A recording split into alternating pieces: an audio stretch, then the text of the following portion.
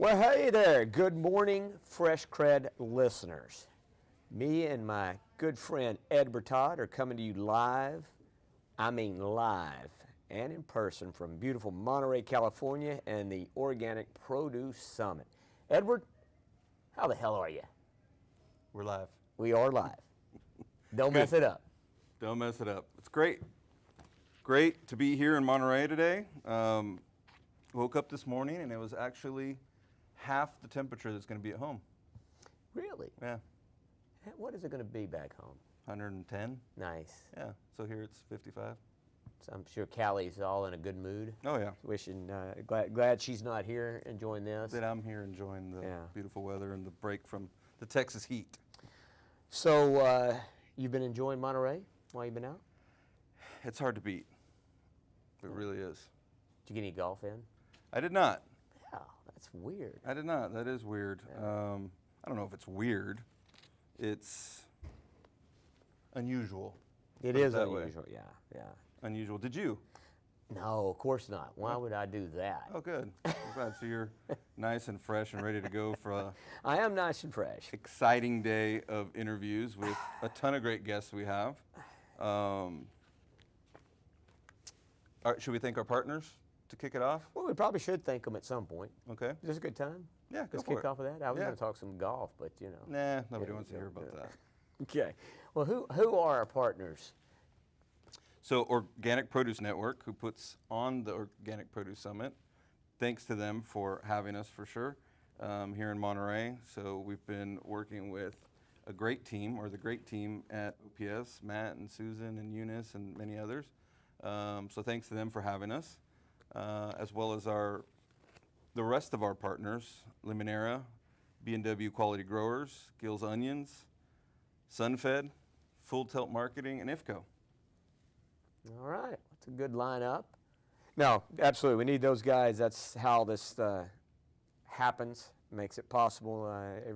You guys can't see all the equipment, everything that's required to put this on, but there is a lot behind the scenes, and we really appreciate the help of all of our partners in all these shows that we do. And, you know, ideally, Ed, I mean, you know, for us and this show, and we've done a couple of these live productions, but the whole idea is to be able to put this out so, you know, not just the people that are here at the show can see what's going on and what's happening, but it's really, this is about pushing this thing out to a whole different audience, that audience that can't be at the show. You know, it's to bring people kind of under the tent a little bit that maybe aren't in the produce business and have a chance to see some of the interesting people that actually, you know, in this case, bring fresh organic produce to their households all across North America. So, Yeah. you know, it's exciting for me. Hopefully some of your cohorts from across the pond will be listening in. I know you got quite a few friends over in Europe and different places like that. So, I hope so too. I think that what I was thinking about right now as you were talking was what I regularly get mentioned to me is the stories that folks hear about people that they see maybe at these shows often and don't know how they got their start in the business, or you know, where they came from, how they got started. I think people gravitate to that, and I do too. That's one of my favorite parts of doing this, frankly.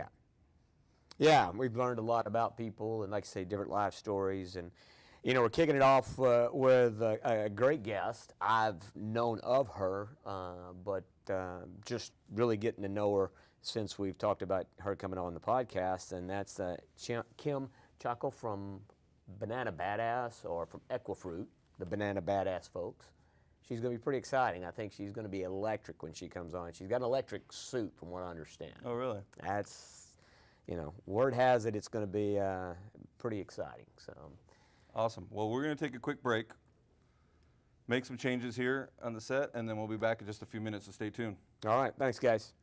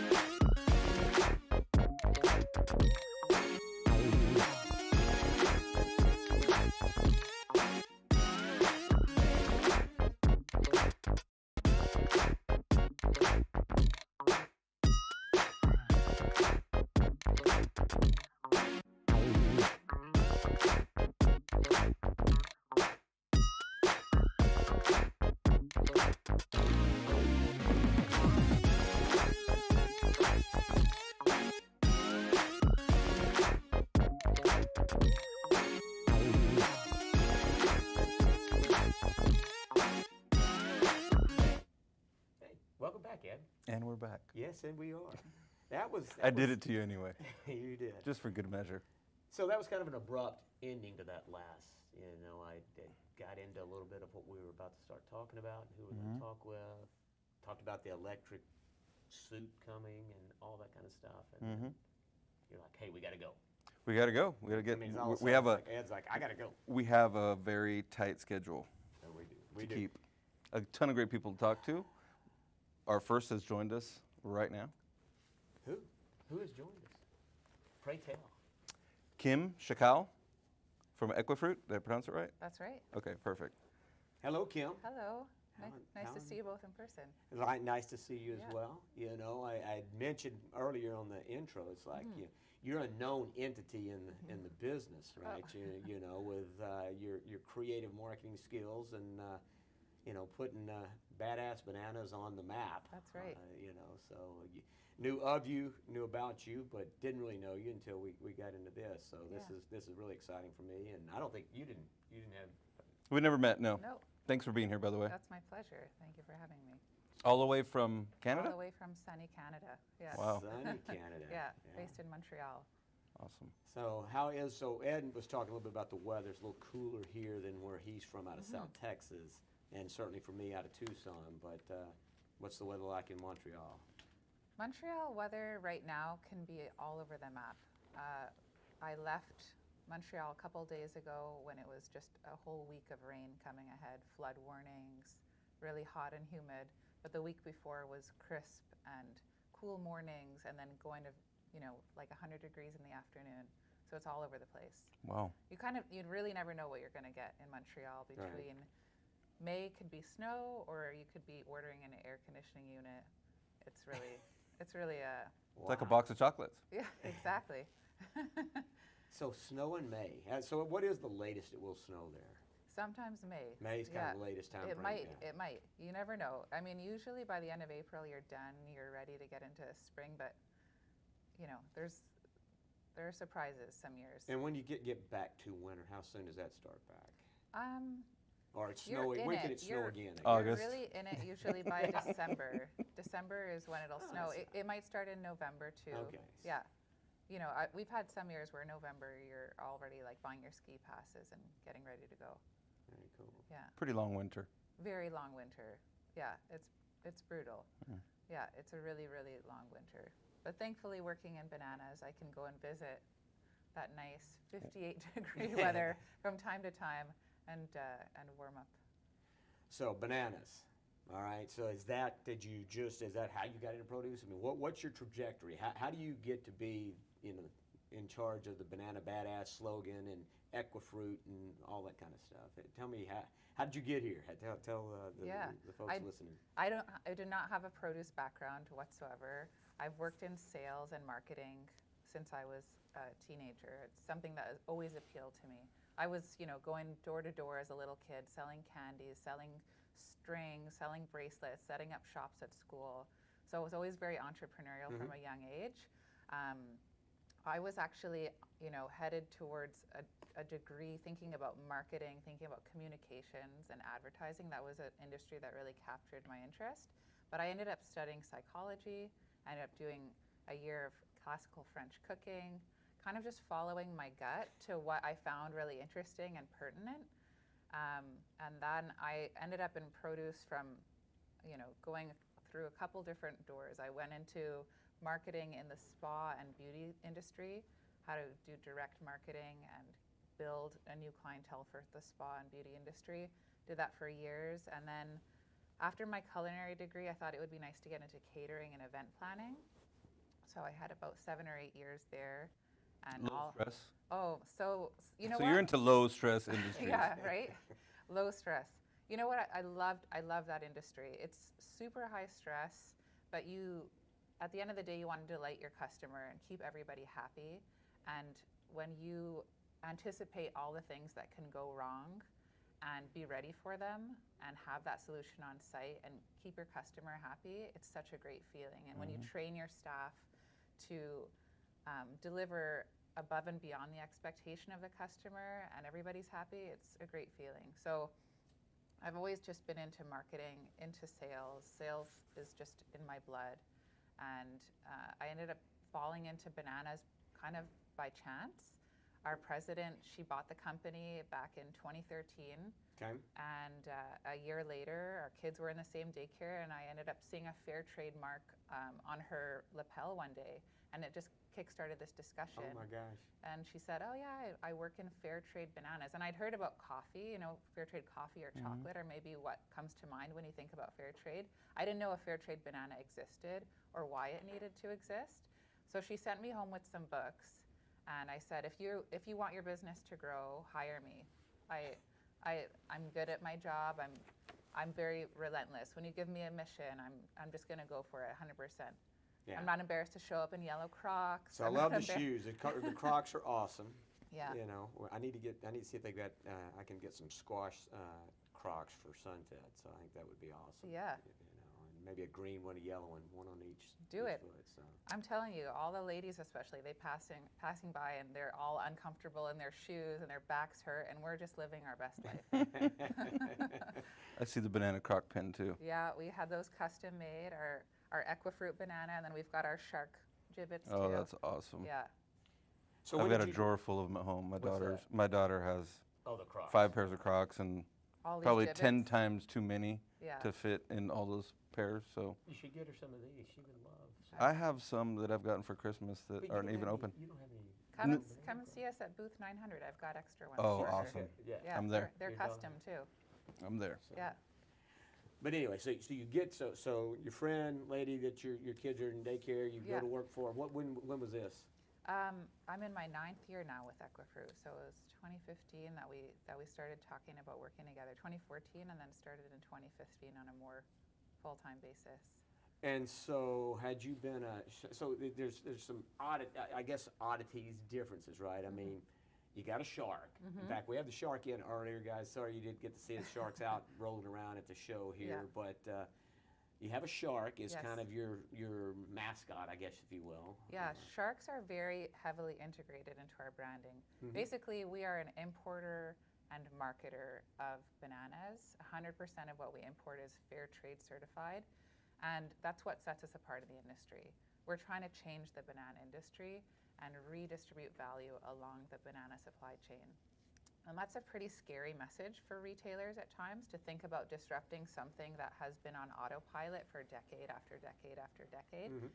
And so we have fine-tuned our messaging and really made a big change back in 2020 and decided to go all in with something new and fresh that was going to convert the conventional customer and get people to pay attention to us in a new and fresh way.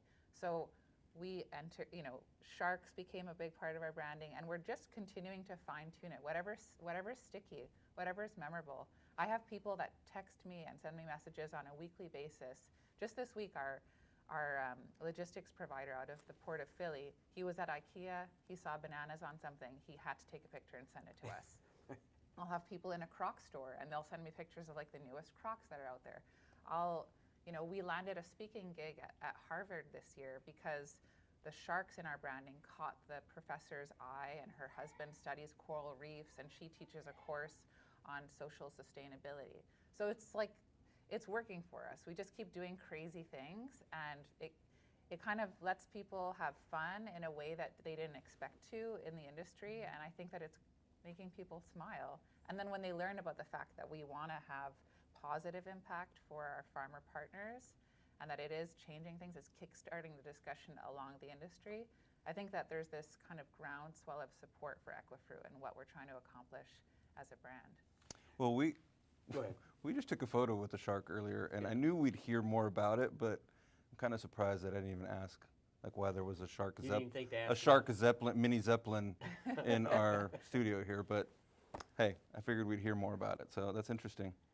Yeah, well, and you know what's also interesting, you talk about fair trade, and obviously some of us wonks in the business very familiar with it, but you know what you guys are, just real briefly, a little bit what you guys are trying to do, and what exactly does fair trade mean, and you know what how is that changing the banana industry? Let's go with that. Right.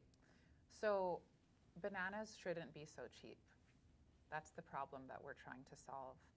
And we can see prices fluctuate on other commodities, especially over the last 3 years with the pandemic. Now we're talking about inflation, possible recession.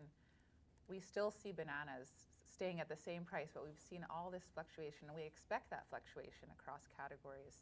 That's really the problem that we're trying to solve. For us, we could, as a brand, do our own thing and decide what does sustainability look like for us. Instead, we wanted to partner with the most rigorous fair trade certification out there. So that's Fair Trade International, fair trade in one word. You'll see that same logo on a pint of Ben & Jerry's next time you enjoy that. And being certified by Fair Trade means that Equifruit is certified, and it also means that all of our farmer partners in Peru, Ecuador, Colombia, Nicaragua, and Mexico are all certified by Fair Trade International. The foundation of Fair Trade is a fair price to the farm for FOB for that box of bananas on a weekly basis in a year-long contract. These are small business owners, and they need to have stability of income. They need to be able to get loans from the banks to build their businesses. So what Fair Trade does is they work with each country to determine what is the minimum fair trade price per commodity, whether it's conventional or organic, and that's the price that is meant to reflect the cost of sustainable production. To my knowledge, Fair Trade International is the only certifying body that reviews that price annually to make sure that that still is where it should be, or they adjust accordingly. So that is that base price. We also have to pay something called a fair trade social premium, which is $1 per case, which has to then be reinvested in projects that have positive economic, environmental, or social impact. And what's really unique about the system is that we, as the importer, have no input at all on how that fair trade money is spent. That is decided democratically by the farms, by the workers. They know their needs best. And we get a full audit at the end of the year because everything is audited by a third party called FlowCert, and we know how that money was spent so that we can work with our retail partners and tell those cool stories in the sustainability report. And of course, beyond the price, there are a host of standards that have to be respected. You know, there's a dark side of agriculture, especially in the global south. So ensuring gender equity, no forced child labor, things like that all fall within those fair trade standards. Are there any triggers that would initiate a review in less than a year? I mean, you mentioned annual reviews. So they will audit annually, and I think that beyond the annual audit, there wouldn't be anything that would trigger specifically. I guess if there was any type of whistleblowing in the area, if they saw something, then that could fast track an audit for sure. I think he means maybe like economic conditions. Let's say fuel prices go through the roof, which we've seen, or you have currency devaluation that or goes the other way, either way. Yeah, so I mean, the way that it's built is that we have to respect that fair trade price year long, no matter what's happening with the market. If the market price on bananas were to magically go above that fair trade price, which I've never seen that happen, then the farmers do have the right to negotiate above that fixed price. But it's meant to be that safety net all year round. Yeah, and I mean, you would not believe the prices that I see on bananas. I have different banana exporters throughout the year that will text me or send me a WhatsApp message and say, I've got spot pricing on, you know, conventional bananas, $2 a case, or, you know, when the war broke out, like the quarter of Ecuadorian market was going to Russia and Ukraine. That market was lost overnight. It had a really, really huge ripple effect on supply and demand. And so that's really why we do what we do. We're, as a brand, we know we're not going to achieve that global fair trade banana domination on our own. That's really our mission. we're there to encourage the big multis to also rethink beyond the sustainability commitments that they have made, that they continue to make. Let's go down to what the core of sustainability is, which is paying farmers fairly. If a farmer is not guaranteed a sustainable income, then the soccer ball doesn't change their life, or the school doesn't change their life. As a business owner, you need to be able to feel good and feel like your work is valued and dignified. And so that's something that we're really excited to do with our partners. That's good. That's Yeah. awesome. And you know, and you're right. I mean, across agriculture, it's that's a struggle no matter what the commodity is, no matter what's going on. And you know, in the U.S., we don't realize how affordable things are comparatively. I spent quite a few years in the banana business myself, Yeah. and realistically, the prices haven't changed much from when I was doing it 20 some odd years ago. And realistically, if you look back even 30, 40 years ago, retail prices aren't really much different. No, and I was just chatting with somebody this morning. We were just talking about how, because often when people meet somebody from Equifruit and they're fascinated by how we're doing what we're doing, and we talk about how this problem is so big. It's a really large global issue. Only 4% of the global market is traded under fair trade terms. You know, there's a huge opportunity for growth.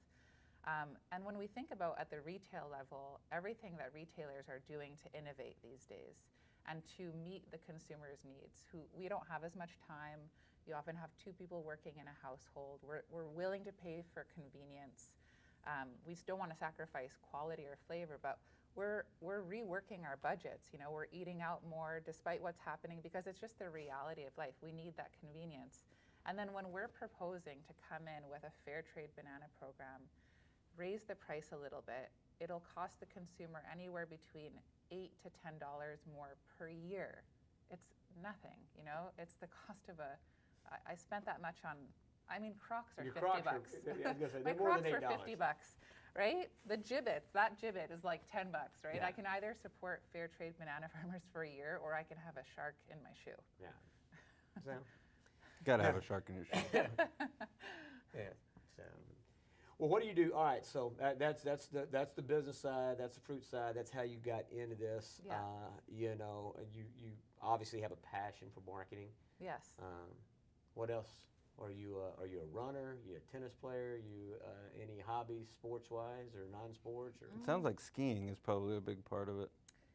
You know, I don't love the cold, and I don't love the heat. I love strolling in the breeze of the spring and the fall. Okay. No, when I'm not injured, I do love to cycle. I love yoga, Pilates, and keeping in shape, whatever that looks like. I have 3 young kids, so that's my workout these days is mostly shopping at Costco. Hey there. All my heavy lifting. Speed shopping? Pardon me? Speed shopping? Speed shopping. Oh, Yeah. no, I'll take my time. Yeah, I'll take my time. I love to go to the grocery stores. I love our industry. I love fresh produce, and I'm really curious about grocery stores generally. Whenever we're on holiday, you know, it's just known that I just have to pop in and do a couple stops. Yeah. So Yeah. I think We're with you. I was gonna say, Yeah. I think that must, Yeah. when you're in this business, that becomes part of your. I mean, you're passionate about it through and through. For you sure. know, in my family, it's like anytime we're in a grocery store, I mean, I make a beeline to the produce department to take a look around and Yeah. see what everybody else is doing as Yeah. well as us. So Yeah, it's always fun. I mean, and I love cooking. You know, I said earlier, I studied cooking for a year. That's a real passion of mine. In the middle of COVID, treated myself to a Traeger grill, so got into smoking. My goal for this year is to really perfect brisket. So I love meat and produce. Wow. Yeah. we should They talk. smoke brisket in Canada? Well, apparently they do now. Yes. They have sharks with bananas, so that's right. Eating you know, brisket. brisket in Canada is not that far off. Yeah. So- Yeah. But yeah, we definitely need to talk. I mean, being There's a couple brisket places in Texas if you ever Oh my get gosh. our way. where's let that? me know. Where would you recommend brisket in Texas? Well, oddly enough, the place that I would recommend is one that I haven't been to yet, but I have faith that it's great. Oh my Okay. goodness. Okay, and their marketing is great. It's called the Burnt Bean in Seguin, Texas. Okay, sign me up. Yeah, and it's a hybrid Tex-Mex barbecue, but it looks phenomenal. Oh, Like it's man. not gas station Tex-Mex barbecue, it looks like they do it right. I Yeah. honestly haven't been there yet. Well, I cannot wait to go to Texas. It's a state that I haven't had the pleasure of visiting yet, but I very much center travel around eating. My husband and I went to Mexico earlier this year, and I mean we chose the destination based on the cuisine. Oh, wow. Because as Canadians, we can travel to Cuba or Dominican Republic for a better price, but the pleasure of enjoying delicious food is worth. Now, where'd you go in Mexico? We were about an hour from Cancun in the Playa del Carmen. So Yeah. Mexico City's got some amazing restaurants. Do you have any lobster tacos? I did not. Mm. No. That's the place to get them. Yeah. Okay. Well, then I'll just have to go again. So how you doing on the brisket? How you done so far? I have not attempted it yet, but No? this is my goal for. I've been Can doing you buy a whole brisket up there? Yeah, you They can. actually sell those up there? Oh yeah, for sure. I can crush a pork shoulder, and so I've done a couple like really long slow cooks on the pork shoulder, and I'm just easing into it. But I mean, I watch all the shows, all the cooking shows like Top Chef and all the fun stuff online, and I know that there are quite a bit of nuances when it comes to brisket. Like I remember learning, I think you have to go for the left side of the brisket and not the right, because that part of the animal actually doesn't get as much exercise, oddly, and so it's going to be Wow, a more never heard tender that. meat. Yeah, it's a thing. It's I a learned whole something science. today. I'm yeah. gonna look that there's up. a flat and a point, which are different. One is more fatty than the other. Yeah, but apparently the side of the animal that it came from is more coveted with the brisket connoisseurs, which I Wow. I hope to be one day. Well, it is all about time. Yes. But we're in California, especially this part of California. Oh, I know where you're going. What, tri-tip? Tri-tip. Yeah. So he always goes It's to well tri-tip. because it blows me away that Nobody knows about it back outside of anywhere California. else. Yeah, I mean, I went to the butcher store where I usually buy meat, and I asked for a tri-tip, and they looked at me like I had 3 heads. And then they called like the head butcher at home to ask him, hey, what's a tri-tip? And it's a sirloin roast is basically what it is, Yeah. but very popular here in California, especially like from here down to Santa Right, right. Maria. No, they have them in Arizona. In fact, I've got Oh, really? to where instead of cooking, so the tri-tip, usually it's much smaller. So I got to where I smoke those Okay. versus doing a full brisket, because Yeah, you got to have a few folks if you're going to be eating a brisket. for sure. But yeah, time and do you enjoy a cerveza every now and then, a beer? Mm-hmm. Do you? Oh, that's the key. Yeah. Right?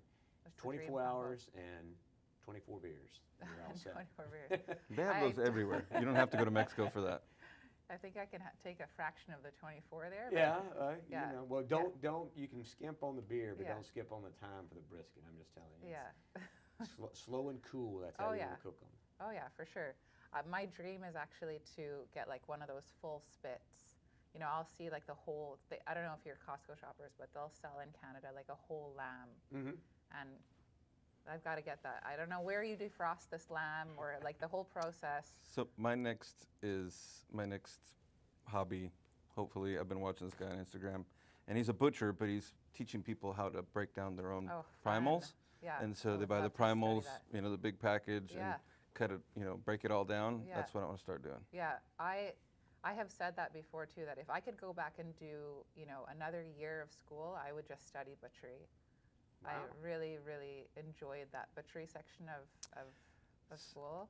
So I'm a hunter, and I've Okay. already told Craig this story, but not last year, but 2 years ago. And this is not the first time it's happened, but we just happened to have the good fortune of hunting with 3 retired butchers. Oh my goodness. And watching them Oh wow. work was a real treat. Yeah, I can Yeah. only imagine. Yeah. Yeah, it's really something. They were actually 3 guys. They worked for Safeway for like 40-something years Really? each, almost 40, 50 years. That's handy to have. Oh my gosh, they had their aprons and Yeah. their, you know, they have like a plastic chain with the thing hanging Right. with their And knives. like the sharpest knives on the yeah, planet. crazy. Yeah, it was pretty neat. Yeah. So you're not a hunter, are you? No, I'm not a hunter. I've never hunted. I don't know if I would be comfortable hunting, but I can grocery shop like it's nobody's business.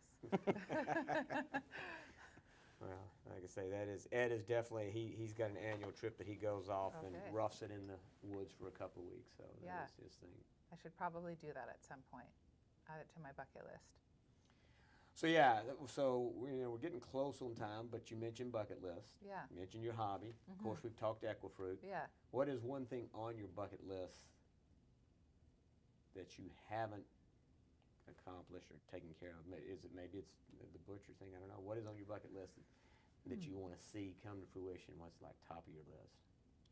Well, aside from changing the banana industry, which I know is going to take, it's gonna add some wrinkles to this face.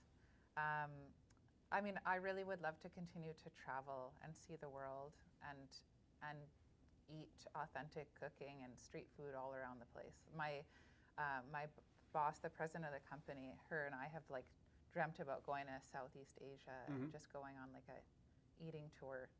My husband's allergic to all the nuts, so we can't we can't do that. Right. You know, that's like a part of the world that would probably kill him.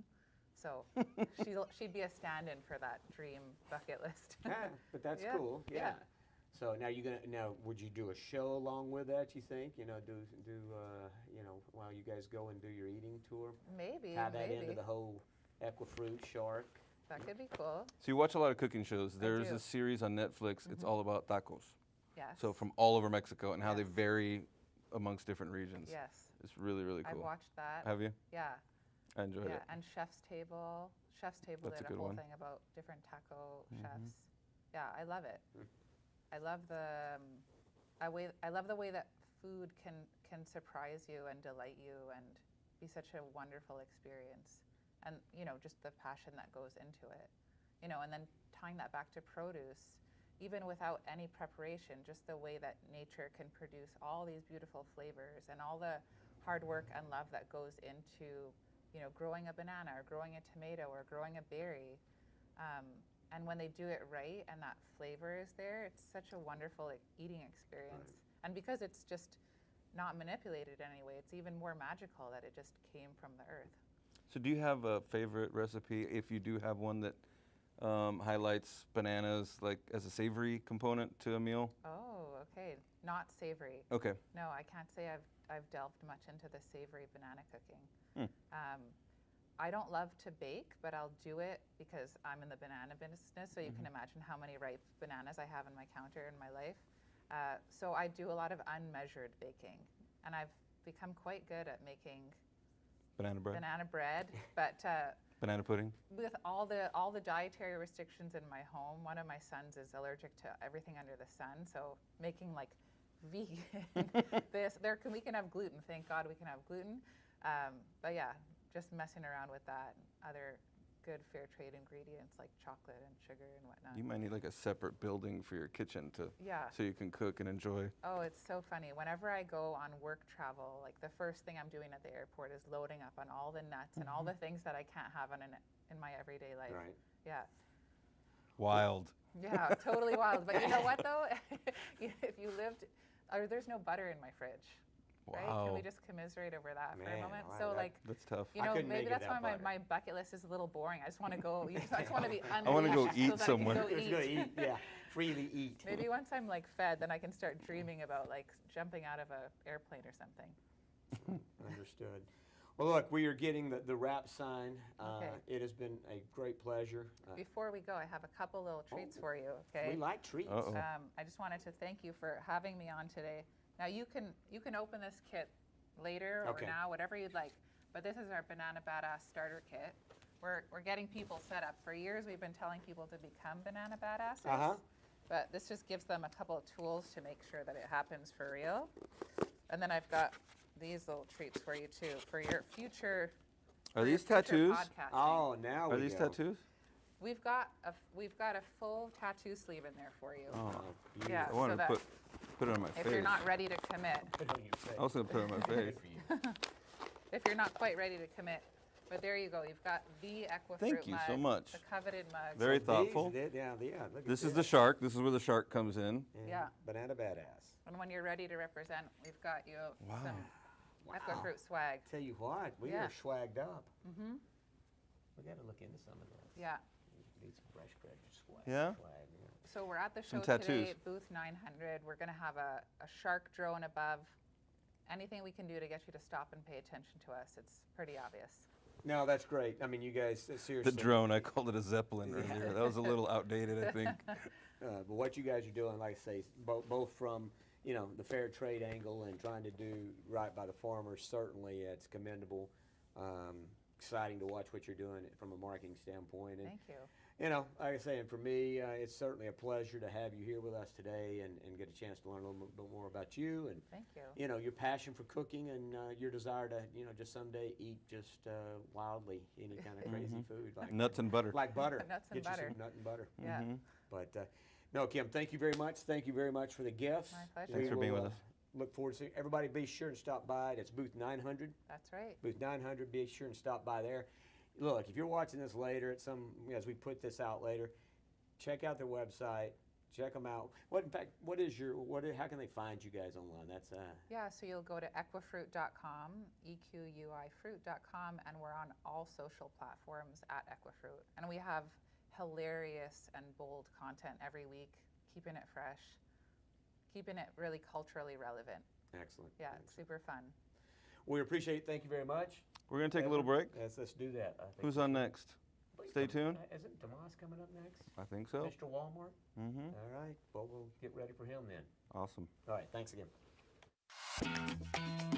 Hey there, Fresh CrEd listeners. This is Craig Slate And Ed Bertaud. from the Fresh CrEd. We've got a unique and exciting adventure for you guys. Exactly. We're taking you on a virtual trip to the bustling Organic Produce Summit in Monterey, California.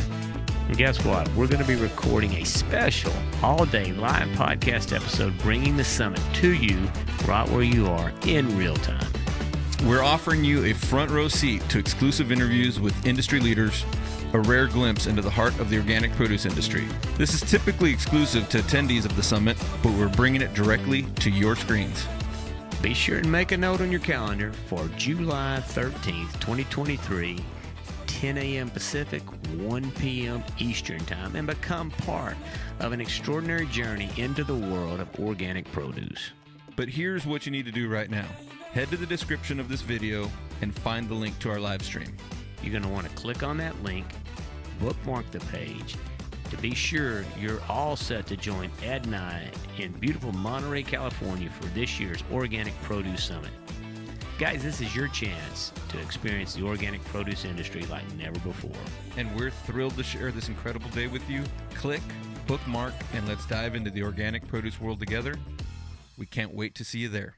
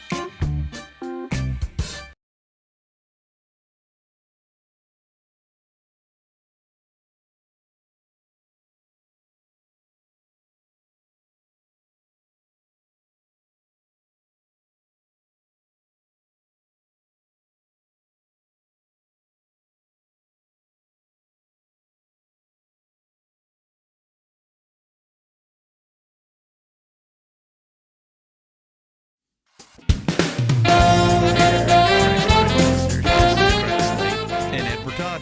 From the Fresh CrEd, we've got a unique and exciting adventure for you guys. Exactly. We're taking you on a virtual trip to the bustling Organic Produce Summit in Monterey.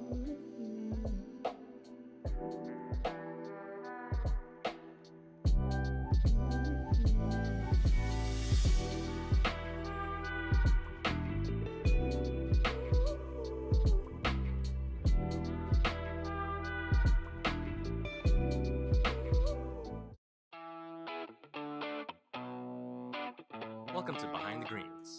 Devoted to quality, consistency, and an ever-evolving perfect produce program, Nogales, Arizona-based SunFed is at the top of its game with fruit and vegetables produced by some of the world's finest growers.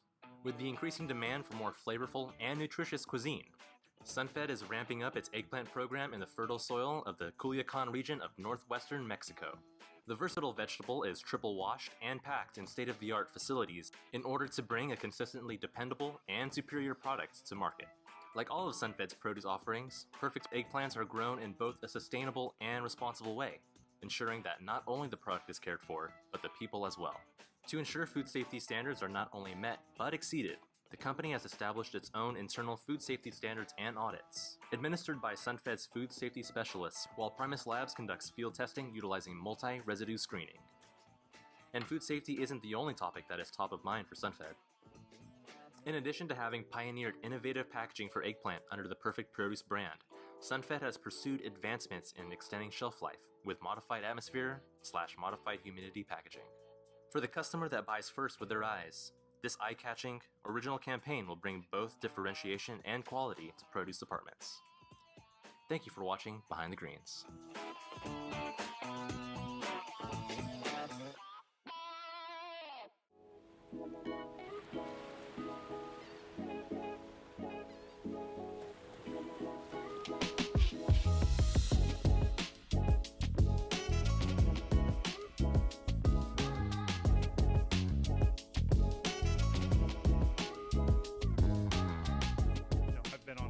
Journey myself. We were talking earlier about eating more fresh fruits and vegetables. Not to go into too many details, but my doctor told me that my blood sugar level was too high, so I cut sugar out. That's difficult. I don't know if you've ever tried to cut sugar out. When you start reading labels, you're talking to Mr. Anti-Sugar. There's so, sugar yeah, in everything. I have a mild whipped cream addiction, so I recall the first 36, 48 hours of going off of sugar. It was a withdrawal. It was a legit withdrawal. Yeah. And so, more important to me than actually eating, sugar-free or replacing the sugar is just eating things that are naturally free of sugar or, naturally more healthy. So more salads, more fresh fruits and vegetables. So it's really personal to me now. The artificial sweeteners are a little tricky because, so when we did the cleaning challenge the first year, can't remember the doctor's name, the celebrity, Ian, yeah, I don't know. Gosh darn it. A celebrity doctor helped us out the first year we kicked off the cleaning challenge, and he brought to my attention that artificial sweeteners can be a little bit dangerous because your body perceives it as sugar. So as far as your insulin triggers. Absolutely. Yeah. So like when I was using 5 packets of Splenda to sweeten my coffee thinking that I was doing myself good, it was actually, from a physiological standpoint, relatively the same effect as far as insulin levels are concerned. Sure. So it can be kind of tricky. The body is remarkably resilient, though. And so when I went through my sugar detox and I came out the other end, it wasn't quite as bad as I thought. It was a week that was pretty challenging, but I'm in a pretty good rhythm now. And it's just amazing how you look at food differently now. So my wife and I were at a restaurant the other day, and we were standing there as they were making a batch of sweet tea, which is my weakness. So the most difficult thing for me to give up was sweet. I'm a Texas boy. I love my sweet tea. And we happened to witness them making the sweet tea as we were standing there, and there was this bag of sugar, I guess it was a 5-pound bag of sugar, and they just dumped it in, and it hits differently when it's personal to you and you realize, the effect sugar has in your body. I thought, I can't believe I did that for all these years. So. Yeah, for me, that sugar is a drug as far as I'm concerned. Absolutely. I mean, it really is. And the negative effects that it has on the body, it's just far greater than anything else. I mean, but like you said, people don't realize how much sugar they ingest. Even when they think they've stopped eating sugar, if you're not reading labels, if you're not paying attention to it, you're still taking in a fair amount of sugar. And then the substitutes aren't a good substitute. So. Absolutely right. And I was blessed, though. I'm being a native Texan as well. My dad was from West Texas. My mother from East Texas. Okay. East Texas, it was sweet tea. For whatever reason, West Texas, it was sugar-free, and we all drank. I grew up drinking iced tea that was unsweetened, and coffee that was unsweetened. So it was easier. I think it's West Texas, like all the way through to Arizona. Because when I lived in Arizona, nobody drank sweet tea. Yeah. So I'm counting calories as well. I know there's back and forth about the value of that, but what I've found out for myself is I drank a lot of empty calories. So I was probably consuming 12 to 1,500 calories a day of just sugary drinks. but also intermittent fasting. I've experimented with that. I think everybody's. You do Whoa, that as well? we're big believers of that. Yep. So. Yeah, I guess everybody's body is a little bit different, but for me, and I'm not a spring chicken anymore. You know, I'm staring at the business end of 50, so I can't control my caloric intake by eating 3 meals a day. I just can't. So I typically eat 2. Mm-hmm.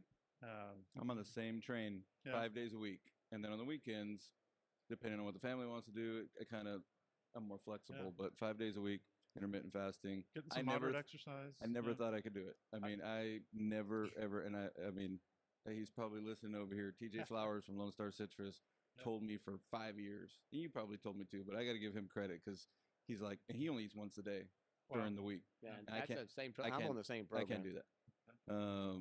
So, but yeah, 2 o'clock's my first meal of the day. But like you, not that you don't. I mean, you can make time to count calories, but I don't want to. Yep. I'd rather just eat 2 meals. Yep. And then if it's heavy in protein, I'm really not hungry for dinner. So maybe I guess if I watched what I ate, maybe I could do the once a day. Once in a while, I'll go 23, almost 24 hours, but that's rare. I take what I would call a flexitarian approach. I'm not vegetarian. I do eat meat. I try to limit my red meat, lots of chicken, but I do eat several meals a week that are free of meat, and that's. I like flexitarian. That's the first time you've coined a phrase that I've yet to hear. Flexitarian's a new one for me, so I like it. I don't think I actually coined it, but I'll take credit for it in this segment. But what it does for me is it helps me eat a better balance of vegetables. Most people's diets are deficient in fresh fruits and vegetables. So by eating the flexitarian approach, I get more fresh fruits and vegetables. All right, we can't let you get out of here without at least giving your prognosis. What in the produce space in your years of being there, what you've watched, what has in this current day right now, what's the hot item? What's really out there shaking things up that's new and different? And do you see anything on the horizon that people are going to be leaning into, either to avoid meat or to make these lifestyle changes? I mean, any insight into what's going on today and what you see for the future? Yeah, I wish I had a crystal ball. It's broken through these last 3 years, but I think the best thing I think that's come of all the turmoil the last few years is I think folks are paying a little bit more attention to what they're eating. I think they're looking for functionality in their food and their drinks a little bit more than they have in the past. So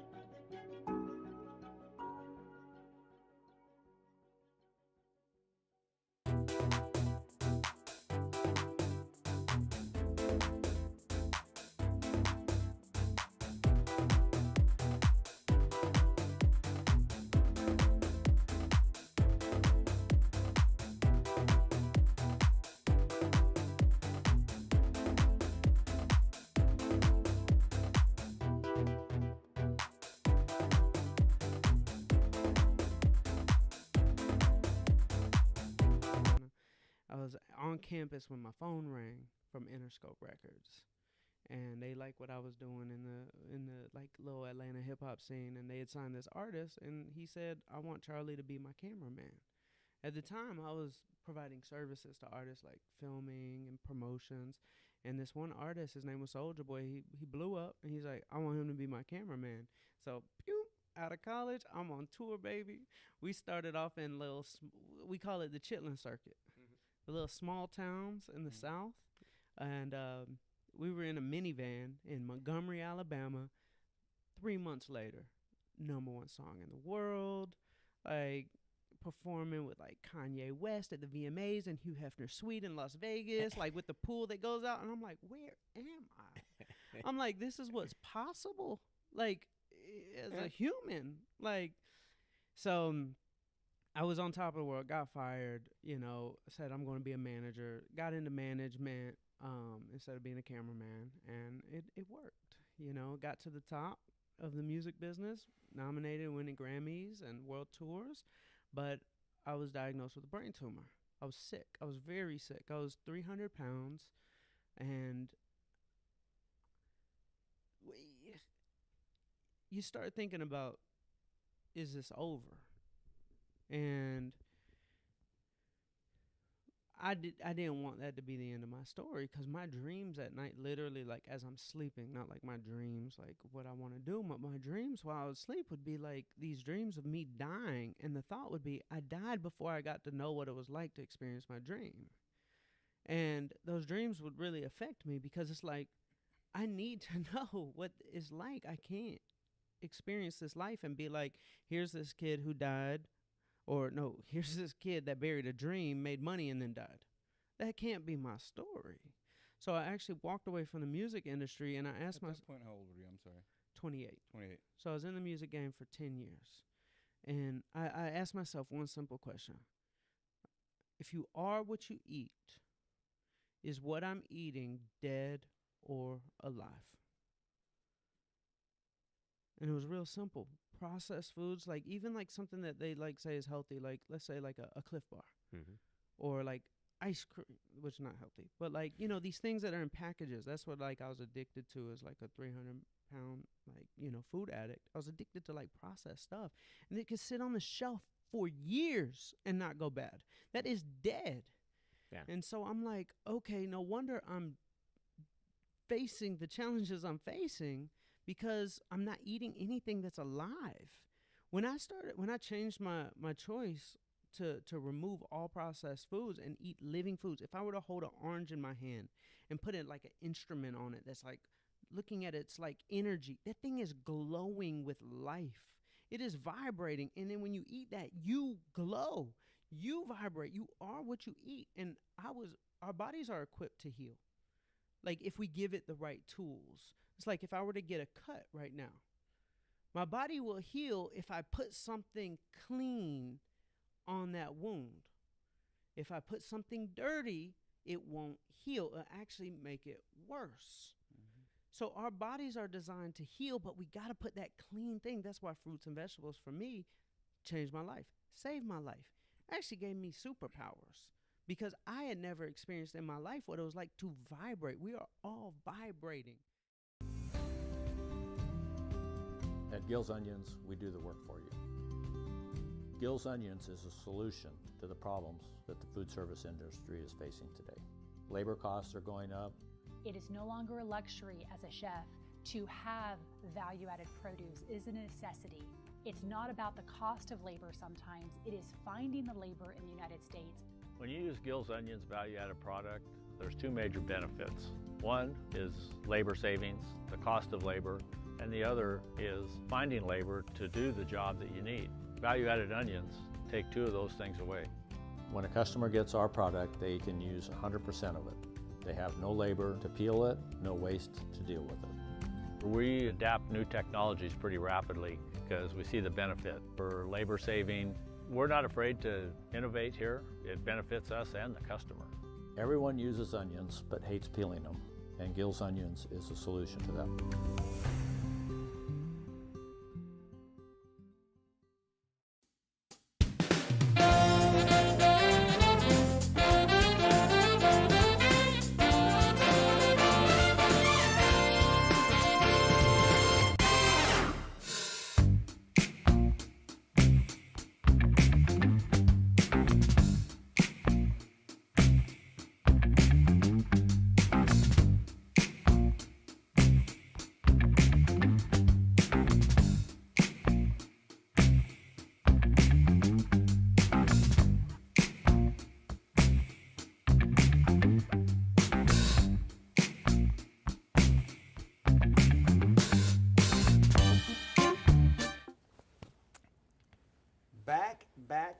again. Here we are, my friend Ed. I don't see red cameras. Sorry, Mace. Does that mean we're not recording? Okay. Well then, I guess we do this again. You're still live. All right, we're still live. Back again. I guess we don't need to repeat that. We're back. We're back. We're back. We're live. We now have the cameras on. I'm not sure what we had on before. Maybe just me. Things are talking. moving quickly Well, they this are morning. moving. Yeah, it's You rock and have roll to time. be on your A game. Are you on your A game? When am I ever not on my A game? I mean, come on. I mean, we just had a great interview. interview with Kim. We got a bunch of gifts. I've got some tattoos, apparently. A tattoo sleeve that I'm going to be putting on here pretty soon. Yeah, that tattoo's going to go nice with that eagle you got on your back. You remember the eagle? I remember the You eagle. remember that night when I got it? I do remember the night. Okay. Yeah, I'm Well, not sure you do, but We can talk about that later. Yeah, no, that was a great interview with Kim. Learned a lot. I am beyond excited about this next guest. I mean, we have a freaking produce legend coming in here. You know, I don't know how you did it. I don't know how you did it. You know, I had to pull some serious strings to get this next guest. I did. I mean, you know, I had to write a couple of letters, a few different things. She did. But, you know, we are happily joined by our good friend, Mr. Tomas Gonzalez. Tomas, what's going on, buddy? Man, I'm telling you, I'm excited to be here. Yeah. Happy to be in that elite group of people that you select for this. You know, Wow. You could. That could. Just that the fact should- you threw my name in the hat, I just beyond my control here.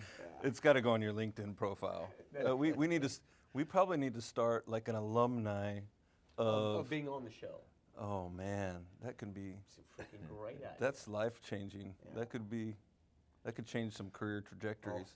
I'm not sure which direction that trajectory Yeah, is. I'm more concerned about some of the trajectory we're putting people on, not in the right way. So, But besides all that, I do want to see that eagle tattoo that he said. Yeah, we'll take a picture after. Don't run away from it. It's still there. the feathers actually feel real based on all the hair he's got back It there. was many years ago, so it looks more like a vulture than a turkey vulture instead of an eagle at this point. But it's there. Oh my God, yes. What is it? You run with eagles and you soar with eagles. What is it? What's the old saying? Soar with eagles.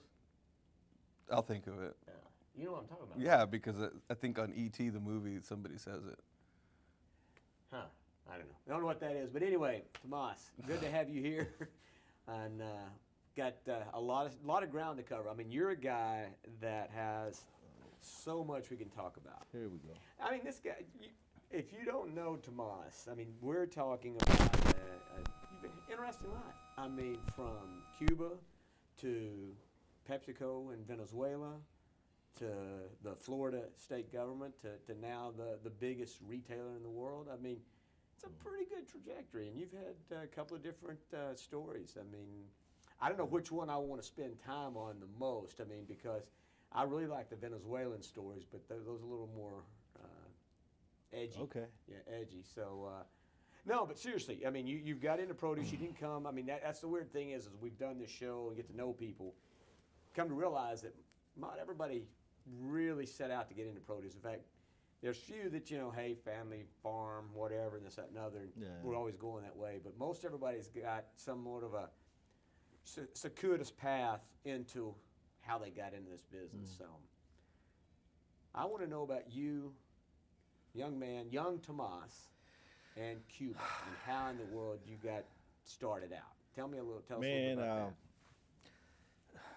Did you put the subtitles on that I requested before we started? Yeah, Mason's Because got I got to tell you guys, if you miss something, you better rewind it and rewatch it slowly, and don't Or try just- to read lips because it's not gonna work. Or just write us and we'll send the transcript. But I like the way I like to put it, Craig, is I think I've been in pretty much all sides of the industry from all angles. Right. You know, start as a grower.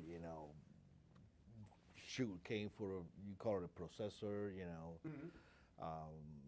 Go to the regulations with the government, regulating the industry, and then going into a retail industry. It's really I really, I've seen it all Yeah. from all angles. In fact, you can put it that way. Starting out when I was a kid, 4 years old, I was sitting on top of a grade that was being pulled by bulls, to go a little deeper into the ground so we can plant corn. So you were on the it. weight for the. A little weight for the. It wasn't much weight then. It's weight now. You're gonna need some heavy bulls to pull that. But yeah, it was starting. So hang on, wait a second. So did they make like a car seat for that? It's probably some baling wire. Yeah, There's no car seat. No car seat. Did you have a car seat when you grew up? You didn't have a car seat. No, I didn't have a car seat, but I didn't also sit on. didn't have I seat belts when you didn't grew sit up. on the plow either as they drug it through the ground. I So sat I'm on the just saying, plow. I've done a sat on the plow and then shooting up bears with a sling jam at the same time. So, but it was, my family, entire family, always been, farmers. We grew up on a farm, middle of nowhere, no running water, no electricity. Neighboring other farmers. Back, my grandparents came from Spain, and they were farmers too. They were cattle ranches and farmers, and then it was an interesting story that I learned not long ago how my parents get to meet each other. Oh yeah. So yeah, it was, and a lot of people may know a lot of the history that I'm gonna refer to now, but. The way he interacted with my family in it was kind of interesting. My granddad on my father's side, my granddad on my father's side, they had neighboring farms. Fidel Castro took over Cuba January 1st, 1959, and then he started taking land away from farmers and breaking it into pieces and keeping the biggest portion. This and that. So my father thought that he was another Castro, and he went into the mountains with guns to fight Fidel Castro.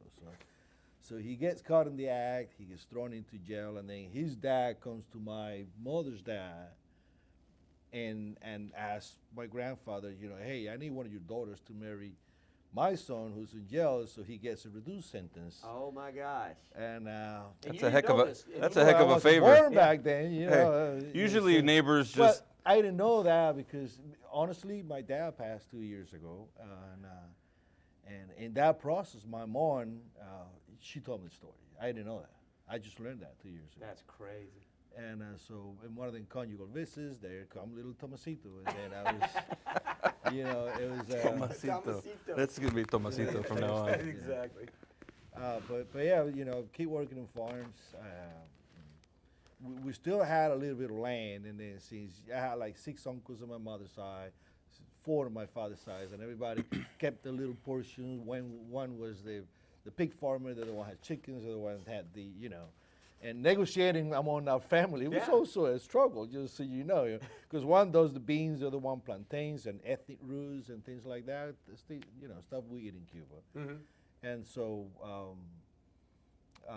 grew up, loving farms, so I became an agronomist. I went to school and I studied agriculture engineering, and it wasn't until 1993 when my father decided to, he needed to do something for me, not for him, because, when he went to American consul, because we came as an exile, political prisoners, and when he went to an interview, they asked him, why you leave, why do you want to leave? He goes, I don't want to leave.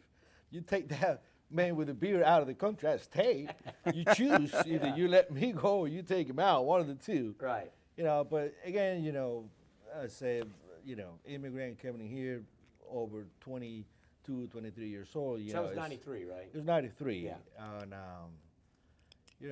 so you do everything that everybody does when you first come here. You sell newspapers, do valet parking, you do everything you can so you can go to school. Right. Because that's the only thing I learned since I was a kid, that I was taught, you got to go to school, you got to get better, you got to study, you got to learn stuff, And I was too old to become a professional athlete. I couldn't join the military because, I wasn't a United States, citizen. I had to wait sometime.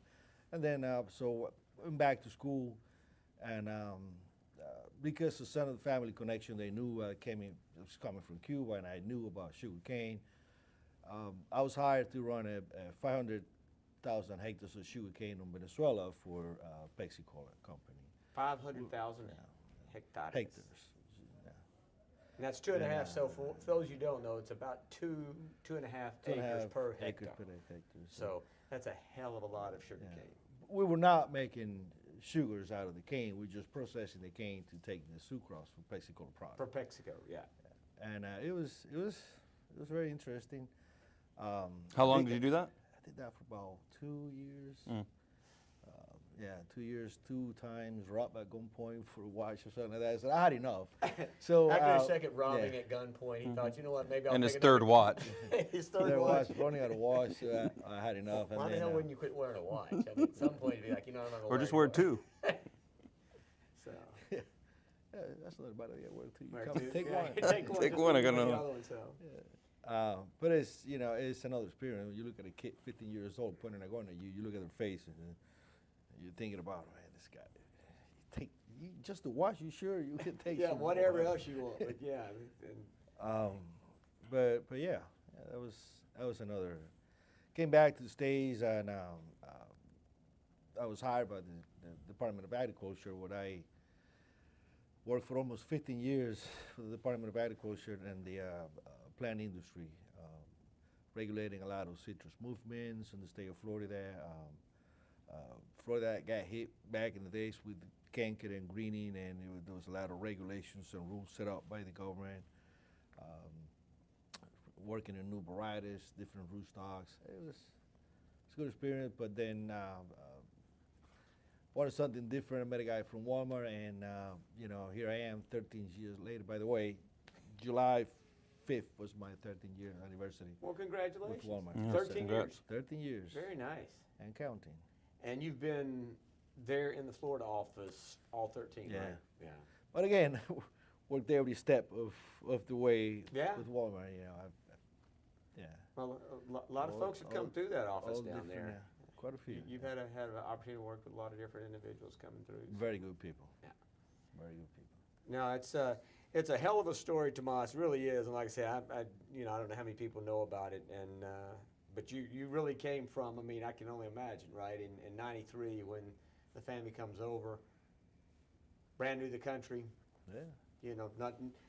There was probably not jobs, I'm guessing, waiting for everybody. It was basically you had to go find something to hustle. Oh, yeah. Right? And did you do cars? What'd you do? What was your first gig here in the States? I actually worked at a laundromat pressing clothes. Okay. I got burned in several places. I can show. It's like a professional place. It's not a, you use a press iron. You use, but it was you had to do like 350 pieces a day. I remember it was like $3.15 an hour. Boy. And I was going into like the 300 and getting close to the 350, like 337, I think was the number. And the guy comes back and looked at the pile that I was done with, and he goes, no bueno, you're gonna have to do that again. Looked up at him and I go, man, jeez, I'm selling newspapers tomorrow. Yeah, it was, golly. Yeah. But, it's things that you go through, and then making time so I could have gone to school at night or even on the weekends, to try to get better myself. I didn't know any English, It's not like I know a lot now, but it was hard to communicate. It was, even though in Miami, So much. were you but, guys in Miami at that time? Yeah, I was in Miami, but I didn't spend much time in Miami. Like I said, from there I went to Venezuela, and then when I came back, I lived in Central Florida in beautiful Polk County. And what I got to go to Florida Southern College, by the way. I was going to ask, where'd you go to school? Florida Southern, yeah. Florida Southern Florida College. Southern, nice. Yeah. And I went for citrus. I took a citrus program there, which very proud of it. Very good program, very good school, good people. That's awesome. So All right, so I know Walmart keeps you kind of busy, but you occasionally get some free time. What do you do in your free time? What do you enjoy doing?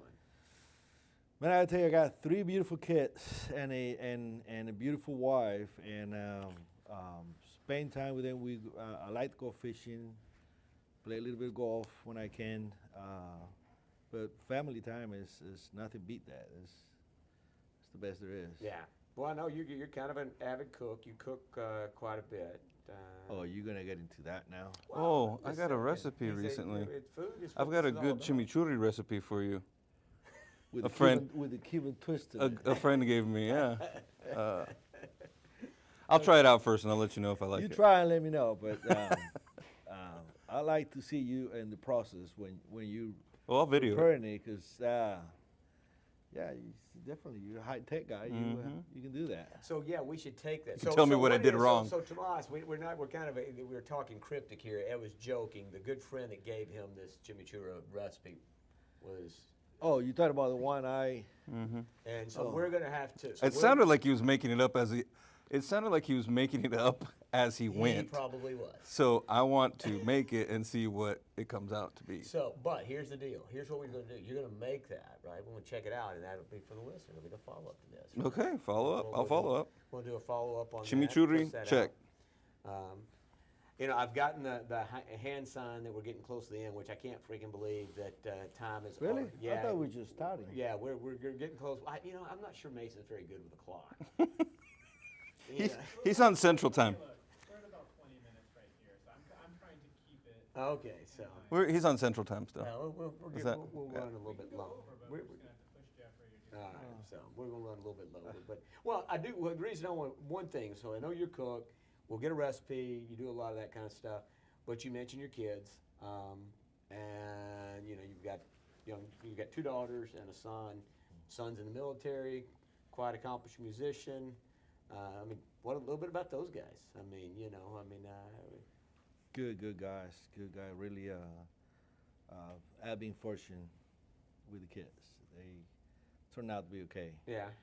I think there was a hurricane, and I don't remember what year exactly. But so my son was still in high school, and he saw the Army Reserve helping people and breaking, making ways for emergency vehicles to go and deliver food and stuff. And he goes, "Dad, I want to do that. I want to help out." So he signed in the military, and I believe he's in the he signed again for another 6 years. So he's in the 6 or 7 year now in the Army Reserve. But then he switched because he, like you say, he likes to play music. He wants to teach. He wants to be a music educator, a band director or something, and he switched to the Army Reserve musical band. And Right. it was pretty good, pretty good. 4th of July, my wife and my daughter, we went to, he invited us over to his little concert, and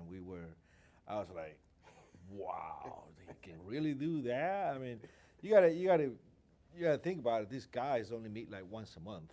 And then to put all that music together in that one meeting, and do shows here and there and play different instruments and different bands, classical music, rock and roll, Do you salsa. play? Do you play an instrument? No, No. me. Not me.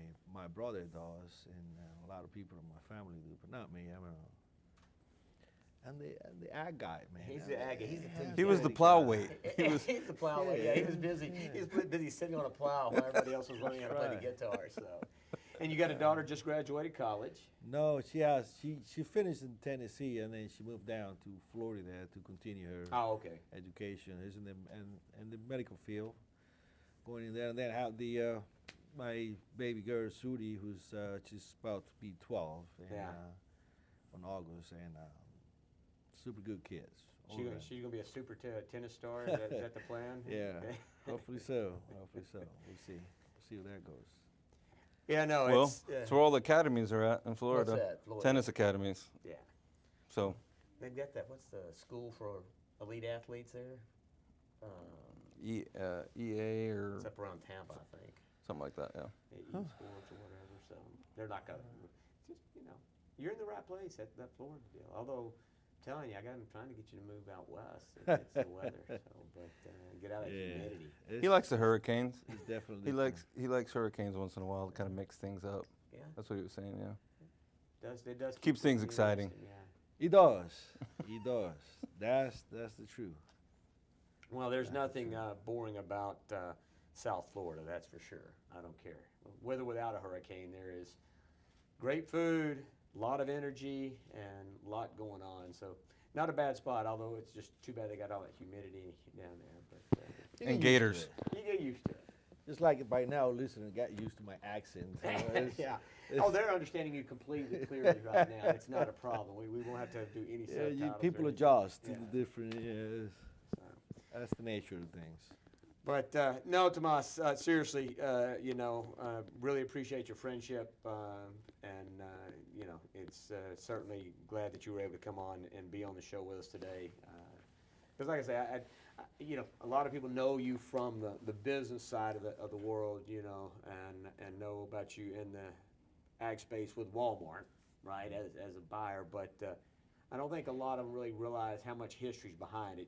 We didn't even get into some of how your life experiences, influence what you know. I mean, your success at PepsiCo really was influenced about some of how you had to live in Cuba. Exactly. You learned from that, Lack of resources, and making the best of everything with what you have. You go to other places, and then you take what you learn from your life experiences, you apply it to a different crop or whatever it is.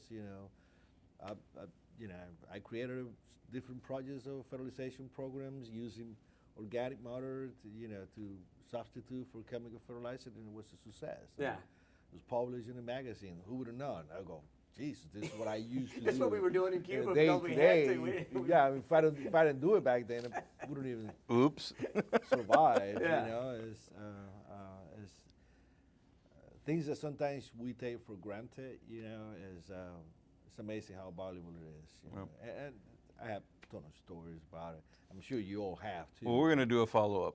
This is gonna need to have a follow-up, and we'll have to do another one of these. But because I've learned a bunch of stuff today too. I think, as we were saying before, I think folks really, we see a lot of people. We see each other at trade shows, and we talk about business, and we maybe get past the weather, but not about where folks have come from, and who knows, maybe you'll get some better deals.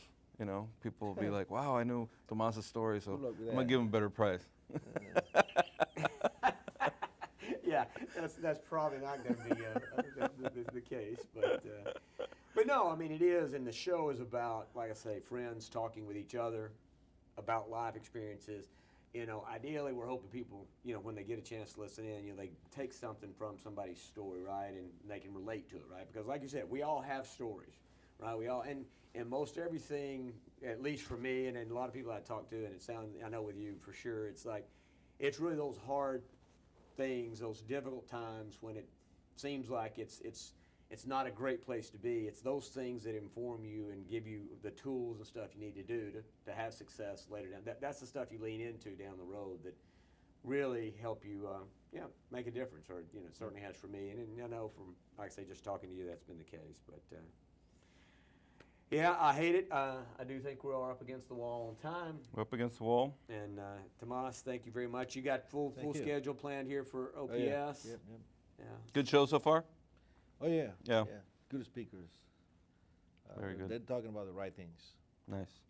This is one of the shows where people talk and they bring conversations to the table, eye openers about the future and sustainability and waste and things that we should really be paying attention to. I enjoy. That's great. I really enjoy it. That's good. Well, So speaking let of you get back out. sustainability, up next we have Jeffrey Mitchell, Oh, that's right. Director of Global Food Safety for IFCO. He's going to be joining us online. So we're going to break for a few minutes, and then we're going to come back. You'll be able to hear just the same. The only difference is he'll be remote, but we'll be back in a few minutes. All right. Thanks, guys. See you in a little bit. Thanks.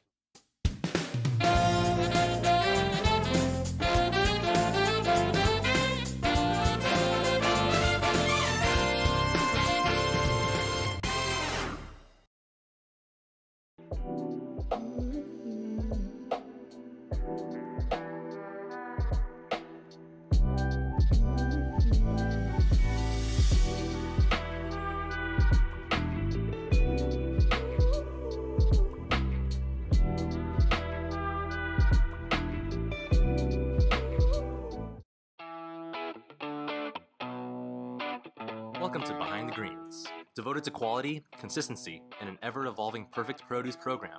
Nogales, Arizona-based SunFed is at the top of its game with fruit and vegetables produced by some of the world's finest growers. With the increasing demand for more flavorful and nutritious cuisine, SunFed is ramping up its eggplant program in the fertile soil of the Culiacan region of northwestern Mexico. The versatile vegetable is triple washed and packed in state-of-the-art facilities in order to bring a consistently dependable and superior product to market.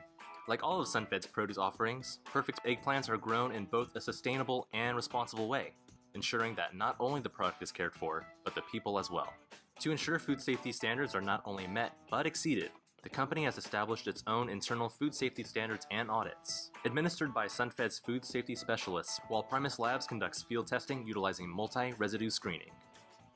And food safety isn't the only topic that is top of mind for SunFed. In addition to having pioneered innovative packaging for eggplant under the Perfect Produce brand, SunFed has pursued advancements in extending shelf life with modified atmosphere/modified humidity packaging. For the customer that buys first with their eyes, this eye-catching, original campaign will bring both differentiation and quality to produce departments. Thank you for watching Behind the Greens.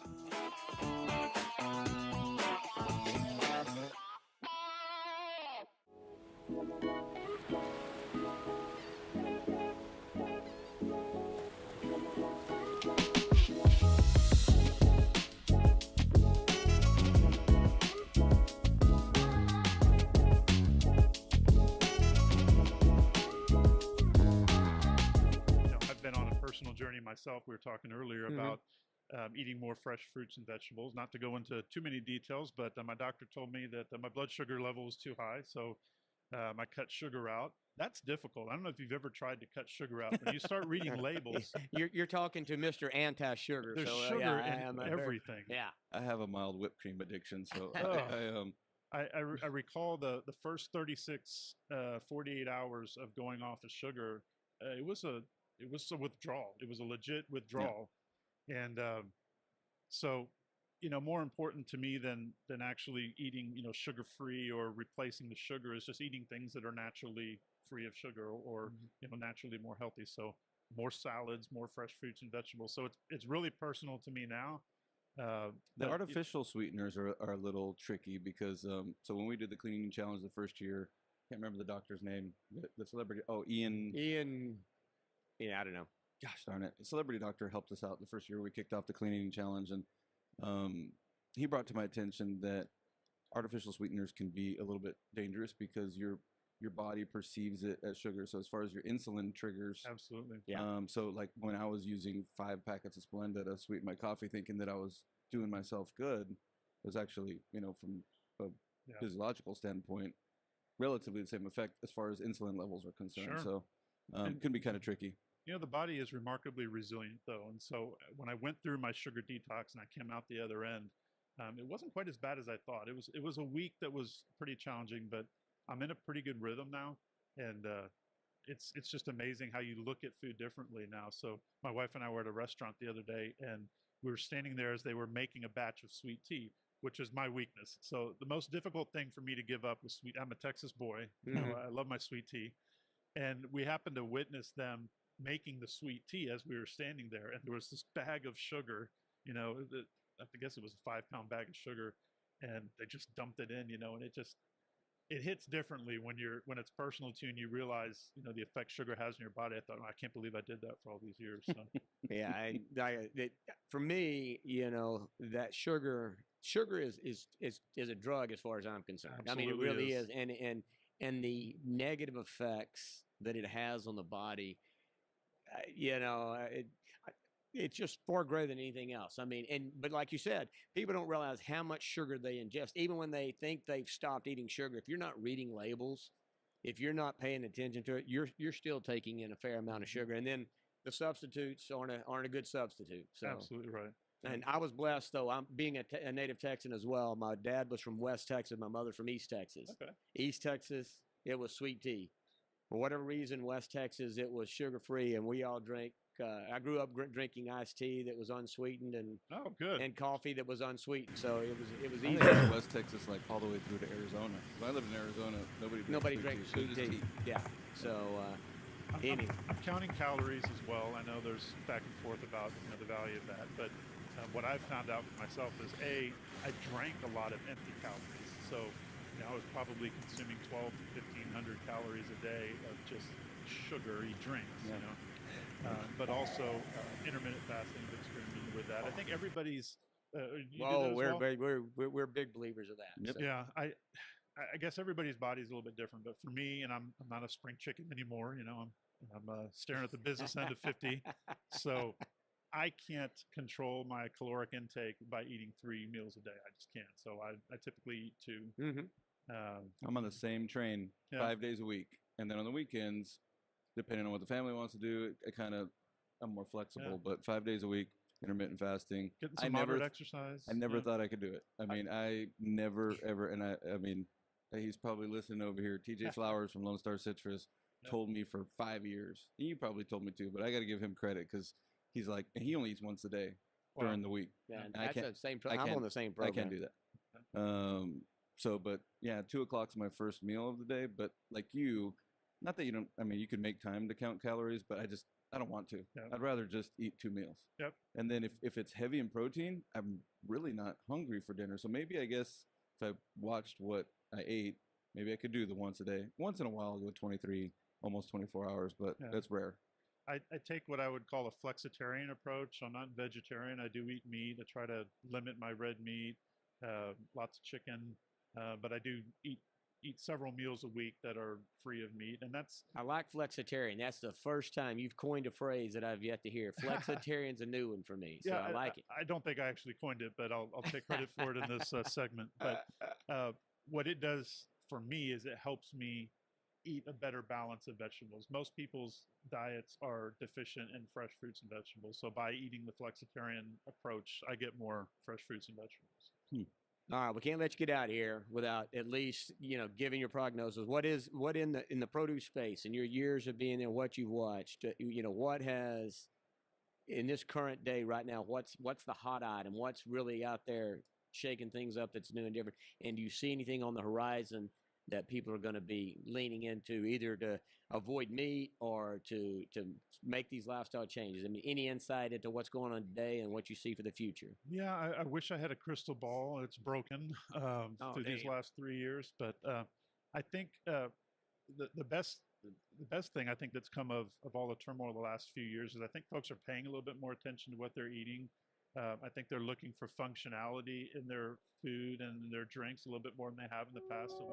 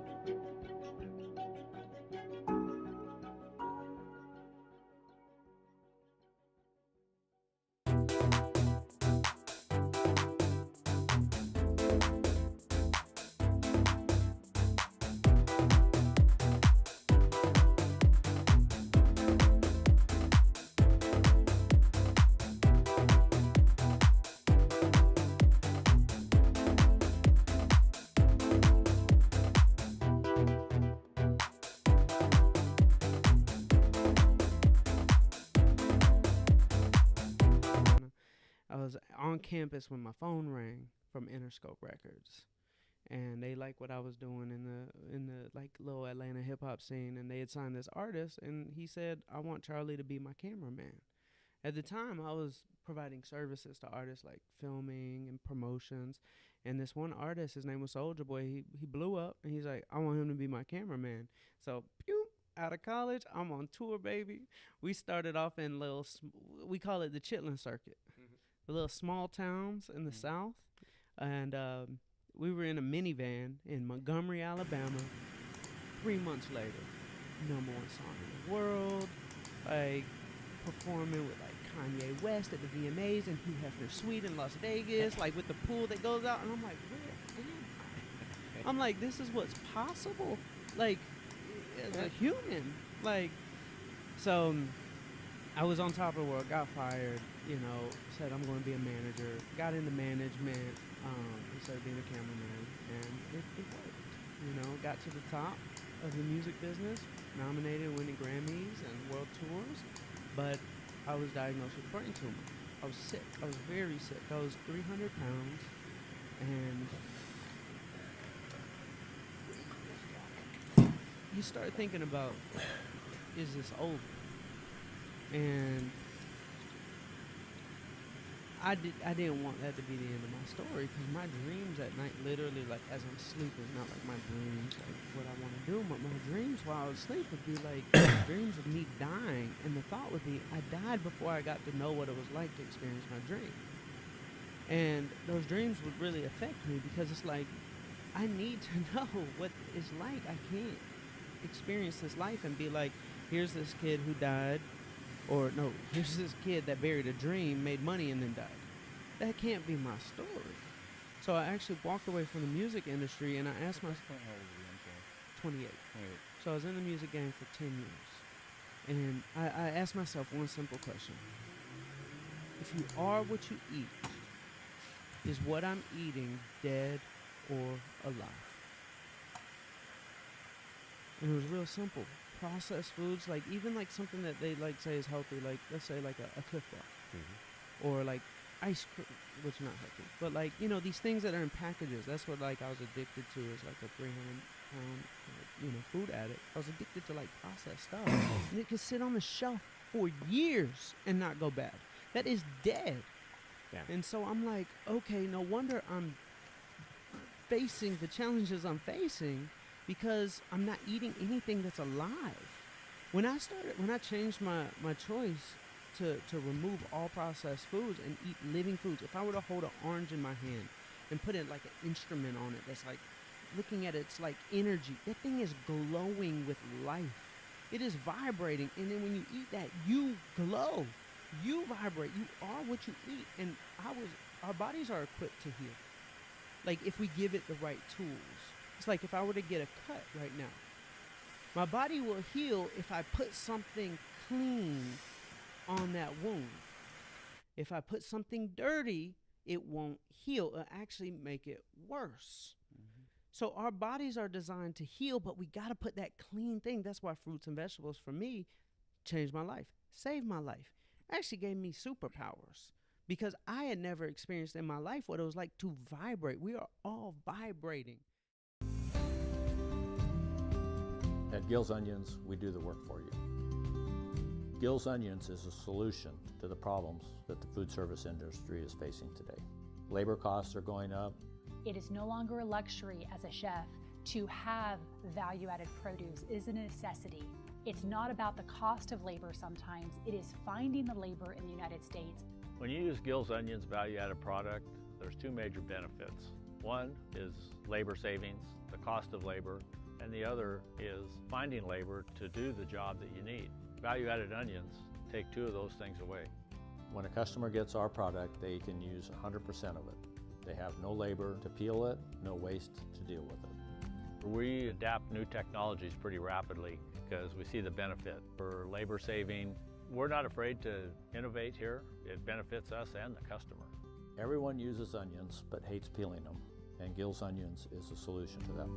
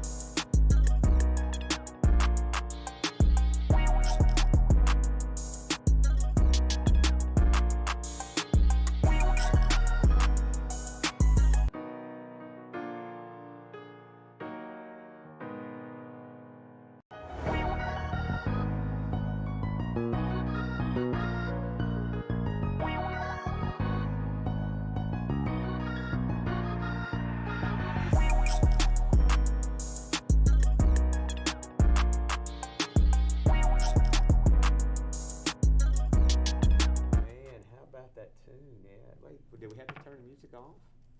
Which camera are we looking at? Why don't we turn the music? It's right there, the same camera we're looking at. We're on now. We're live. Oh, we're live? We're back. We're live. You're back. You're back in action. We are back. Back in black. I hit the sack. So, I got an echo.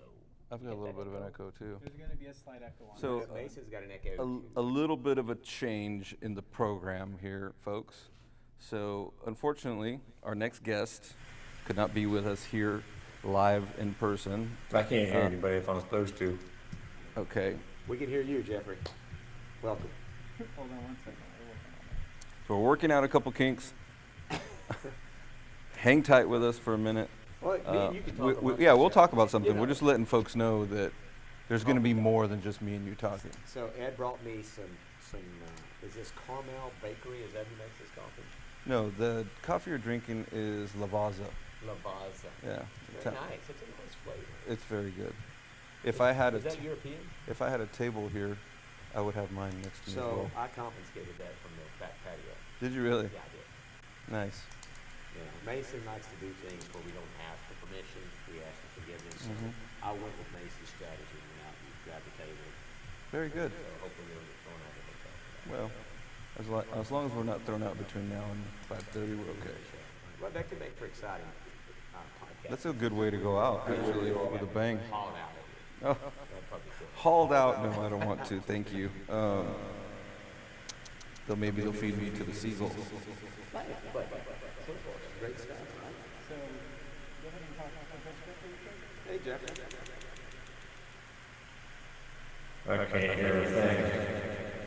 Jeffrey, can you hear? All of our fabulous listeners, can you hear us? Can I hear you guys? It's not just you, Jacob. Could somebody please talk to Lauren in the chat room? Or is dying to chat it out? Give her a shout out. Jeffrey,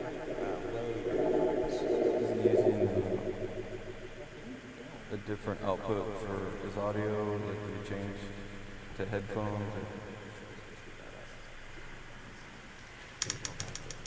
Back at the Back at the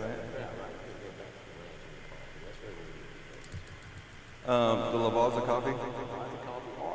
The past 2 interviews, I thought the interviews went really well. Oh, yeah. Very interesting individuals. Certainly different paths on how they got here. Mason. All right, guys. Someone needs to turn the echo. This is why we need notes for this show. We got this guy. This is exciting. Exciting. Now everybody says, wow, this is what I want to tune in for. How do they get connected? Don't have a headset. So, you know what, I can tell you what, I want to carry on. Here comes our producer. Did he go back to work? So this is how what really happens behind the scenes. Well, we are trying something a bit different. We thought it would work a certain way and it didn't, but we'll get through it. What are we trying to do? Well, we're trying to have somebody dial in remotely, which typically we don't do on the podcast. That would be driving either fruit fly or not. They aren't. I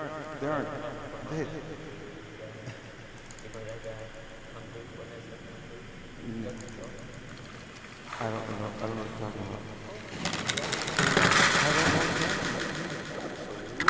But I got a question for you. Are there mosquitoes here?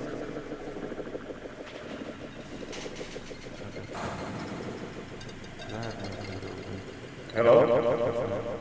Hey, that's great. So,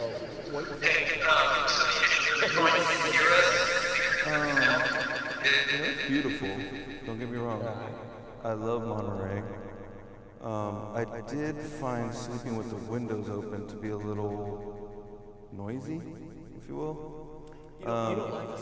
Well, birds don't sleep apparently here. Like they're nocturnal. I think seagulls are nocturnal here. So they stay up all night. I mean, it's literally like being in a darn zoo. And then between that and a lot of deliveries, I don't know. I'm just not a city boy, so I'm not used to it. But I guess that's the way it is living in. I mean, this isn't a big city. It just happens to be.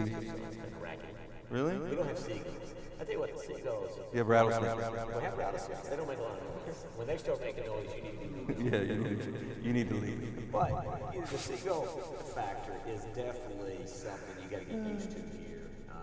Even if you get your windows closed, those suckers make some crack. All night long. I don't know who they're talking to. What are they complaining about?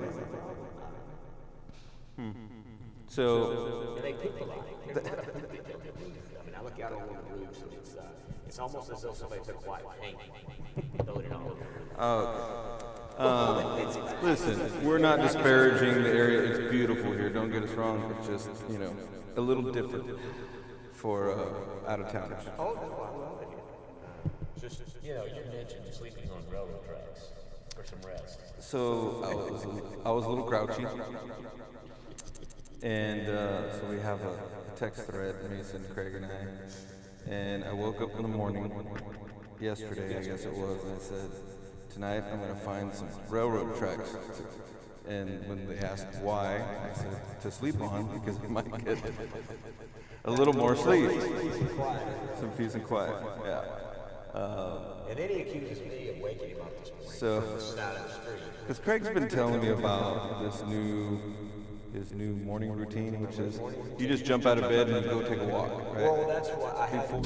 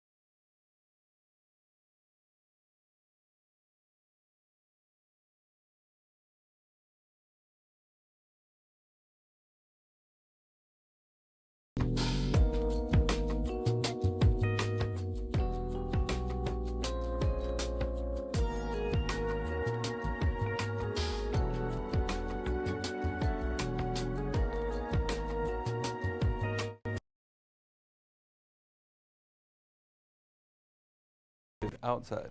So now my only thought you're was actually talking about like a ground wire. This dude's taken and drove a stake in the ground and put a copper. he's grounding himself. Yeah. He's grounding himself. I thought just somehow connecting with the earth, like walking around barefooted, was your way. Or barefoot. Barefoot. Can you hear him? Yeah. Not footed. No. It's not past tense. No. It's barefoot. Are you sure? Pretty sure. You thought I meant he was in trouble and that he was No, I thought that being punished? I That's grounded? Thought grounded means grounded. I didn't really mean that. I know what it means to be grounded, like electric to ground electrically. electrically ground. But he's or electrical got ground. He's got his mat somehow electric. What the hell? That makes no sense at all. He's maybe not, but look, your Have you next tried couple any of that? mornings, Have I you have not tried tried any of it because it's 192 degrees at home, but when I wake up at 6 in the morning, okay, there's no grounding going on. A lot of sweating. A lot of sweating, but maybe for you, it's something you can try. You know what? Tanya's probably gonna look forward. I'll bring a new idea home. We just threw out a mat that I bought.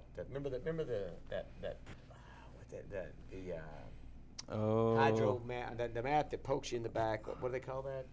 They stick needles in your back. What do you call that? Acupuncture? Acupuncture. It was an acupuncture mat. It was a miserable thing to lay on. It was all these little. It's like laying on really spiky astroturf. I've got kind of too much stuff happening here on the desk to So troubleshoot this while we're. I wonder if everybody's gonna hear that. Yeah. Oh, it's all Yeah, I'm not available later today, so. I don't know if anybody, I think he called. He's calling tech support.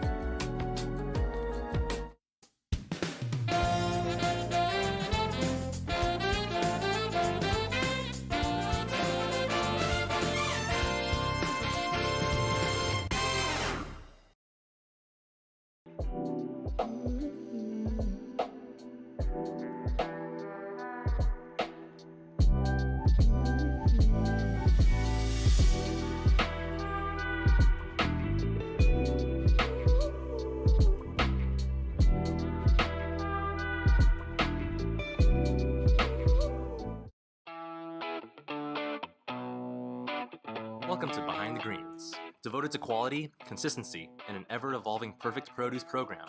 Nogales, Arizona-based SunFed is at the top of its game with fruit and vegetables produced by some of the world's finest growers.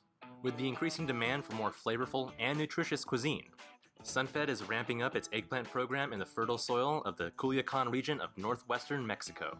The versatile vegetable is triple washed and packed in state-of-the-art facilities in order to bring a consistently dependable and superior product to market. Like all of SunFed's produce offerings, perfect eggplants are grown in both a sustainable and responsible way, ensuring that not only the product is cared for, but the people as well.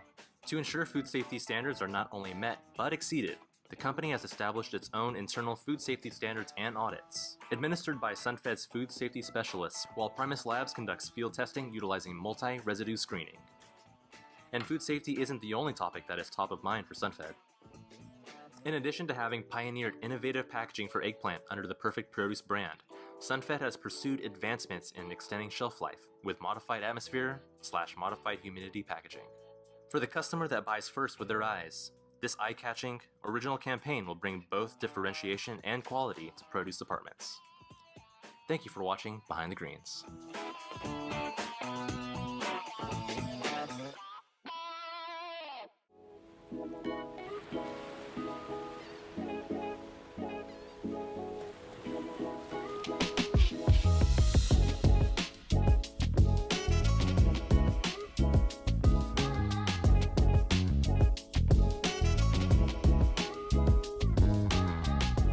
I've been on a personal journey myself. We were talking earlier about eating more fresh fruits and vegetables. Not to go into too many details, but my doctor told me that my blood sugar level was too high, so I cut sugar out. That's difficult. I don't know if you've ever tried to cut sugar out. When you start reading labels, You're talking to Mr. Anti-Sugar. there's so, sugar yeah, in I'm everything. Yeah. I have a mild whipped cream addiction, so I recall the first 36, 48 hours of going off of sugar.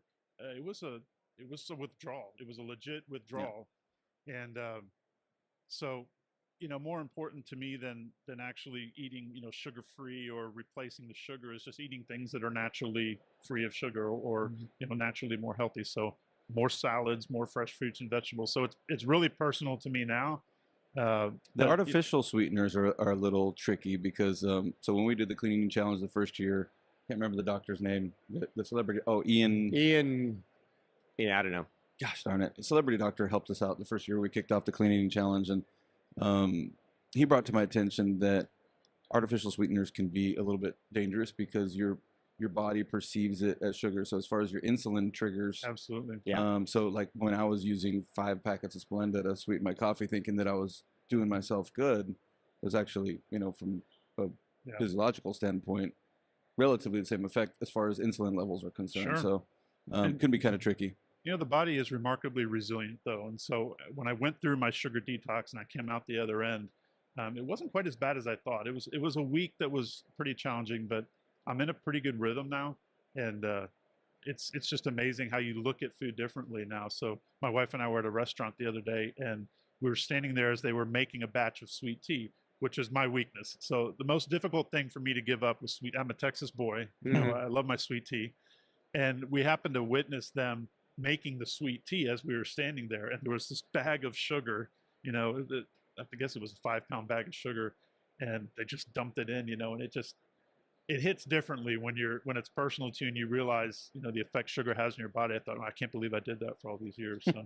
Yeah, for me, that sugar is a drug as far as I'm concerned. Absolutely. I mean, it really is, and the negative effects that it has on the body. Well, I don't know. We were here, and I don't know, we were gone, but we're back officially now. We've lost the headphones. Well, Ed has lost his. I have to have mine. He's got to have the headphones in. It's kind of like a security thing. So we don't know exactly how much of our chitter chatter you guys got. We're not really sure. It got a little bit wonky there. So Jeffrey, who's coming up, he's what, VP of? He's Director of Global Food Safety at IFCO. Uh-huh. And unfortunately, our 2 software programs did not want to play well together. So we're going to bring back Jeffrey at a different date through a regular podcast platform. And Correct. We're going to go back to more live interviews. We've got Jordan Akamura coming up here shortly. Yep, top of the hour. From a Now You Know. But again, we were talking, Ed and I were covering. I don't know if you guys, maybe you heard us talk about this great coffee that Ed found for me. That was super. Just for you. Yeah, it was just for me. But it is very good coffee. And then we talked about your butcher career. You think about being a butcher? I don't know about the career. But, pardon? Albertsons still has butchers. Yeah. Safeway Albertsons. At least in Arizona they do. Yeah. It's Yeah. not always a thing. I guess Kroger's got them too, though. Yeah, meat has to be cut at one point or another. Well, so. I know, but I'm talking about in the store. Oh, yeah, yeah, you're right. My first job I worked for, well, no, it wasn't really my first job. I had many jobs before, but first, I guess, real legitimate grocery store job when I was a kid that I had. We had a full-on butcher back there. Mm-hmm. David, Meat Man David. the store, and then they had the meat man. He had big friggin' butcher block. Tanya's grandfather was a butcher. Well, Yeah. So I've got a connection. All of a sudden I didn't realize I had a connection with butchers. So do you go to butcher school? You think about doing that? no, but if there's a camp, maybe. A butcher camp? Yeah, maybe there's a butcher camp. I would go to that. There might be a market for that. I mean, based on conversation with you and Kim, maybe there's a, what do you call it, primal camp Yeah. going on now. Yeah, that's actually, there probably is. That would probably be able to teach them, you know. And people, you That'd know. be a good gift, right? Maybe. You know, we should look into that. Well, I'm I have kind of zero hinting pa- that. I have I really no passion in that, though. I mean, outside of the money aspect. Look, it's a skill. Doesn't It hurt you is. to learn. So could you learn that in a couple of days at a camp?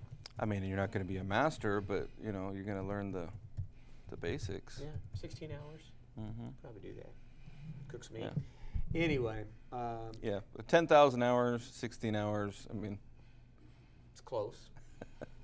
So you had a snack. What was that snack you were having? In the midst of break, Ed's got to get groceries, just so you guys know. He takes a little snack break. So what was that you had?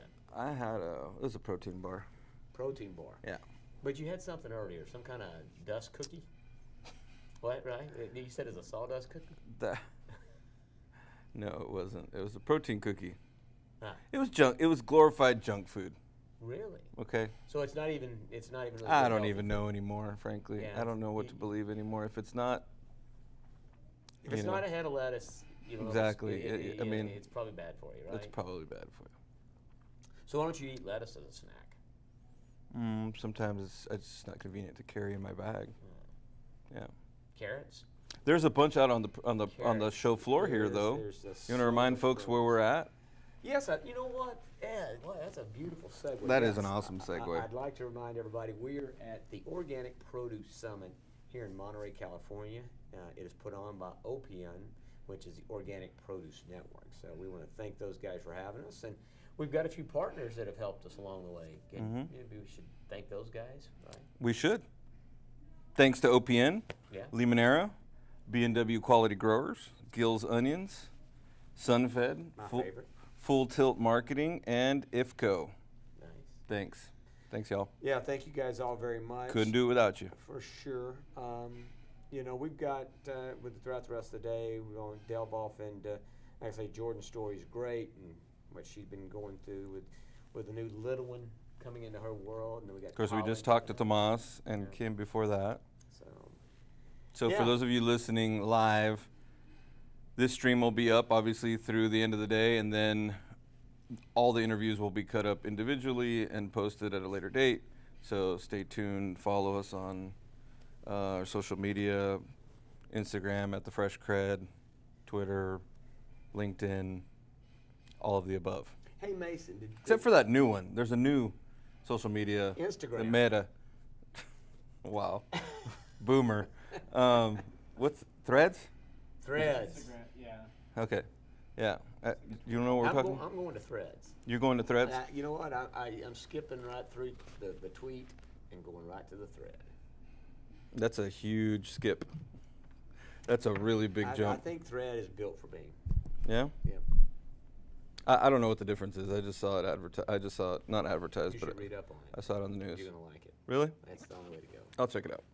Yeah, it's that Instagram thing. That's crazy. You used into that? Mm-hmm. Yeah, I can't figure that out from freaking head to tails. I don't know what. I never know if I'm sending anything, if I got anything. That's dangerous. It's terrible. So Yeah. I don't even use it. Do you follow at the Fresh CrEd? I follow. Sure, I follow people. Mm-hmm. But I never know. Like I say, I get random stuff. Makes no sense to me. So I don't use that one a lot. Not a big Insta guy. Hmm. I know it seems to be big amongst the kids. I don't even know if it's big amongst the kids anymore, Really? Craig. Yeah, I Is think Threads like where everybody's going? Facebook was in style, then out of style, and now it's coming back in style. Oh, Facebook's coming back. I don't know think about so. that. I mean, I'm not a social media person, so.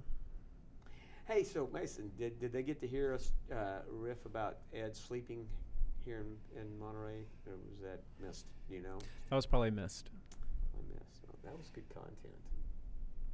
How'd you sleep last night, Ed? Oh, fantastic.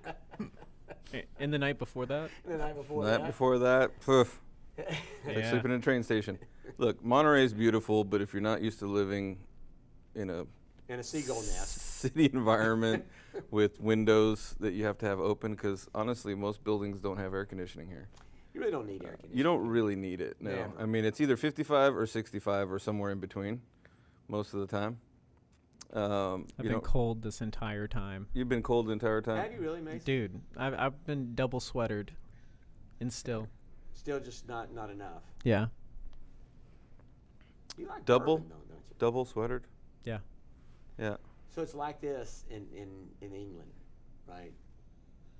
Especially in the wintertime. I don't know about the summer. I'm not sure I've ever been there in the summer, but I've never been. Super cold. Yeah. It's not cold like the mountains. You know, when it's snowing and it's freezing. It's just like the borderline. I mean, it's like the mid 30s. I mean, it's not even, and it's damp, and it's just like cold. Mm-hmm. Yeah. But you know, here I guess I find that. You know, I was out. It was sunny where I was at yesterday. Beautiful, warm. All right, but we started talking about how I slept. How you slept? So, I don't. I mean, I hear birds at home at night. Our neighborhood's really quiet. But here, those seagulls, they stay up all night. They do. They party. Are they nocturnal? Maybe they're bat seagulls. I don't know, but they are something else. So, yeah. When you come to Monterey, just be prepared for some seagulls making a ruckus. If you have your window open. Once I close the window, you can hear them.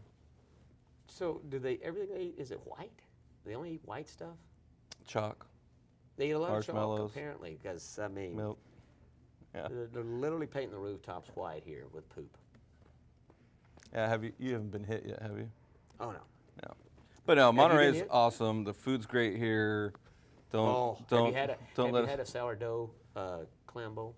I have before. Oh my gosh! Not this I trip. have one every trip I'm on. Really? Yeah, I love sourdough. Yeah. Yeah. I think the best sourdough bread bowl, clam chowder I've ever had was at Pismo Beach. Pismo Beach. Yeah, there's a place right. My mouth just started watering. Just as you're walking out on the beach, there's like a clam chowder shack there, but it's a building. It's a restaurant. Okay. And that's all they serve there. Big old bowl of clam chowder with a ton of butter. They plop on it on the top, and it just starts melting. But Pismo's a nice place. yeah, here on the pier or the wharf or whatever the heck it's called, you can walk down and every restaurant they'll have somebody out there giving samples. And you don't even have to buy anything. You don't really have but to. you don't get the sourdough with that. You usually just get the cup of the chowder. I think you usually get the cup of the chowder, but they don't hand you a piece of bread too. I don't remember. It's been a while. They don't. So. Yeah. But I don't mess with people's food like other people do. Yeah. So, but that's a discussion. It's a whole for other day. subject. Yeah. That's for a whole other day. But it was funny. Yeah. So it's funny. All right, so we're getting the finger waggle from our good friend, the producer. So we're going to take a few moments, and then we come back. We'll have Miss Jordan here with us and be yucking it up with her. So see you guys in a little bit.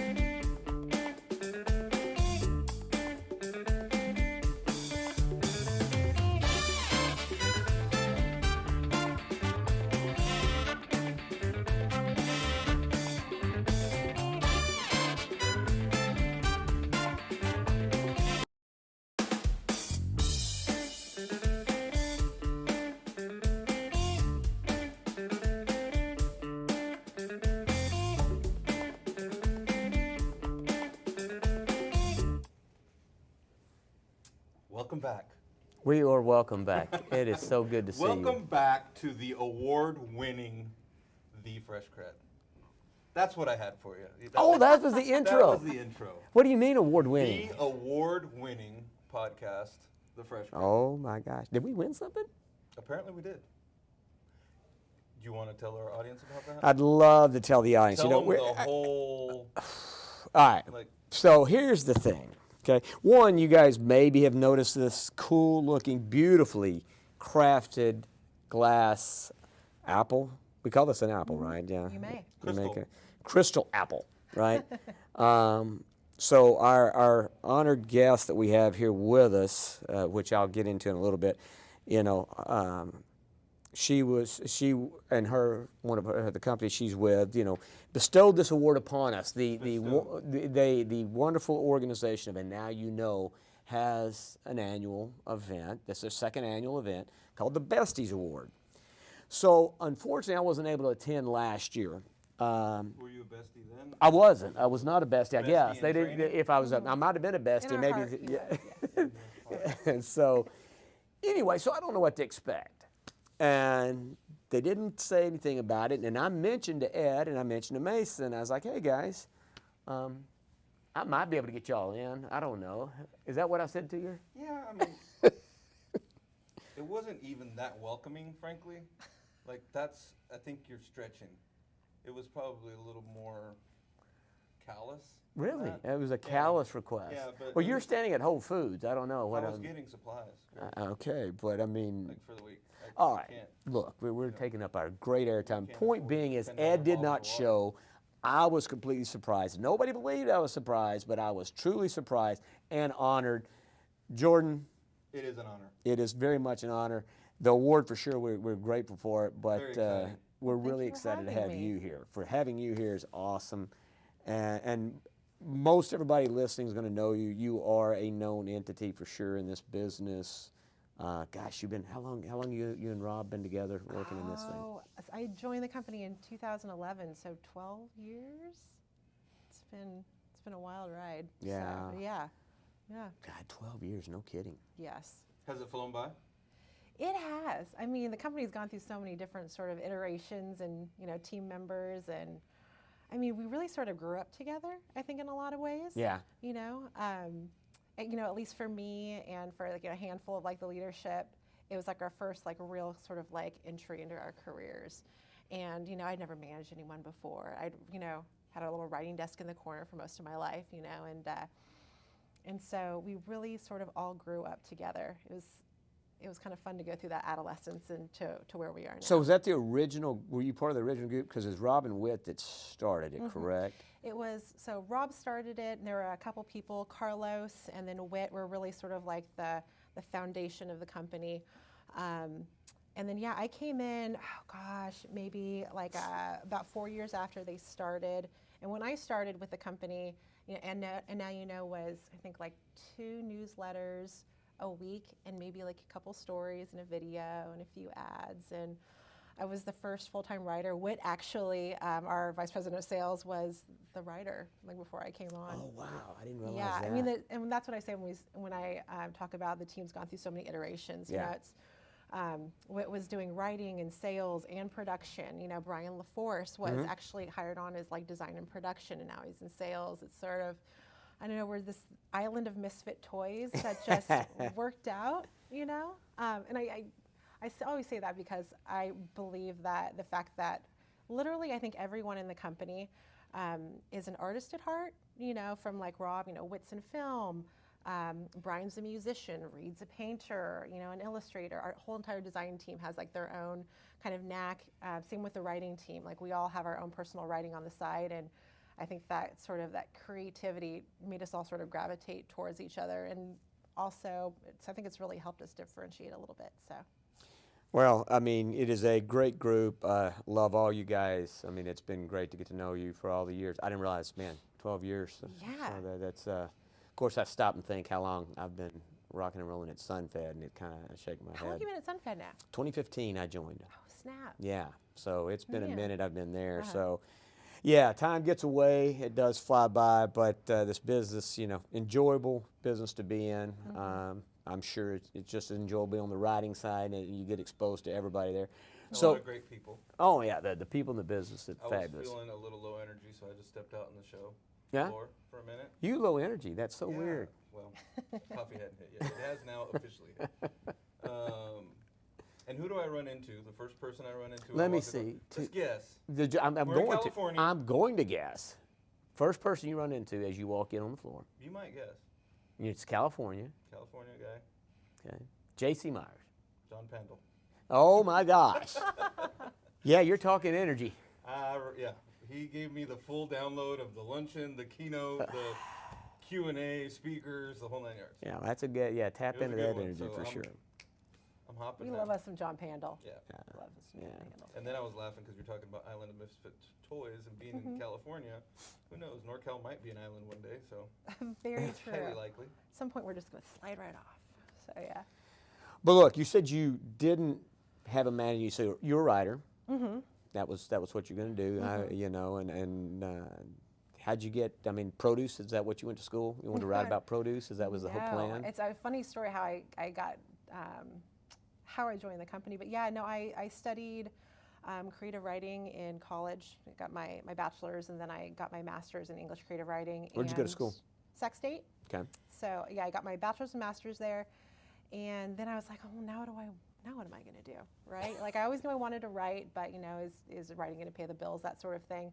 So I went out looking for a full-time writing job, and I came across this cute little ad on like Craigslist, and it was like 3 lines. So seriously, was it Craigslist? It was Craigslist. Come on.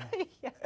And I mean, Sacramento, slim on full-time writing jobs, and so I was curious more than anything. It was just like, can work full-time. I think it said like has college degree and like one more thing, nothing about the business, no contact information. You have to reply to like the post host or whatever. And at that point, I'd bartended my way through college, and so that's what I was doing.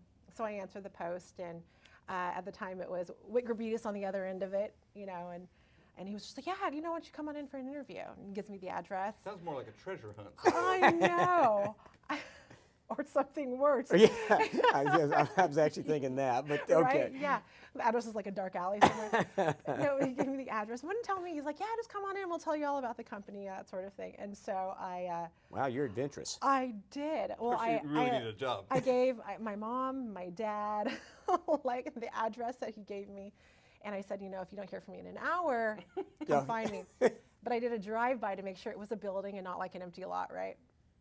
So I go in, yeah, I go in and like, if you're watching right now, I open the door and Whit's standing there and he's got his mustache and he's got like a baby blue polo with like the collar popped, and I'm like, what am I walking into? But no, just one polo, not layered polos. It wasn't. Okay. You've seen that good look, right? Yeah. I think that's more of an East Coast thing, though. No, I think it may be more of a '90s thing. Okay. But I mean, that would. Well, yeah, I mean '90s, but yeah, maybe it was more East Coast '90s. Kids, okay, but yeah. Sorry. But I walked in, and the team interviewed me, and it was actually an office building with people working. There were lights on, So were you like the first person to answer the Craigslist? That is like, hey, and you're hired. No, the fax machine was humming. I don't even know, to be quite honest. But yeah, they brought me in for like a second interview, which is another funny story for another time. But and then I started there part-time, still bartending, and then I went full-time, I guess maybe the beginning of like 2012. And yeah, first full-time writer, and then we slowly sort of built the team. That's awesome. From there, yeah. Awesome. I did not know that story, so. Yes, Craigslist. So what's the full staff now? How many folks are we talking about? Oh God, we're a little over 20. Wow. Yeah, we've always kind of flown mean and lean. Yeah. So it's the way to do it. We're quick, we're agile, and yeah, it's fun. It's fun. Yeah, ages you a little bit, but So now fast forward, right? Things, you've become a very, like I said, well-known within the business. You're a great writer. Love reading your piece that you do, the editorial that you do every month in the Snack magazine. Fabulous. It's always a fun read, right? Like I say, usually it's not like, hey, tomatoes are this or that. I mean, it's really more life focused, right? I mean, I like how you twist in the produce and life and turn that into it. But just curious, any recent changes in your life? Anything going on exciting? Yes, I now have a 4.5-month-old daughter. Awesome. Her name is Nico Blue Wright, and Congratulations. Yeah. Thank you. This is her first trade show. She's hopefully going to do a spin on the floor with me if she allows me to. The little tyrant. So. So that's a beautiful name, Nico Blue Wright. Any history on that? You know, my husband picked out the name. He was much more passionate about that name than I was about any of the choices I had. Okay. And so I figured if it would buy me, you know, a couple nights of sleep, he can take it. Figured that was and cool. then I got to give her middle name, which is Blue. And yeah, so he loves it because it's sort of, there's different iterations of what the meaning is, but it's sort of like a champion of the people in Latin, and he's really always loved that Nico name. is. All right, very nice. Yeah. And so with that, you know, 'cause so you were to be on this podcast a year ago, actually, when we were at IFPA. You and I had agreed, and you know, most people don't know. I mean, you're a writer, but you're not a big fan of the whole what we're doing right here. Absolutely this is not not. something that you're like really. I'm like sweating under here. Yeah. So, yeah. You know, so you prefer to be the writer behind the scenes, put it in print. I have versus never been on this side of the camera. I'm pretty sure, unless it's been for like a little 5-second video that we've made or something. I've always been on the other side of it, miking you guys up. So it's get used to it. I'm panicking a little bit actually, but I mean I've known you now for quite some time. So yeah, but I was going to say you begrudgingly agreed to do it a year ago or so, and then of course, like I say, there were other things going on in your life with the new baby coming and taking some time away from work. That didn't work out, so we had Rob on. So this is kind of making up for that. But even coming up to this, right? You know, it was funny. That was a good interview too, though. That was an interview. Rob, Rob was a great. He's got a good story. He's got a lot of good stories. I learned quite a bit about. Well, Rob. yeah, I didn't know. I had no idea that the Wall Street thing and how he came to get in this business. But of course, family in Bakersfield, so he you know, he's got the farmer background component. But definitely. But the baby, you know, leading up to this, right? You were even like, look, I mean, it's super dynamic with Nico, right? You know, and we got some flexibility or whatever.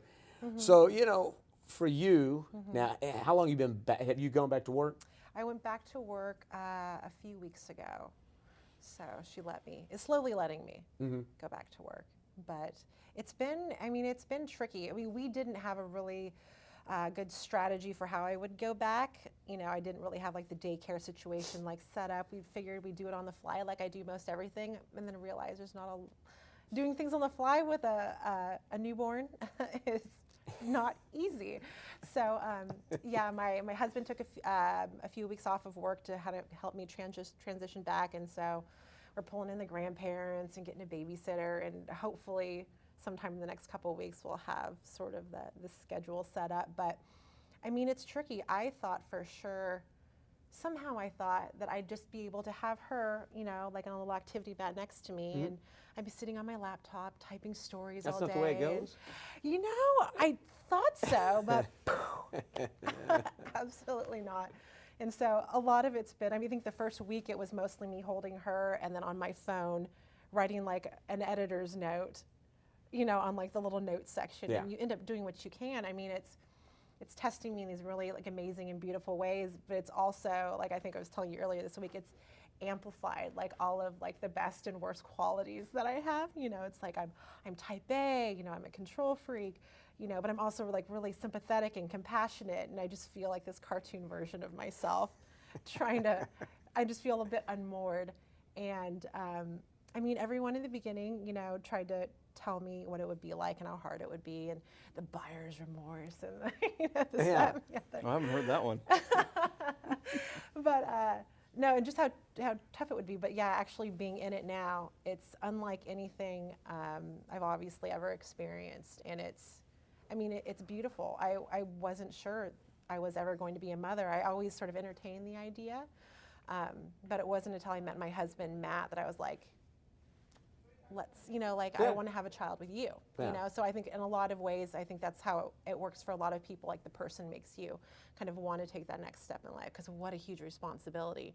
And I knew going into it, having a lot of friends with, with kids, and my brother actually, him and his wife just gave birth to their daughter 2 months after Nico, so the cousins will be 2 months apart, which is cool. Oh, that's so cool. Wow. But it is tough, and it has changed the way that I want my truth to be in the world. I mean, it's just completely flipped the script on me in so many ways. And I feel in a lot of ways like I'm growing up in a different way all over again.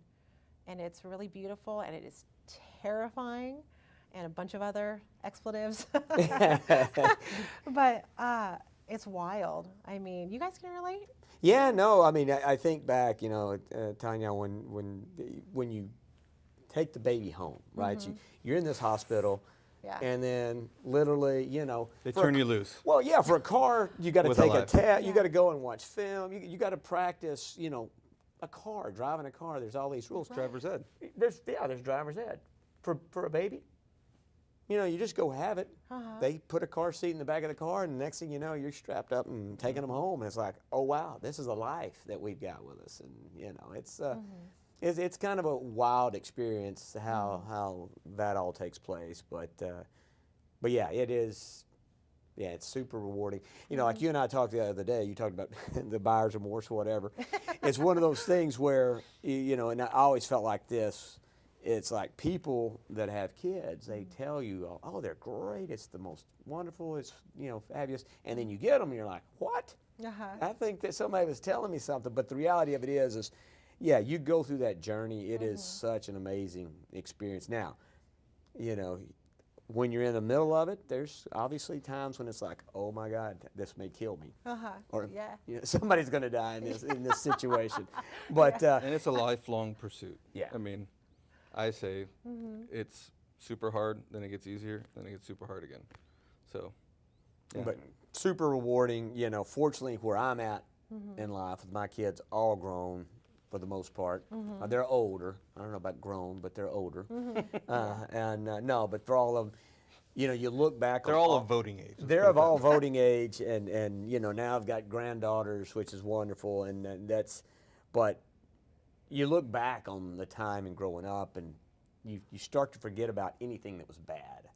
That's the other thing. You only remember, most of the high points, right? And that's good. And we get together now, and it's, we have a good time.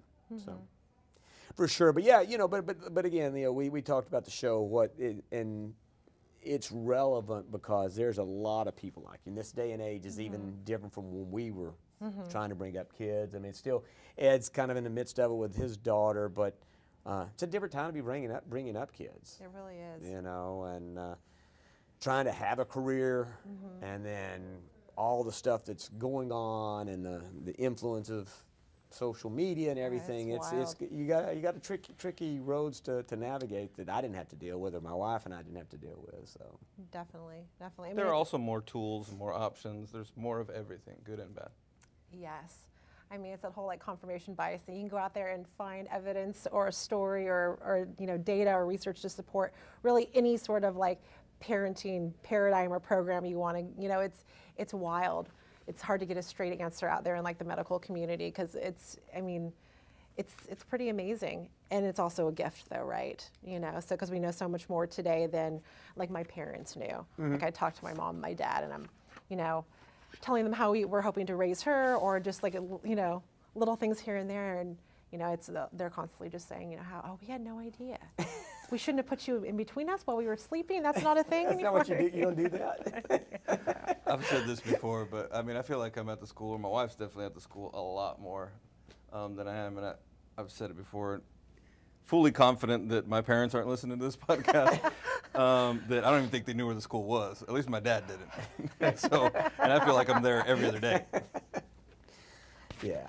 Yeah, you did not. We didn't. Certainly, I grew up in the 70s. The parents were pretty much MIA the entire. If you ever seen the show Bad News Bears? Yes. Okay. That's not that. The kids pretty much were like that, right? I mean, that's free. That's what they call free range. It was free range children back in those days. Yeah. And bumps and bruises. There were no safety measures. Mm-hmm. I mean, as a toddler, I stood up next to my mother in the car, so there was not even no car seat. Yes. I was standing up next to her. The only car seat, the only seatbelt was her arm going like this, and she was pretty good at it. She was actually very effective at.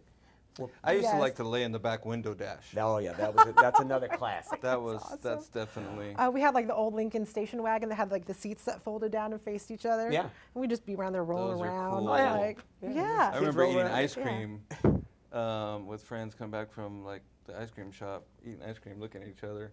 Yeah. It's pretty Saw cool. the place, jumping over the seats. Yeah. I mean, it is, and that's like one of the things that I hope there's like, it's hard to say that there's going to be like a renaissance of it, but I mean, when we were kids, you know, we were out running out in the streets until like the sun went down. You know, it's a different world that we live in now, and I'm hoping somehow we can get back there, because I can't imagine. But that's one of the big questions I had to ask myself is, you know, it's, not that I was getting up there, but, you know, I'm 40. I had Nico when I was 41, and it's, you know, like, am I sure I want to bring Nico into this world? But there's so much beauty in it still, you know, and yeah, and maybe you should just contribute to that a little bit. No, for sure. And you know, so you mentioned you're 41 and look great. You look great before, but you look great after having a baby. Thank you. What is, so for you, and I mean, we're at a organic produce conference, right? Yes. And you know, we look at life and life journeys and what people are doing. What do you, I mean, do you have a ritual? Do you have a regimen? I mean, because seriously, you, I mean, you look amazing. You always look great. And how do you take care of yourself? Well, if I go back to before I gave birth to Nico, I had this whole idea of how it would be, right? You know, it's like I was, you know, work out every day, you know, I meditate, you know, I write, get lots of sleep. And now, you know, it's, I'm lucky if I get in, you know, like a 5-minute meditation. But I mean, honestly, for me, it was what's always been like a huge source of, I don't know, of really stabilizing me and my equilibrium and that sort of thing. And my equanimity is working out. So as soon as my doctor gave me the go-ahead, you know, I put Nico in the jogging stroller and I run every morning. And that does as much for, you know, my head as it does for, you know, like my physical health, you know, and my emotional health. Like it's always just between the endorphins, and it's how I process things every morning. You know, I get out there and all of the voices in the committee in my head, they sort of quiet down, and sort of it's where I do my troubleshooting in the morning. It's how I set, you know, I set the stage for my day. And I really do believe that what you do in the first 30 minutes or hour of your day sets the tone for the rest of your day, right? So if I get up in a frenzy and I'm bouncing off the walls, inevitably I will crash by about, you know, like 4 or 5 o'clock. But if I get up and I can meditate, get in a run, or, you know, get on like my yoga mat, you know, the day is just, it's like water, more so, right? And I'm not fighting to get upstream. There's more doors that are open, less walls. And so that's really important to me, is what the kind of the first couple hours of my day looks like. And it's usually about the only time during the day that I really have any control, considering the crazy life that we have now. But it's made me a lot more patient and flexible. Yeah. But yeah, but I do think that, yeah, between like the diet and like working out. So what's the diet look like? What's a couple of things either that you avoid, or and then a couple of things that you think are essential? Essential. Well, it's been tough because I used to eat, oh my gosh, like 4 crowns of broccoli a day. Okay. And I'm breastfeeding, and Nico, broccoli does not agree with Nico. Ah. Yes, so I've had to swap in for other things. So I'm now an asparagus and spinach girl. Okay. Yes, and because I was a big produce fan before we even got into the business, and so. And cauliflower? Really, any cauliflower? Cauliflower? You know, not much cauliflower. I'm trying to sort of stay away from the cruciferous veggies. I think that's the thing, is that she gets gassy, you know. Yeah. But and lots of fruit. I eat probably like 3 or 4 apples a day. Okay. Lots of water, lots of like oat products like oatmeal, oat milk. But I mean, more so than any other time in my life, like what I eat changes the way that I feel, my energy. I mean, it's really everything. And I also love donuts, so we try and keep those two. Oh, Instead really? of getting, yes. So you don't abstain from? I do not. No, I do not. Absolutely not. My husband and I have decided instead of getting like a dozen every day on the weekend, we're just going to get a couple each. So we've just reined it in. Moderation, right? I wasn't expecting that.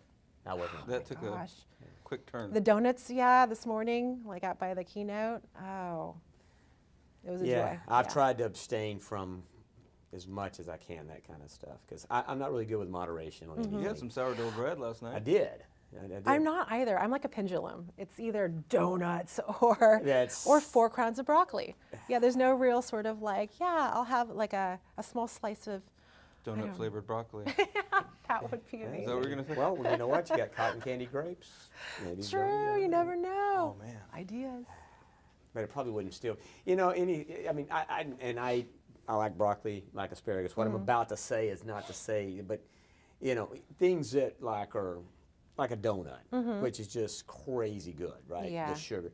Anything that tastes crazy good just can't be. If they took broccoli and all of a sudden made it taste like a donut, somehow I don't think it would be still good for you. I think it might taste great, but I don't think it would still be good for you. You got to have some kind of bitter or something there that gives you some idea that the broccoli is, it's something's good for you, right? Yeah. And you talk about so the exercise thing, meditation. So running, I had a quick question. So you're a thinking runner. Yes. Okay, because there's people that I've talked to that run, they say they think about nothing the whole time. I'm a so that's never you? That is. They just blank out. No, that would be wonderful though. I would love that. No, it's always, ever since I was younger, it's always been time to process for me, I think. Except when I hit like that kind of runner's high, and then you just sort of like float for a little while, and that's nice. But for me, it's always been a tool, a tool with a great amount of benefit in that area. So. Yeah, so I run, but I run with like a podcast or something going on. I feel like that I'm gonna spend my time. I've never actually been one of those people that enjoy running, but it became the most efficient workout. And like you say, it does all those things, right? If you get in a habit of doing it, you just feel better. Exactly. Right? Once you start getting in that regimen. But yeah, for me, I've got to have somebody or something yakking in my head that I'm listening to, because my whole focus is whatever, is just trying to get through it. It's like, oh my God. There are those days. Yeah. There are those days. I will tell you that I've never, I've always felt better after a run, never worse. So that always gets me to it. And I'm an all or nothing person too. So it's, I've had to sort of like cut myself some slack. Like I can't go out and run 5 miles every time. If I can just get in 10 minutes, if I can just break a sweat. How far do you run? These days, it's about 4 miles. Okay. Depending upon how Nico's doing, it's her first nap of the day, so she really gets to call it. And as soon as she's up, she's like, time to go home. Yeah, exactly. The run is over. Exactly. But yeah, I've never been like a marathon runner or anything like that. Like it's always been sort of, like 5 or 6 miles, enough to just really sort of like quiet the noise in my head, get a really good sweat, and then allow me to have a couple donuts at the end of the day. So. Yeah, and you do feel better about the donuts. Yes. See, my donut is an old fashioned. Oh, so, yeah. And that's why I'd rather drink his calories. Yeah, exactly. It's just how I am. Somehow I justify the old fashioned. My wife's always like, I don't understand. You kind of stay away from sugar, but boy, that sure doesn't seem to affect your old fashions. And I was like, well, you got to have some. You got to let yourself up off the I feel like if you abstain, you end up eating like 12 donuts. Exactly. Or having 12 old fashions like at the end of the week. So that's not good. Oh, we are in produce, so run with it. Yeah. Well, look, I've seen the time waiver over there, so we're closing down on the time. I feel like we just got started. We did just get started, and it's the worst part. Jumping rope. I love jumping rope. I think if you don't, it's I something haven't you can double manage. dutched in a like while. It's high double dutch. I'm sorry, double dutch. Double dutch. Oh. Can you double dutch? No, but I've got a speed rope. I've got a couple different ropes. He looks like Rocky. Oddly, I'm actually pretty good at it. I have good rhythm. I play the drums. He does a video. Coordinated, so I can actually jump rope pretty well. So I've got a couple different ropes, and for me, I'm not a runner. It's I just can't. I think it's boring as hell. I like to ride my bike. I like to do other things, but you get I can get my heart rate up like that. So Yeah. I'll literally, in between calls, I'll go out on the front porch if I'm working from home, jump rope for a little while, come back inside, do some push-ups, get back on the That's phone. a really good idea. Because it's yeah, just for right. sure. Like you can get a heck of a workout just right in your front yard or your backyard. Exactly. I'm jumping around for 5 minutes. I think I can go for a couple minutes at a time before I'm like, yeah. For sure. So, but yeah, no, it's been a pleasure. Thank you. Time has gone quickly. I hope the experience is going to be good enough that we can have you come back and we can. For part 2? Well, yeah, we want to see how Nico's progressing and how that's going and how the job. You guys have made it painless. Thank you. You know how terrified I was. So. Well, next time we'll actually record. We'll hit Yeah. record. So yeah, I was going to say Mason was This is saying just the also, trial run. this is like the practice deal. This really wasn't the show. So Yeah. But you did great on this Thank practice you. run. Can we come to Sacramento maybe and do it? Absolutely. Come Okay. on up. Yeah. Yeah. You guys have a Love to have studio you. there? I have ulterior motives. No, but we got a basement, you know. We need it. You know, I've talked to Rob. We need a studio. We need live broadcasting in this business. You guys need to move into that. So. You guys have definitely got it down. Well, I not can't with believe 30 us. minutes I'm went talking by. about with somebody, some real personality, some other people. Some real. Yeah, because we're just. not just. Cut. We are a figment of your imagination. So, no, been a pleasure. Thank you so very Thank much. you. Thank you guys for everything. Thank you again for the Bestie Award. That we really Absolutely. are super honored to be able to win that. That's a big motivation for us. Thank you. Yeah. All jokes aside, that really means we've arrived, right, Craig? At least we're doing something. Well, Somebody's listening. Somebody's appreciating it. Somebody appreciated it, And as long as there's somebody out there appreciating it, we'll keep doing it. Yeah, so it's been a good deal. But thank you Till the again. end of the day. And you. I hope you have an outstanding Organic Produce Summit. Thank you. And Nico makes the rounds out there and gets to meet everybody. You got to bring her by because we'd I love will. to meet her, okay? I will. All right. Take care, Jordan. We'll see you. Thank you.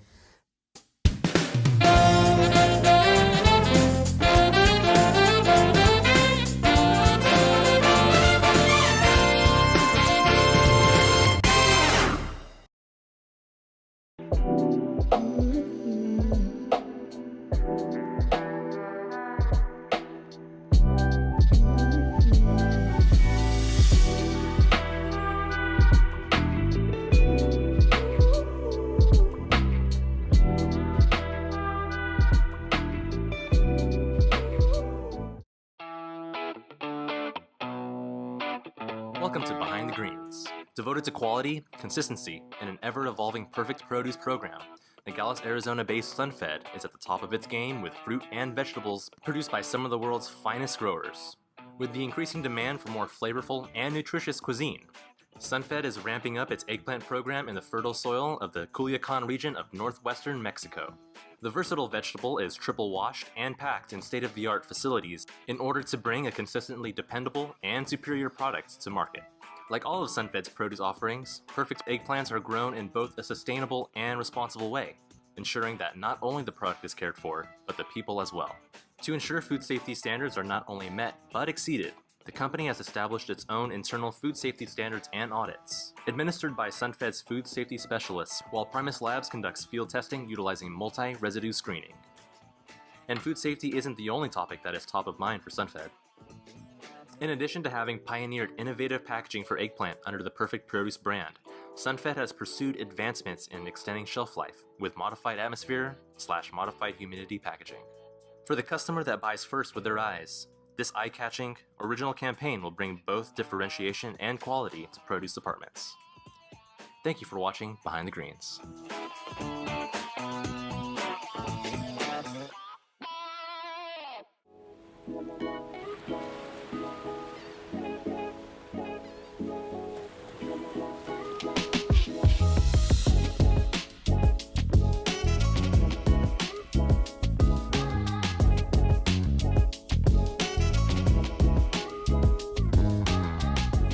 I've been on a personal journey myself. We were talking earlier about eating more fresh fruits and vegetables. Not to go into too many details, but my doctor told me that my blood sugar level was too high, so I cut sugar out. That's difficult. I don't know if you've ever tried to cut sugar out. When you start reading labels, You're talking to Mr. Anti-Sugar. there's so, sugar yeah, in I'm everything. Yeah. I have a mild whipped cream addiction, so I recall the first 36, 48 hours of going off of sugar. It was a withdrawal. It was a legit withdrawal. And so, more important to me than actually eating, sugar-free or replacing the sugar is just eating things that are naturally free of sugar or naturally more healthy. So more salads, more fresh fruits and vegetables. So it's really personal to me now. The artificial sweeteners are a little tricky because so when we did the cleaning challenge the first year, can't remember the doctor's name, the celebrity. Oh, Ian. Yeah, I don't know. Gosh darn it! A celebrity doctor helped us out the first year we kicked off the cleaning challenge, and he brought to my attention that artificial sweeteners can be a little bit dangerous because your body perceives it as sugar. So as far as your insulin triggers, absolutely. Yeah. So like when I was using 5 packets of Splenda to sweeten my coffee, thinking that I was doing myself good, it was actually, from a physiological standpoint, relatively the same effect as far as insulin levels are concerned. Sure.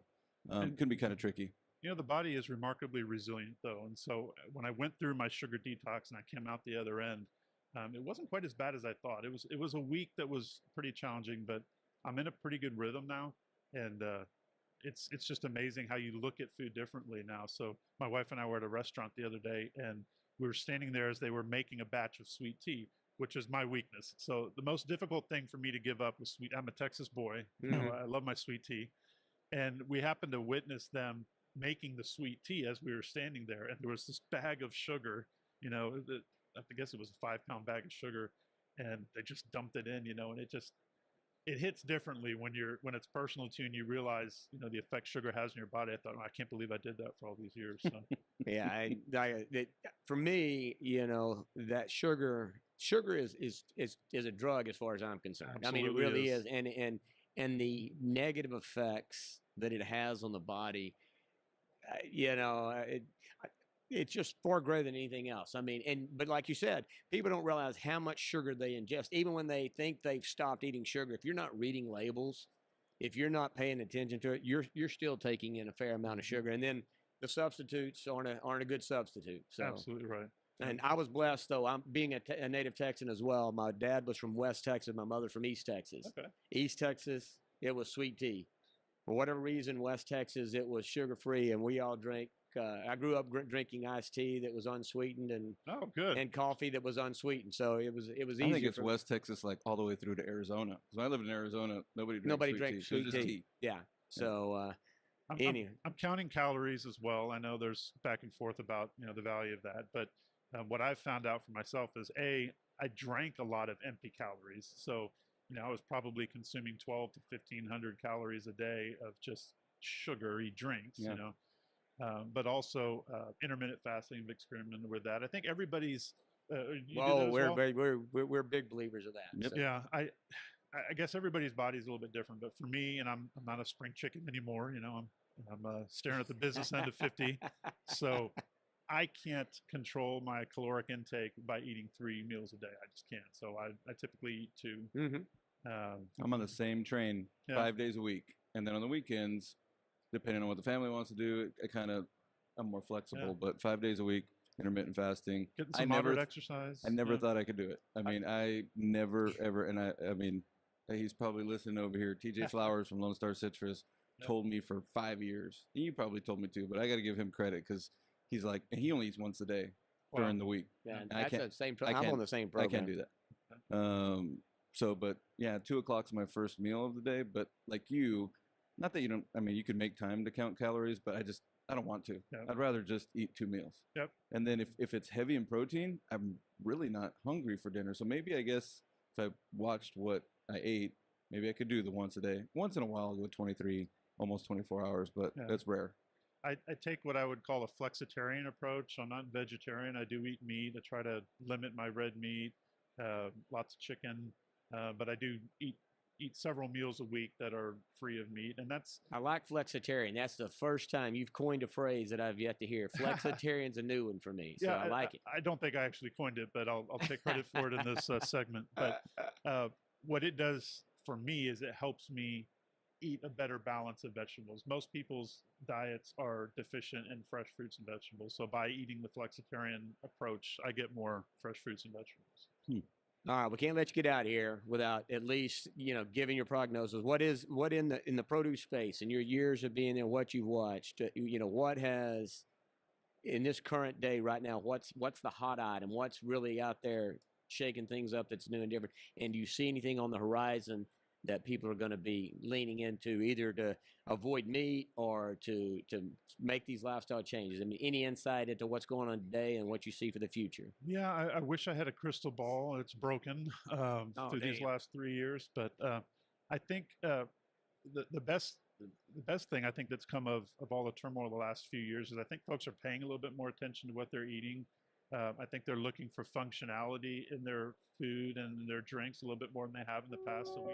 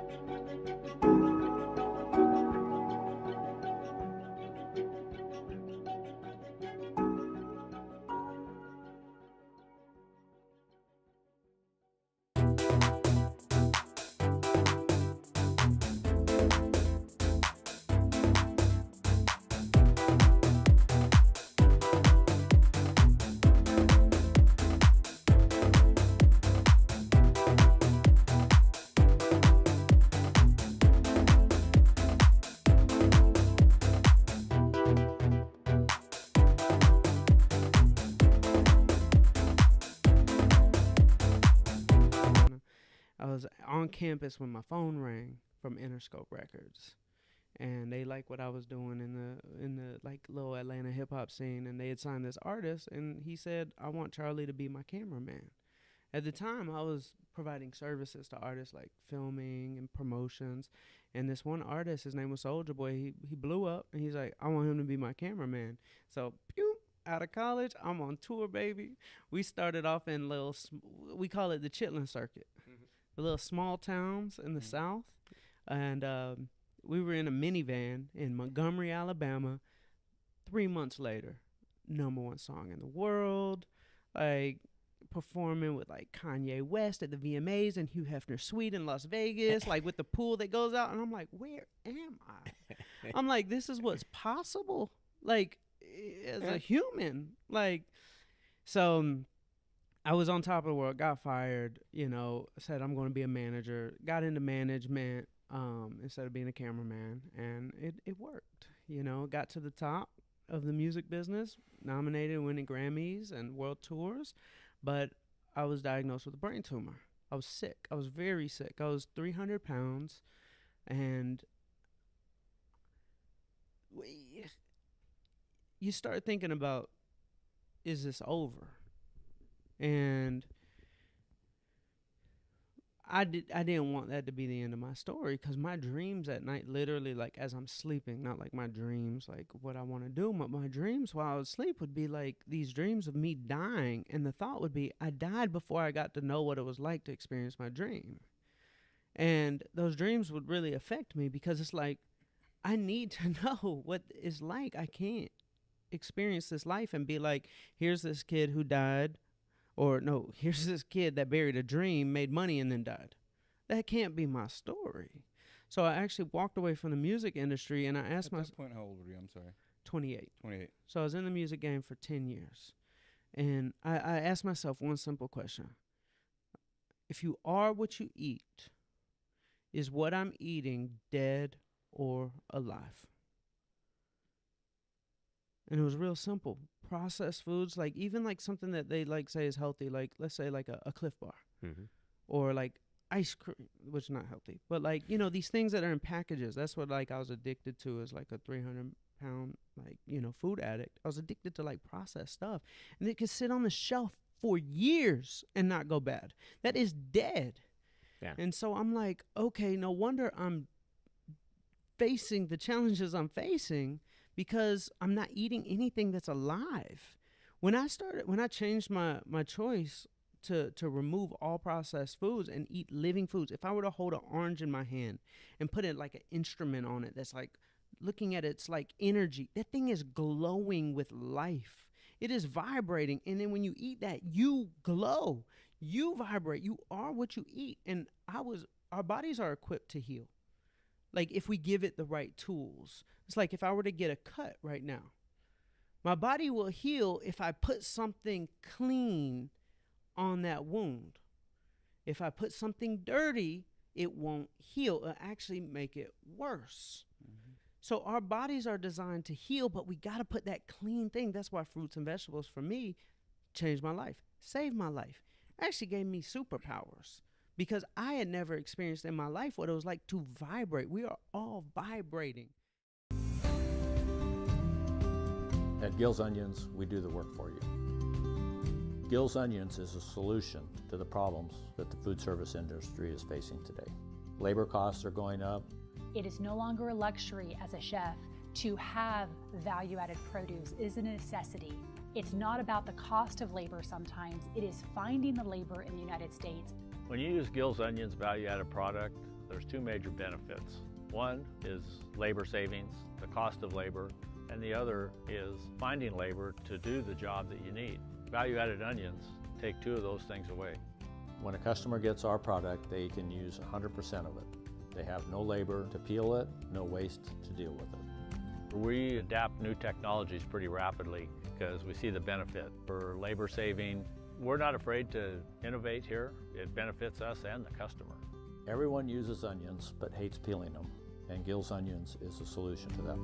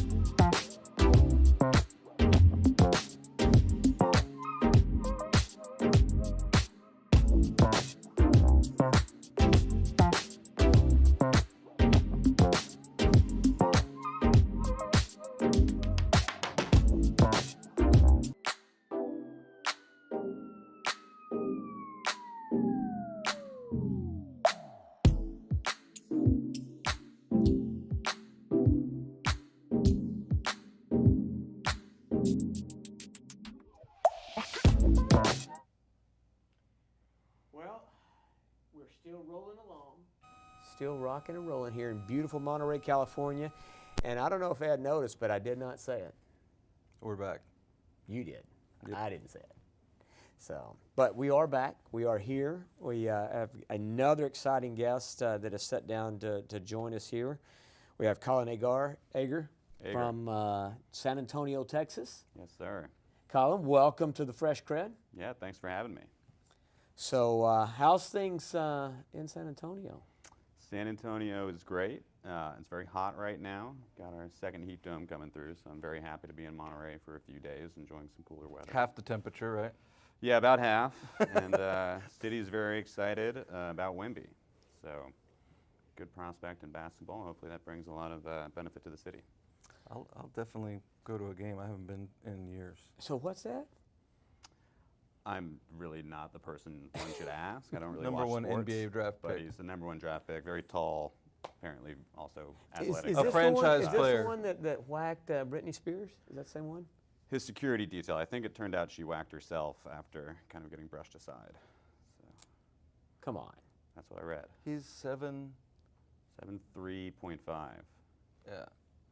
So That's next his Tim height. Duncan, next David Robinson, like that's the idea, right? Yeah. He's a franchise player that hopefully we can hold on to for the next 20 years, 15 years. Yeah. Be back in the championship circle. Yeah. Is Pop still there coaching? He is. Wow. Yeah, Or- they just gave him another 5 years, I think, in consideration of developing that player. He's been a hell God of love him. I mean, I can't believe he's got. I mean, I don't know how old he is, but surely he could have retired a long Yeah, time he ago. seems like he might have been ready.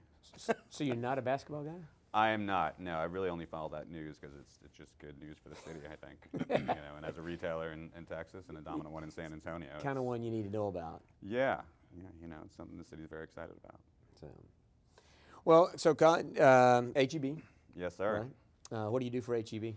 I am the business development manager for dry table veg, bell peppers, onions, and garlic. So that would be any versions of those items, field, greenhouse, and organic.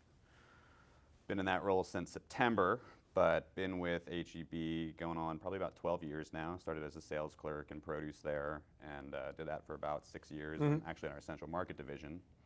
So you worked at the stores originally, right? Yes, Okay. sir. And I've been in the procurement office for about 6 years now. Which Central Market stores? Started up in Austin, Austin. at the Westgate store there. Worked both of those stores a little bit up in Dallas, and eventually transferred down to San Antonio. One of my favorite lunch spots.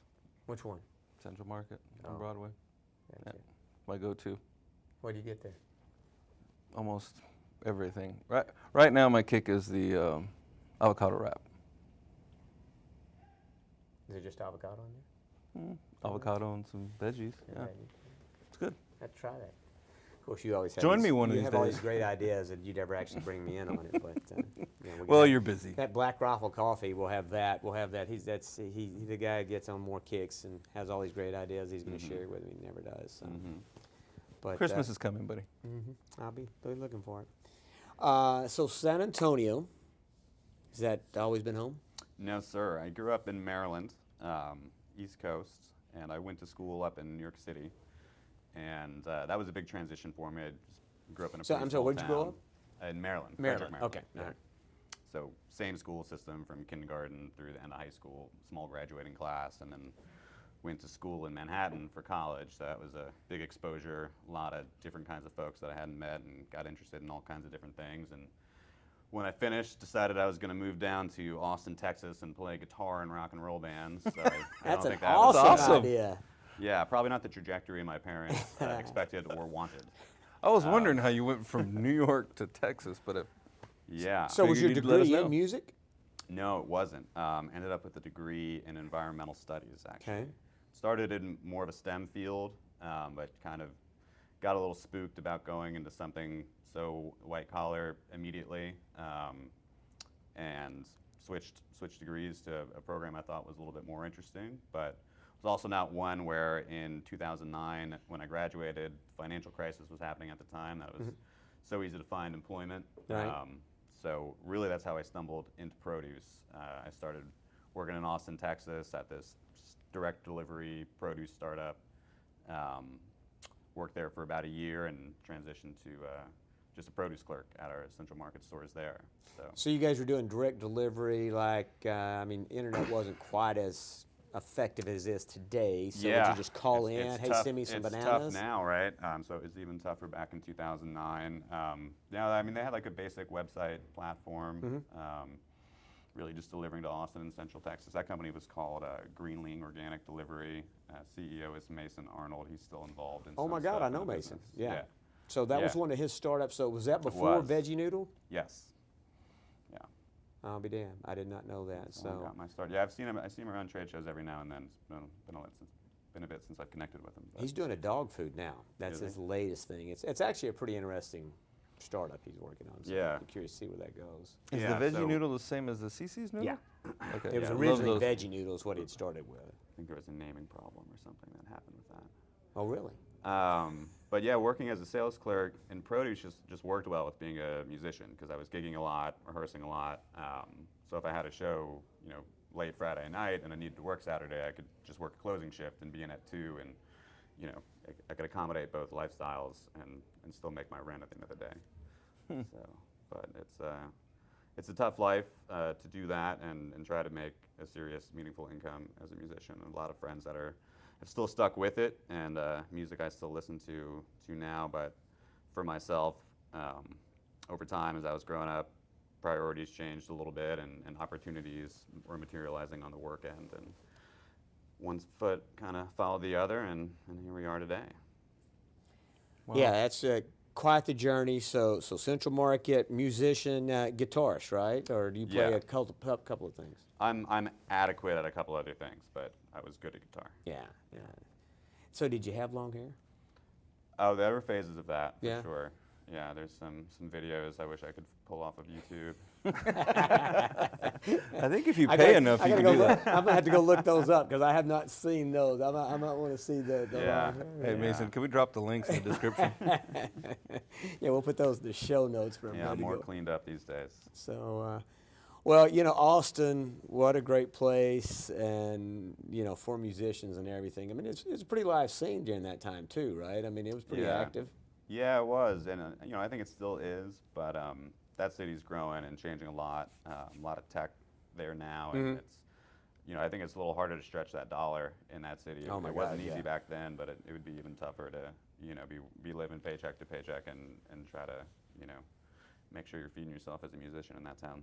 And South by Southwest was really starting to get traction then. I mean, I know Southwest had been around it was very well forever, established. So I mean, honestly, as like a local gigging musician, that event is really not set up to promote that artist quite as much, unless you've already got some decent traction behind you. So when that actually got started, it was actually, there was a lot of local, because they used to, in the original days of South, when it was just a musical deal, people would literally have shows like in their backyard.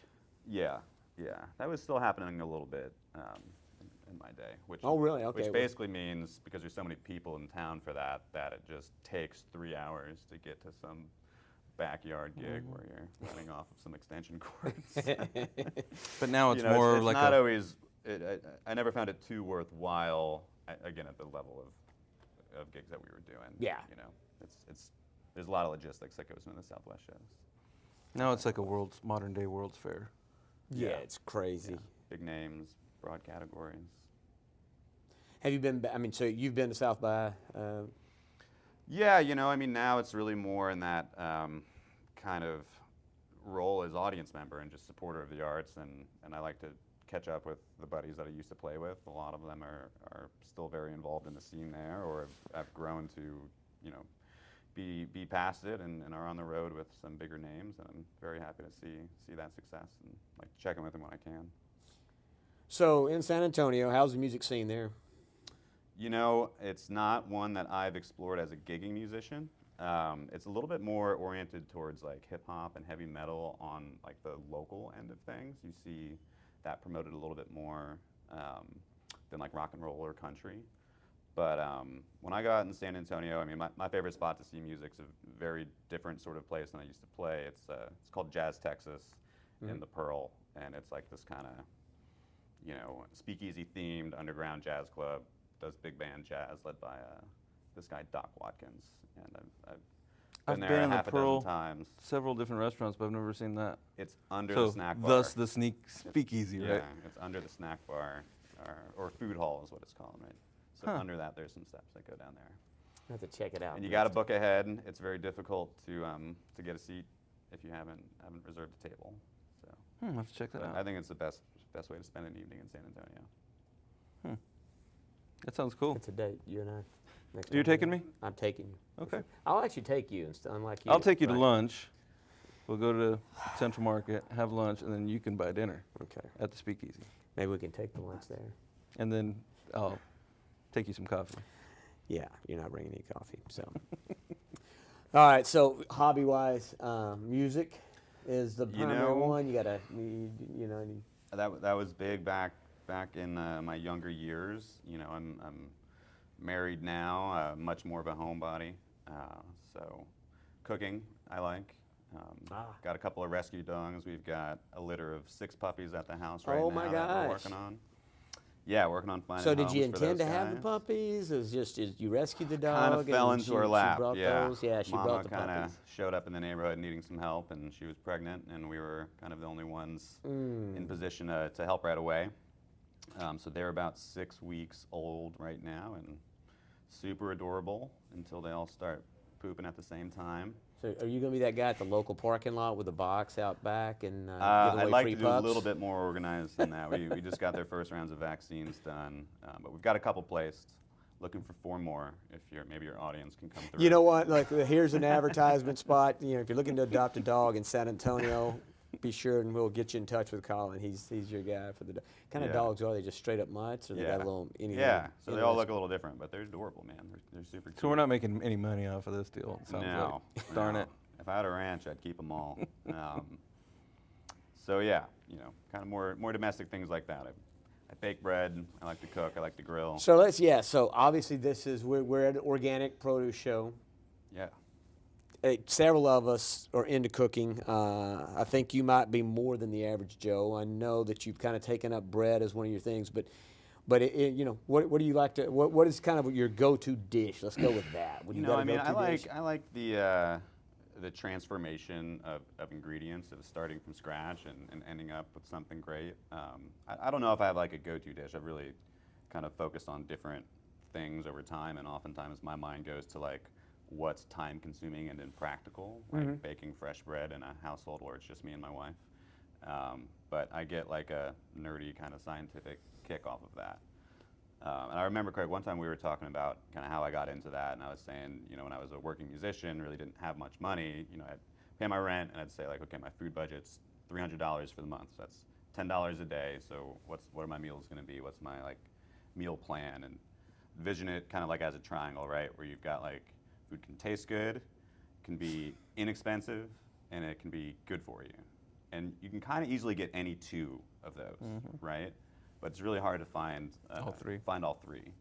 But for me, what I kind of realized was the secret to getting all 3 is that extra ingredient of time, right? So if you kind of learn to cook and learn how to shop, you can try to target that mix. So you got to eat every day, and you can make something as simple as chicken breast in a way that's dry and overcooked and unseasoned.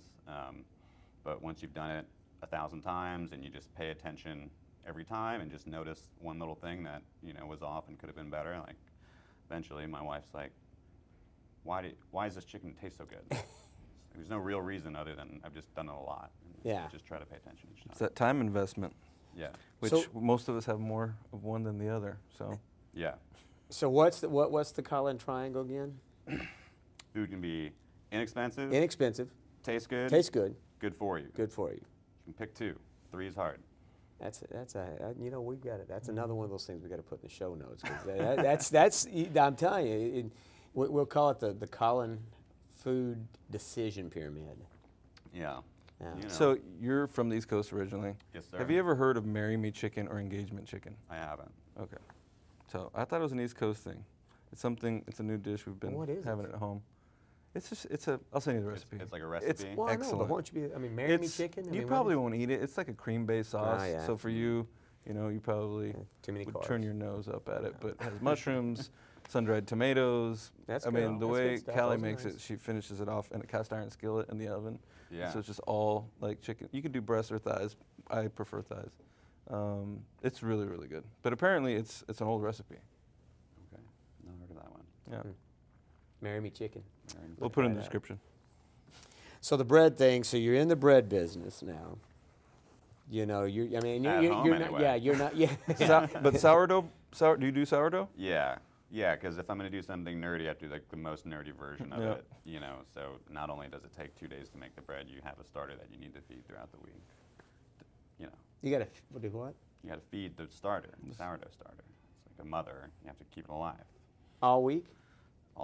Yeah. I mean, people. Yeah. There are It's sourdough fermenting, starters that have existed for more than 100 years. What? Yeah. How I does think that that's work? where Hand them down. Yeah, I think that's where like I don't know if it's probiotic per se, but there is. No, it would be like the original definition of probiotic. Right? Okay. Yeah, it's just That's what- wild yeast. It's a culture of wild I mean, yeast. I'm It's just familiar water with the and fact flour that you and- use a and that's it. starter and all that, but I mean, I didn't realize. I don't think that people handed this thing down over years. How does that work? So, like, you make the It will loaf live and as you long pull a as you piece feed off it. and you throw it in a. You Right. just- Yeah, so you discard when you feed it, right? You usually remove about half, and then you replace that weight with fresh water and flour. So if you don't have it in the fridge, you need to do that like once or twice a day. I do a slightly lazier version where I'll feed it usually twice over the week, What are you feeding it? just with flour and water. And then I put it back in the fridge. You sound so amazed. I mean, you should just make stuff up. You're like, Okay. I feed it dogs, or I feed it stray dogs. It's like a chia pet. So, okay? you know, I mean, It's like a pet rock. How often have we talked about feeding your bread? Huh? That's brand new to me. I'm It's sorry. a thing. Well, yeah. Again, I knew this. You're good at I eating knew about sourdough. this starter. For and the I've- term, obviously, yeah. Yeah, It's for something me- that has to be maintained. It's simple, but the same culture has been maintained for And that's the family part that's even generations or at finds. I certain find that even restaurants, more right? amazing, Yeah. right? You know. So like yours, where did you get yours from? So I've tried to start my own with limited success. I mean, honestly, it's not that hard to do, but I've struggled to have one lively enough when I've started it from scratch. So I actually ordered a live culture from King Arthur Flour, which is a premium flour brand. So they overnight it to you, and that one's been better than any that I've tried to start. Just like there's folks that do starter plants in the produce business, right? So starter yeast. Yeah. I'm not sure that's the same I thing. think Craig's about to get out of the produce game. Yeah, I'm getting into this. This We'll yeast be eating more deal. bread, that's for sure. Yeah. Well, we had Yeah. some last night, and I thought I made the comment, like, if you're going to have bread, have sourdough. Like, I try not to have bread very often, but Well, we didn't have sourdough last night. yeah, we did. You ordered that stinking cheese bread. It was sourdough with cheese on it. But you couldn't taste the sourdough. Yeah, it wasn't. Yeah, I also do road cycling. That's my other hobby. And part of the reason I like that is because that can give me at least one day a week where I can eat whatever the hell I want. Because then if I ride 50 miles in the heat in San Antonio, you're going to burn 2,000 Oh, calories my God, doing yeah. that. So what do you do? That way I can eat some bread. Oh, yeah. How far would you say 50 miles is a normal ride for you? Yeah, a training ride, yeah. I just did my first century race in April. That was 103 miles. Oof. Yeah. In Texas? Yeah, that was actually in the hill country, so a little bit of elevation to it as well. So that was a good challenge. How was it? It was very difficult. And dangerous. I've been on some of those roads. I come Yeah. around a corner and a cyclist is coming. Yeah, the courses generally are closed for races like that. For 100 miles, though? I guess maybe off and on. Yeah. They sections. start closed and then stop. Yeah. And they open up. I thought you were going to say there's one from Houston to College Station, but that's not quite 100 miles. There wouldn't be a lot of elevation on that one. It was No, 5,400 to feet Bastrop, for I'm the- sorry. For the one that I did. What's that? 5,400 feet of elevation for my ride. For your ride, yeah. Yeah, Wow. which was a lot for me. It's for serious cyclists, that's not a big deal. Yeah, it would be. So there in Tucson where I'm at, if you ever want a city that is biking friendly, Yeah. I can't imagine a city being better than this outside of maybe over in Amsterdam where everybody rides a bike. Right. But yeah, more bike roads, everything. I mean, they've got this huge Where's this? trail around. Tucson. Oh, in Tucson? So all my neighbors, everybody, and in Tucson is a city where it is some of the oldest, well-educated, healthy people I've ever seen. Right? I mean, you're talking about 70-plus-year-old people that would blow away a lot of the guys and gals that I know in their Go out 40s there, and I'm gonna get 50s. smoked. That's what you're saying. Well, no. What I'm going to say is, I run a little bit, but Yeah. it's fairly flat. There's not a lot of elevation. 3 miles, whatever. It's kind of my normal run. So a couple of guys in the neighborhood who are all plus 70, they've been, hey, you should join us for a morning ride one time. I was like, sure. I've got a mountain bike. Mm-hmm. And so it does have gears, but it's not really. So I get, so these guys, they've all got their road bikes. And it's a 24-mile casual ride. So it's I wish not you a would big have deal. told me. I would have told you not to go. Well, I did. I resisted for a while, but finally I said, you know what, guys, I want to get up and go with you one day. So I had got me a thing for my phone to strap on my handlebars, and I had a water bottle Came somehow prepared, rigged yeah. up on. And man, we weren't 2 minutes into the ride, and I bounced my phone off on the ground. You need to stock up on gears, is what you needed to do. Well, I have gears on the No, bike. but not enough. Yeah, not maybe. enough gears, and not the right The ones. point being is, these guys didn't slow down. Now, we Yeah. weren't riding super fast, but it would seem for a guy that doesn't ride, it was 24 miles. I knocked my phone off. I dropped my water bottle at one point, whatever. These guys never stopped. Yeah. Except for a halfway point, there's a stopping point. We stopped, and talked and went back up. And that was the one and only ride I went with those guys So because they scared you straight. they did. I decided, But what? if you got the right bike, you might be able to keep up. Yeah, even mountain bikes to mountain bikes. I mean, there's a difference between. I just don't know. Yeah, I'm just not sure. At least for that crew, I'm not the right guy. But just the whole point, these guys are not, they're not youngster, but super freaking healthy. I mean, that's really why I do it. It's the process more than it is the race. I'm not going to be competitive in any of these races. It was just trying to finish it. Oh, yeah. But to even be in a level of fitness that you can approach doing a 100-mile bike race with a little bit of elevation, it means you need a training plan. And it's that kind of habit I hope to carry into, later age and stay young longer.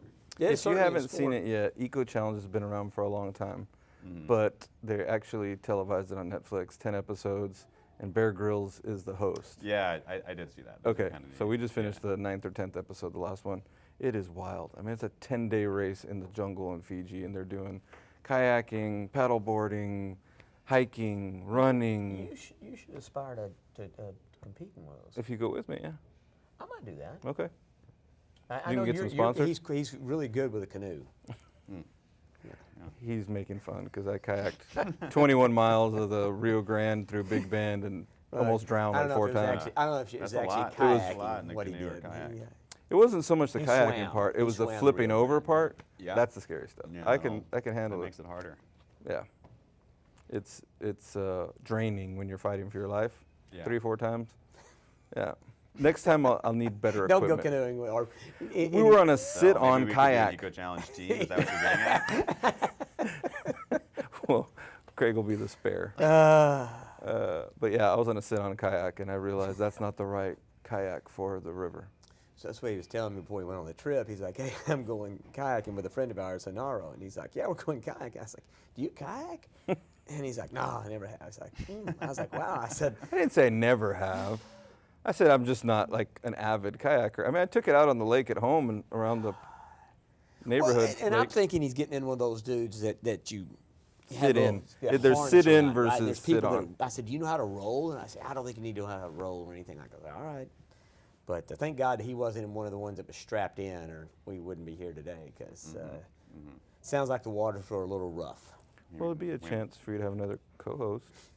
Yeah, I'd have to find somebody else with like an E in their name, Ed in their name, so. Or just another Ed. But no, but anything, any triathlons or anything in your future, or is it strictly biking? No, I like the cycling. I think with any kind of fitness, you got to find what you like to do and what doesn't seem like a chore.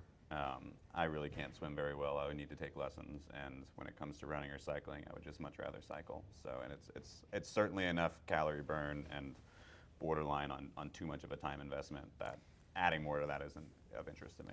Yeah, so you said 50 miles is your training run. Are you doing that twice a week, 3 times a week? What do you do? I mean, I try to do like one long ride a week, basically. Okay. And then if I can get in 1 or 2 shorter ones on a weekday, that'd be good.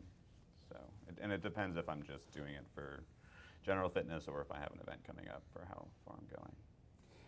You know, so, and we kind of ask everybody all this, right? So a lot of the people we talk to have some sort of an exercise regimen or whatever. They do something, you know, and a lot of us are kind of the same way, right? It's like, I do this so I can eat bread, or I do this so, in my case, it's always I do this so I can drink old fashions. But the question is, you know, for you, what do you find more beneficial, or do you have a food regimen? Do you have is food a bigger impact on your health, or is it the exercise? I wouldn't say I have a food regimen, but you know, I'm interested in cooking, and I think, you know, the writer, I think it was Mark Bittman.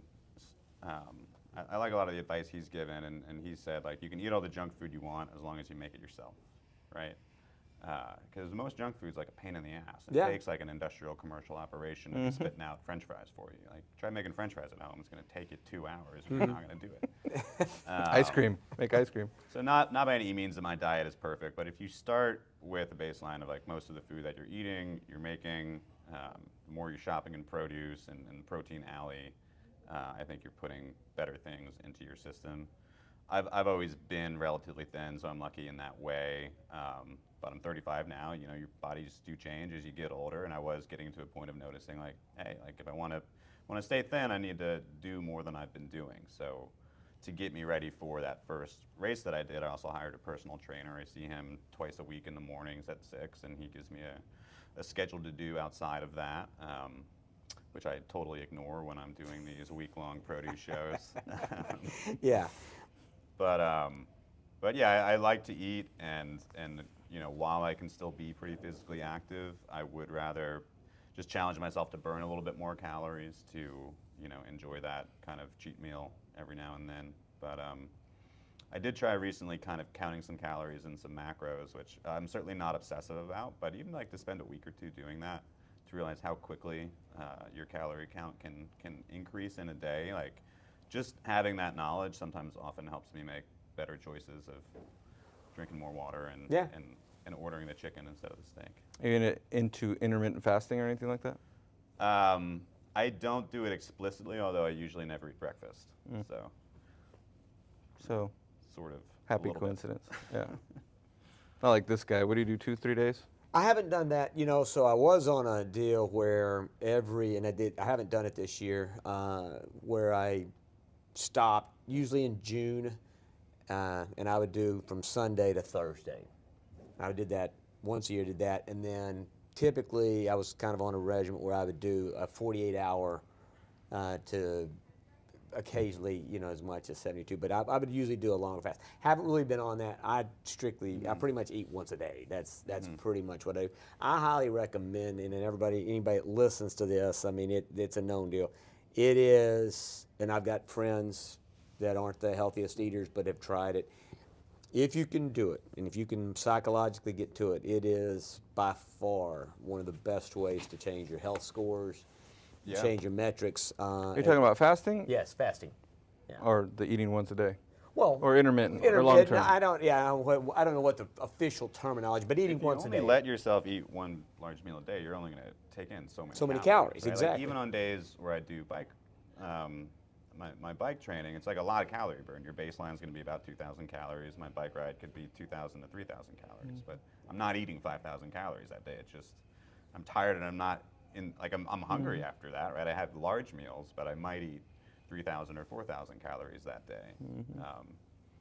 So you're only going to take in so much in any one sitting. So I think just by default, by default, you absolutely probably more normal to where like a human kind of evolved to be.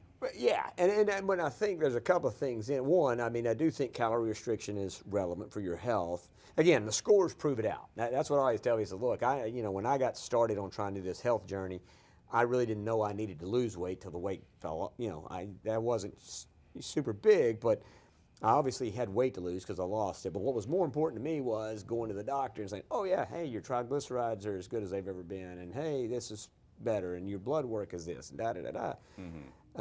And it is a great way to get your body in a healthy way, but I do think it's the calorie restriction. I do think it's your body being more like what it was built to. We weren't built to eat all day. Yeah.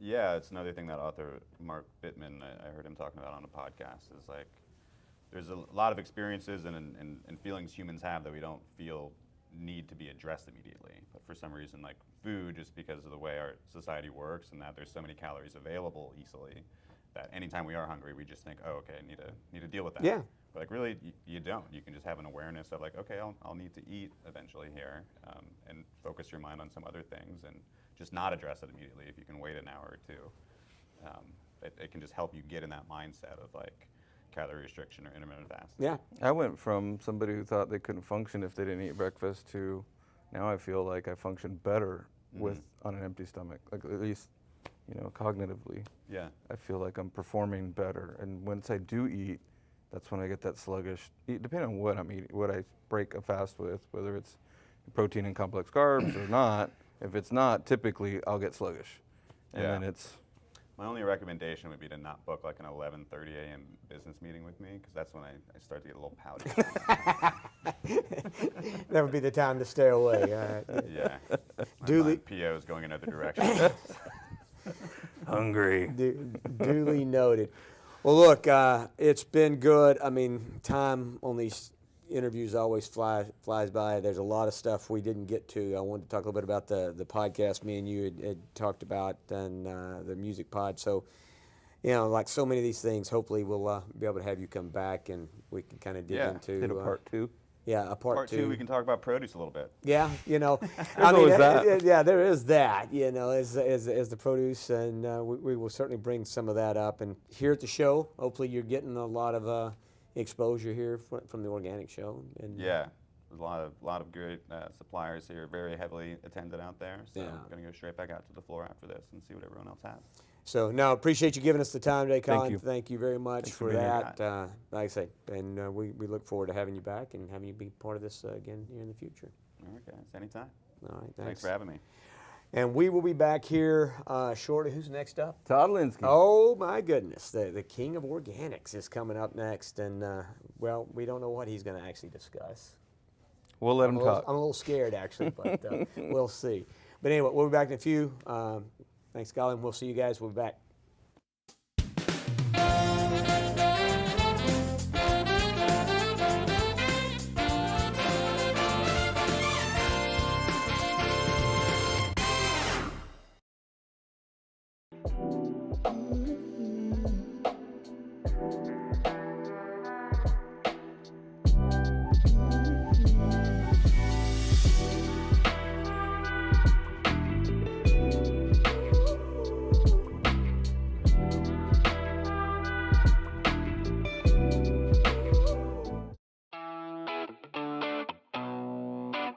Welcome to Behind the Greens, devoted to quality, consistency, and an ever-evolving perfect produce program.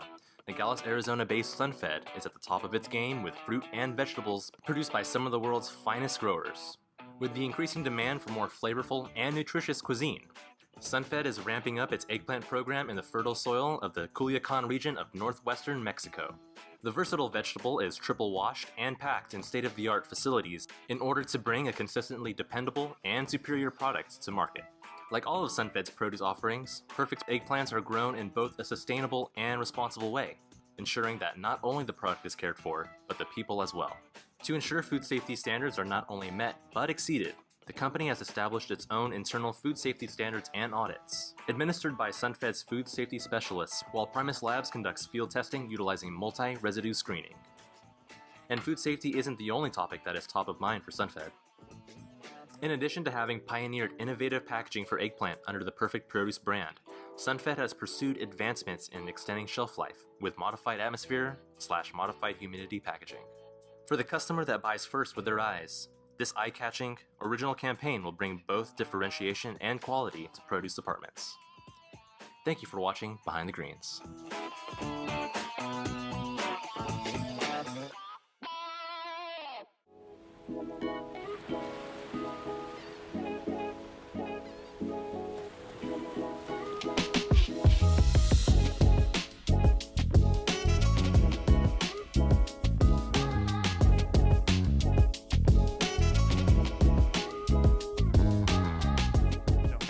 Personal journey myself. We were talking earlier about eating more fresh fruits and vegetables. Not to go into too many details, but my doctor told me that my blood sugar level was too high. So I cut sugar out. That's difficult. I don't know if you've ever tried to cut sugar out. When you start reading labels, You're talking to Mr. Anti-Sugar. there's so, sugar I in am everything. Yeah. I have a mild whipped cream addiction, so Oh. I recall the first 36, 48 hours of going off of sugar. It was a withdrawal. It was a legit withdrawal, and so, more important to me than actually eating, sugar free or replacing the sugar is just eating things that are naturally free of sugar or naturally more healthy. So more salads, more fresh fruits and vegetables. So it's really personal to me now. The artificial sweeteners are a little tricky because so when we did the cleaning challenge the first year, can't remember the doctor's name, the celebrity. Oh, Ian. Yeah, I don't know. Gosh darn it! A celebrity doctor helped us out the first year we kicked off the cleaning challenge, and he brought to my attention that artificial sweeteners can be a little bit dangerous because your body perceives it as sugar. So as far as your insulin triggers, absolutely. Yeah. So like when I was using 5 packets of Splenda to sweeten my coffee, thinking that I was doing myself good, it was actually, from a physiological standpoint, relatively the same effect as far as insulin levels are concerned. Sure. So it can be kind of tricky. The body is remarkably resilient, though. And so when I went through my sugar detox and I came out the other end, it wasn't quite as bad as I thought. It was a week that was pretty challenging, but I'm in a pretty good rhythm now. And it's just amazing how you look at food differently now. So my wife and I were at a restaurant the other day, and we were standing there as they were making a batch of sweet tea, which is my weakness. So the most difficult thing for me to give up was sweet. I'm a Texas boy. I love my sweet tea. And we happened to witness them making the sweet tea as we were standing there, and there was this bag of sugar, I guess it was a 5-pound bag of sugar, and they just dumped it in, and it hits differently when it's personal to you and you realize, the effect sugar has in your body. I thought, I can't believe I did that for all these years. So. Yeah, for me, that sugar is a drug as far as I'm concerned. Absolutely I mean, it really is. and the negative effects that it has on the body, it's just far greater than anything else. I mean, but like you said, people don't realize how much sugar they ingest. Even when they think they've stopped eating sugar, if you're not reading labels, if you're not paying attention to it, you're still taking in a fair amount of sugar. And then the substitutes aren't a good substitute. So. Absolutely right. And I was blessed, though. I'm being a native Texan as well. My dad was from West Texas. My mother from East Texas. Okay. East Texas, it was sweet tea. For whatever reason, West Texas, it was sugar-free, and we all drank. I grew up drinking iced tea that was unsweetened, and and coffee that was unsweetened. So it was easy. I think it's West Texas, like all the way through to Arizona. Because when I lived in Arizona, nobody drank sweet tea. Just tea. Yeah. So I'm counting calories as well. I know there's back and forth about the value of that, but what I've found out for myself is I drank a lot of empty calories. So I was probably consuming 12 to 1,500 calories a day of just sugary drinks. But also intermittent fasting. I've experimented with that. I think everybody's. We're big believers of that. Yep. So. Yeah, I guess everybody's body is a little bit different, but for me, and I'm not a spring chicken anymore. I'm staring at the business end of 50, so I can't control my caloric intake by eating 3 meals a day. I just can't. So I typically eat 2. Mm-hmm. I'm on the same train 5 days a week, and then on the weekends, depending on what the family wants to do, I'm more flexible. But 5 days a week, intermittent fasting. Getting some moderate exercise. I never thought I could do it. I mean, I never ever, and I mean, he's probably listening over here. TJ Flowers from Lone Star Citrus told me for 5 years. You probably told me too, but I got to give him credit because he's like, and he only eats once a day during the week. Yeah, that's the same. I'm on the same program. I can't do that. So, but yeah, 2 o'clock's my first meal of the day. But like you, not that you don't. I mean, you can make time to count calories, but I don't want to. Yep. I'd rather just eat 2 meals. Yep. And then if it's heavy in protein, I'm really not hungry for dinner. So maybe I guess if I watched what I ate, maybe I could do the once a day. Once in a while, I'll go 23, almost 24 hours, but that's rare. I take what I would call a flexitarian approach. I'm not vegetarian. I do eat meat. I try to limit my red meat, lots of chicken, but I do eat several meals a week that are free of meat, and that's. I like flexitarian. That's the first time you've coined a phrase that I've yet to hear. Flexitarian's a new one for me, so I like it. I don't think I actually coined it, but I'll take credit for it in this segment. But what it does for me is it helps me eat a better balance of vegetables. Most people's diets are deficient in fresh fruits and vegetables. So by eating the flexitarian approach, I get more fresh fruits and vegetables. All right, we can't let you get out of here without at least, giving your prognosis. What in the produce space, in your years of being there, what you've watched, what has in this current day right now, what's the hot item? What's really out there shaking things up that's new and different? And do you see anything on the horizon that people are going to be leaning into, either to avoid meat or to make these lifestyle changes? I mean, any insight into what's going on today and what you see for the future? Yeah, I wish I had a crystal ball. It's broken through these last 3 years. But I think the best thing I think that's come of all the turmoil the last few years is I think folks are paying a little bit more attention to what they're eating. I think they're looking for functionality in their food and their drinks a little bit more than they have in the past. So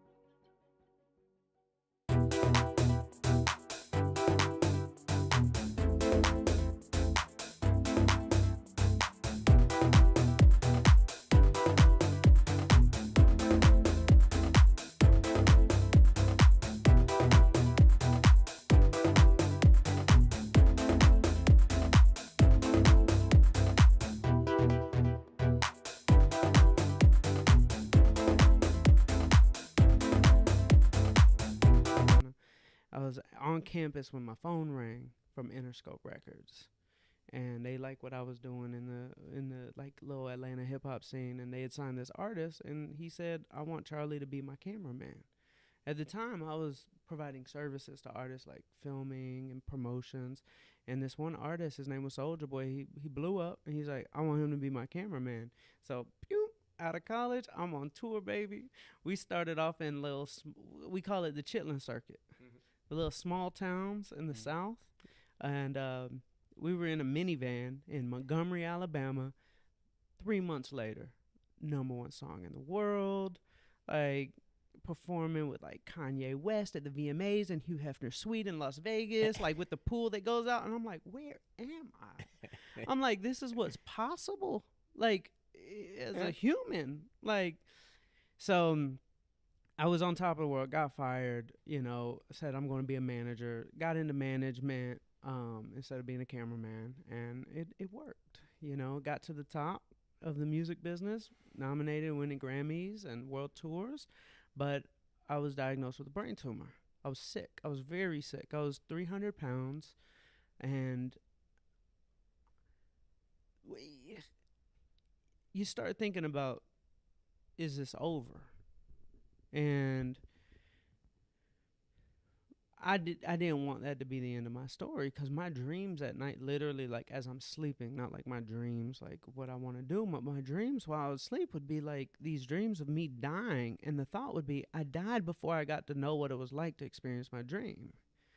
And those dreams would really affect me, because it's like,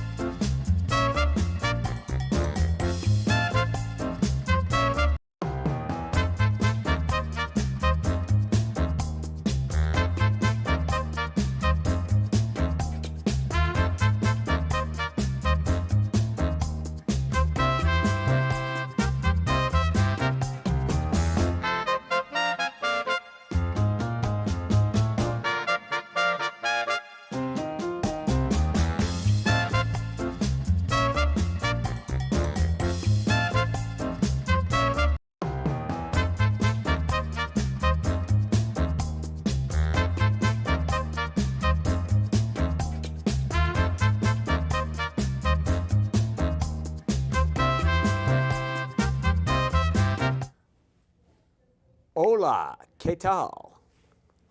That was high energy. That's different, right? Yeah, I like that. Yeah, That's yeah. very different. That's very nice. Hey, who's that? This guy? Yeah. You recognize him? I was a waiter, and you guys just invited me in. I don't know what this is. I feel like I'm sitting between two ferns right now. We look for some ferns. You should have got ferns. Ferns are that's a great show, by the way. That's hilarious. It's one of the best ones out there. It's wonderful. So I don't think we have to introduce this guy, but we You can see will me in the anyway post because it's office only. on the wanted poster, guys. Is that what you're saying? It's only. Take Take it easy on him. This Only might be out his of first time on a podcast. I realize he's a bit nervous, so we're going to take it easy. Petrified, yeah, I am. I had to see my therapist this morning just to get me through this. Get ready. Yeah, I did a lot of breathing exercises. Took a little coaching, Yeah, I need to be coached up. That's why I'm here. So yeah, this is Mr. Todd Linsky. He is the founder of the entire organic movement in the produce industry, and so I put the O in organic. That was it. Yeah, he is. Yeah, he lived an organic life. He was from the organic world. He used to walk the streets of Bakersfield barefooted, just to show his commitment. Backwards and barefooted. With Dwight Yoakam or Buck Owens. Buck Owens. Buck Owens. Yeah, me and But Buck. didn't Dwight Yoakam sing the Streets of Bakersfield? He did sing Streets of Bakersfield, and Dwight Yoakam has kind of patterned himself after Buck Owens. He was a 100%. very big fan of Buck. So, but no, Mr. Linsky is glad to have you here with us. Thank you, brother. We all Kind go enough back. to join us. He's kind enough, and break away from the action. God only knows where this interview is going to go. We could have an all day one. I'm not sure. I'm pretty sure nobody will sit here and listen to us all day. But I don't have that much to say. You're going to bore me, I'm sure, by the time this gets rolling. So we're good. Yeah, I think not. Yeah, I think we're good. And we're plus gonna my keep deep it. breathing exercise, like I have to stay monitored into my heart flow, so I got to keep it at even keel. So I can only do that so long. So is that something you're doing these days? No, not at all. I'm just making it up on the fly. Because like you said, I was nervous, so I wanted to make sure people really understood I was. Trying to make himself, trying to make himself sweat. So Todd, tell us about the organic world. How you founded it. I founded it. Did it start in a log cabin? It started in a log cabin. Well, actually, I was in a covered wagon, and I came built a over the log Sierras. cabin. Moved over the Sierras, built a log cabin. It's a long story. It's a long story. No, Were mushrooms involved in this, and not the healthy kind? Back then, truthfully, to be honest with you, there was guys making more money selling pot back then than they were doing vegetables, right? They did the vegetables as a cover to grow the pot. That's a big part that was of what their the cover industry crop, so to speak. 100%. Their cover crop was veg. Yeah. The very first organic farm I ever went to when I started this adventure, and I was up here up by Santa Cruz. We pulled up on this farm, and there was a gal out there pulling weeds. Mhm. She was topless. Pulling weed or weeds? Weeds with a D. Well, yeah, I guess it'd be the same thing. But she was weeding out there. She's pulling weeds. She was topless, and I thought, what the hell? What is happening here? No, seriously, like what is happening? And we take a tour of the farm. It's a true story. Take a tour of the farm. We go into this barn, right? Because I want to show you my barn. And I walk in the barn. I don't know. It's fairly decent size. It wasn't a small place. And hanging from the rafters of this barn was just an unlimited amount of pot plants hanging from ropes.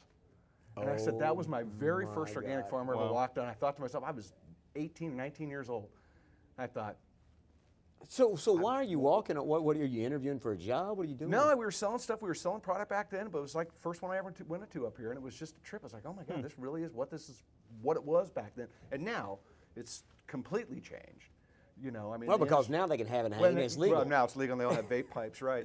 But it's the transformation of this industry is so interesting to watch because when I started back, the days before electricity, there was no shelf space. We weren't on the shelves, right? We dialed for dollars every day. We got hung up on countless times trying to find places to put product. So to see it back then and be a part of that experience and then come to an event like this or to walk into a retailer anywhere around the world today and see the presence of this category, it's really wild to see. And it's also really wild to reflect back upon where this industry started to where it is today and the difference in trajectory. Well, the goal is still the same, right? There's a different level of trajectory, there's a different level of vibe out there than there was back then. And I think because I've been doing this for so long, because I've seen it from the perspective, especially the last 8 years doing my own independent consulting, it's just got a really unique perspective to it. It's still a fascinating business, right? And I think what I find more fascinating about it today is that we're farther away, I think, from appreciating the true value of food than we were back then. Really? Yeah, I really believe that. I really believe that we've worked really hard to make food cheap and less valuable in the consumer's minds in a lot of ways, and I think it's a really dangerous narrative. And we can go down the deep dark trail if you want or not. No, we like You dark don't trails. think you don't think it's a question of extremes? I think it's kind of one extreme to one side or the other. No, I really don't. I think that in our country we are so blessed with having a food supply. We are so blessed with the fact that so much comes from here, and that we live in a world that, you know, you turn on the TV, it works. You turn on the lights, they come on. I mean, there's a lot of that. We don't really suffer for food in this country like they do in other places, and I think that it allows itself to change the narrative a little bit. And I think that we don't necessarily appreciate our food supply in the mannerism that we should.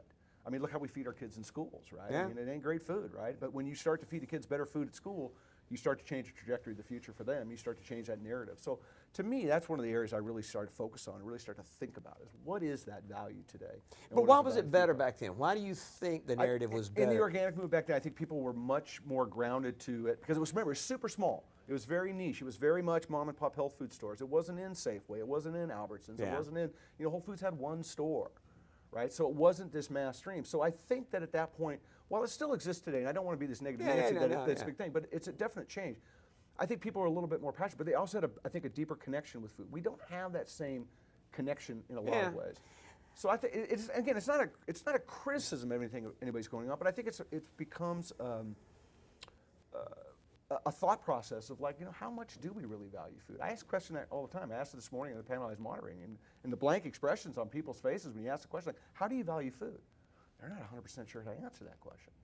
So it's an interesting, it's an interesting path to walk. It's very fortunate to be on the path too. So It's in that amazing. question, so I'm going to flip that question back on you then. Yeah, So go ahead. how do you value food? Well, I think you have to look at food in a multiplicity of ways. What's food doing for our climate? What's food doing for our health? What's food doing for our economy? And I look at food and kind of peel it back from that. Obviously, the health benefits of food are astronomical. You look at what they're doing with prescription programs today. They're talking about starting, little prescription programs for produce. Why take a pill if you can eat an apple? But we don't talk and we don't think about that. So I think that's something we need to work at valuing more. You look at the climate issues. So many things can be rectified through better agricultural practices and doing things a little bit differently. There's climate mitigation that can happen. And certainly economic factors are massive when it comes to agriculture. So to me, when I think about valuing food, it's not about the calories. It's about what is food doing for the bigger overall goal of making a better planet. Okay. That was deep thought, man. That is deep I am thinking. literally exhausted. That's a lot to chew on. I think he's chewed on some mushrooms. That's what I'm. Not before this. Well, not today, anyway. Not today. No, but I mean, so to answer your question, the original question, the industry has been very, very unique to watch. It's been frustrating at times. I think we've eaten our own a little bit. I think we've been a lot, as you would expect in some ways, and I mean, they'll be mad if I say it, but the organic people, a little disorganized in a lot of ways, and that's hurt the business in some fashions and being better, being more connected, and doing some bigger, better things. But I remain optimistic and positive and think that this is a great industry, and I think food is medicine, and I think it's valuable, and I think we need to be talking like that. I think we need to be pushing the ball down the field and working with the healthcare providers and the school providers and changing it, because quite frankly, I think the fastest way you're going to change the food narrative in this country is start feeding kids better at school and start teaching them what we didn't learn. You ate square pizza with tomato sauce. Oh, for sure. Freaking corn dogs and made fish sticks on Friday. God, Shut it was up. good too, man. Are you Yeah, with kidding the me? tartar sauce, glow in the dark tartar sauce. Come on. Wasn't a big fan of that. I got to be honest. Yeah, So- sloppy Joe was my day. Somehow I can believe that. Sloppy Joe was I my mean, day. seriously, don't you? I mean, if I think about what would be for him, it'd be sloppy Joe. Sloppy Joe. I could see you eating a sloppy Joe with a fork and knife. A spork. Not back then. No, Spork. you, it was you, a spork. the CrEd of peel today. back and the peel back grape juice. That's yeah, what we had. I wasn't a germaphobe when I was a kid. I didn't, Are you one now? I am. Well, okay, people define me as that. I don't really think of myself as one, but Well, if people have defined you as a germaphobe, I'm pretty sure they figured out you're a germaphobe. just because I don't like to You wear a drink after t-shirt? I people, mean- and I like people to wash their hands. That's two things that are really important to me. All right, well, that's fair. I don't like to drink after them, and I'd like for them to wash their hands on a regular basis. All right, I'm fair with that. That's kind of just good manners. I don't know if that's a germaphobe. That's what I say. Yeah, That's what okay, I'm I thinking. go with that. Yeah, I wouldn't You know. call you a germaphobe. But I check with people, make sure they wash their hands. Sometimes people Okay, well, that might be weird. find a bit offensive. You're not standing outside the bathroom door going Sometimes. like hand check, are you? I have. Get your sanitizer out there? Just ask them, hey, you did wash your hands, right? Or make sure you wash your hands. That's just a reminder. I like that. Yeah. I can respect that. Yeah. I can respect that. All right, so you're selling. So I'm curious before we move up past this. So was she wearing sunscreen or what? Yeah, I don't know at that point. I mean, I would assume so. I would hope so. Probably not. You know, maybe probably had patchouli. I would think something. Yeah, it was really wild. I mean, to that jump out of doesn't the seem truck. really healthy. No, but to jump out of the truck and start right there was like, oh, this is really. That was wild. probably when you thought to yourself, Oh, I'm in. This is, I'm all in. One that got pot hanging in the rafter. Yeah, but to what we were saying, I think before we started recording, it's like, there was guys that was the business model. Yeah. Right? They made cash at the farmer's market, unreported for the most part, and they grew, illegal grows up in the foothills of Santa Cruz, and that was how it worked. And these guys would take off for 3 months and go surfing and whatever the case was.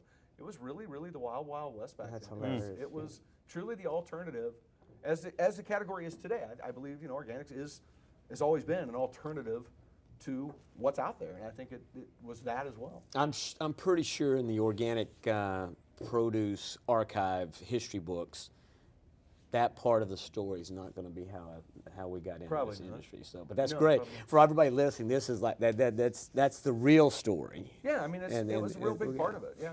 All right, so you go from you're peddling wares at the organic farms. Yeah. You wind up at a grocery store, correct? Well, I started retailing first. I stumbled into a job in a natural food store in San Diego, and I thought it was a great gig. Worked from 3 to 10, night manager, play golf in the morning, go to that, type of a deal. Yeah, it was perfect at my age. Yeah. And the produce department was a complete debacle. I mean, it was just a disaster. I mean, it was just half the stuff could have just walked out itself the back door, right? And so I went to leadership at the store. I went to the owners. I was like, look, I don't know anything about produce, so there's no way I can make it any worse. Right? I mean, so let's give it a shot and see what we could do. And so I took that challenge on and went up to the street in Los Angeles in the market. The store was down in San Diego, and I went down to the market in Los Angeles and had a friend of a friend that was up there, and he kind of toured me around a little bit and gave me, I'll never forget, wearing a tie. It looked like a complete schmo. And, knocked on some doors like, how can I buy organic produce? How can I get stuff, for my store? And I went into a company called S&S Produce, which was starting off in Los Angeles at the time, was the Shearer brothers, which were instrumental in starting, especially Tony Shearer, instrumental in starting the organic movement in a lot of ways here in California. Okay. He's now leading that same charge in Australia today. And I walked in and I said, hey, I'm Todd, and I work this market, and I really would like to buy produce from you, and I need organic produce for my store. And he said, oh, that market.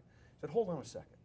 And I'm sitting in there, and I'm wearing a. God, I'd like to see I'd like to see young Todd Linsky in a tie. And if it would have been a clip-on, it would have just been the cherry on the sundae.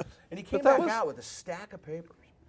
You took a lot of initiative there, right? Oh yeah, so, totally. I mean, I had nothing to you lose. were operating way outside of your job description. 100%. Just walked in cold. So do you remember where, like, the aha moment was, or the catalyst to what made you go that extra mile?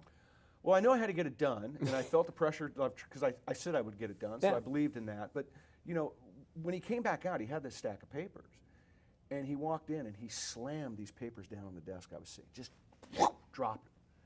And he looked right at me. He goes, "Why don't you pay these effing bills first? And then I'll sell you." My God! And I mean, what would you do at that moment, right? I walk in like all of a sudden it's like it'd be in a bank robbery. Like I don't know what the hell to do at this point. And I looked at it, and I looked at the deal and what it was and the amount of money that it was, and I just looked him straight in the face. I'll tell you what, if you believe in me, I'll get these bills paid, but I need to buy produce. And he took a step back and he said, okay. And I got his bills paid. I bought produce from him, turned around, and he actually hired me, and I was on the street in Los Angeles. Get the hell out. Buying for retail and doing that, and I brokered on the streets. So he'd start at 1:30 in the morning, and you'd work until 1:30, 2:33 in the afternoon. Always try to get out of LA before traffic hit. Yeah. And you'd put in those 12-hour days every day, hustling produce and dialing for dollars and trying to get stuff done. And from there, we created the very first grower-shipper operation in organics called Ocean Organic Produce with Bud Capurro in his old cabbage shed in Moss Landing. That was before Earthbound really got rolling. I remember when Drew came in and they brought in the very first bag of packet salads that they did, and they were doing it in their What garage. year was that when they brought you? That was in the late 80s. I'm trying to think when Earthbound started the packet. It might have been the early 90s. Yeah, something. Probably Yeah, 1990s, I like something that. Yeah. You get back that far, it's a little fuzzy. But yeah, so we started doing that, and then from there, Cal Organic was really, really small, just getting started. And I'd met Danny before, and where was Cal? So they were operating. They were operating. They were really small. They just started with a 1/4 acre of butter lettuce. They were doing some stuff. They were kind of getting going, a few acres, nothing really major, but he was doing a really good job. He was always about quality. And they approached him about selling his deal, and he said, well, in a nutshell, sure, I'm interested, I guess, but I want somebody on the farm. And he asked me to come down and move down to the farm, which I did. and wasn't married at the time, and moved down there to Bakersfield, and we started that, and he did it for a while, and then we broke off and started our own. He didn't want to continue with that, started his own sales company, and from there, you know, was dialing for dollars. It was trying to put food on the shelves, but it was really quality based. It was really about the number one thing was always about quality. Like fill the box, right? Like so you throw an extra 5 chard leaves in a box. Is it really going to move the needle? No, it's not, but it's going to be an appearance that people are going to say, this is fantastic stuff. So that was a really great backbone to have, because when you're dealing with quality as the number one thing, you know, people will forget about the price, but they'll always remember the quality. And so it was super, super important and recognize that. So that really helped us build that. And that went along for quite a while, and then industry changed, started to grow, started to kind of get going. And this is, you know, this was also, when I got started, it was pre-Hour, pre-60 Minutes, which was really the precursor to a lot of the growth that happened. I mean, it goes way back.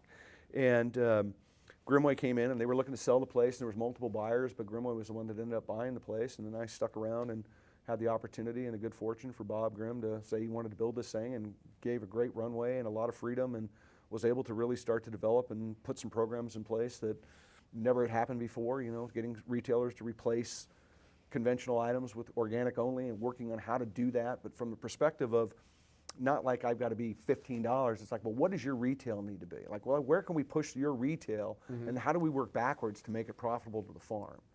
And that was really the first opening strategy we did when we put it into the mass market. It was something that I was really proud of doing and worked really hard, especially with the boys who now turned into Ahold, but back then it was Edward Stores and Giant and Carlisle, and the boys, Jeff Boyer and his team, were so embracing the process of trying to grow this industry amongst other retailers in the very beginning. But that was really one of the first retailers that went really mass market. Really, East Coast? Yeah, really mass market TV commercial. They really went at it.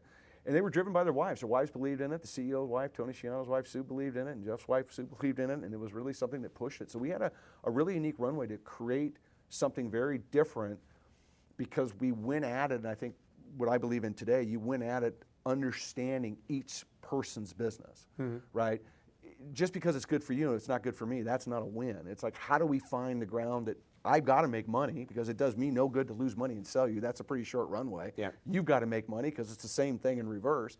And so we were able to work through that. And it really was, I think, the building, that first rung of the ladder foundation that we built on how to scale this thing to all retailers, that you finally figured out, like, okay, I know that this is the right price point to be, and I know this is what it's going to work at retail. Because at the end of the day, you know what I know. The difference between selling something at 79 cents or 89 cents does not change anybody's perception of buying. Now, 79 cents to $8 will. Oh, yeah. Right? But that's small. So we've had those conversations, like, how can I do it? Like, can I make more here because you have to be here? And that's how we structured that thing. And it really, really, I think, brought the buying team, the merchandising teams to the table, because they were really vested in what I was doing as what I was trying to create for them, and putting stuff in the box. And so we had this symbiotic relationship that was codependent upon each other, but it was solely based on honesty and based on understanding each other's business model.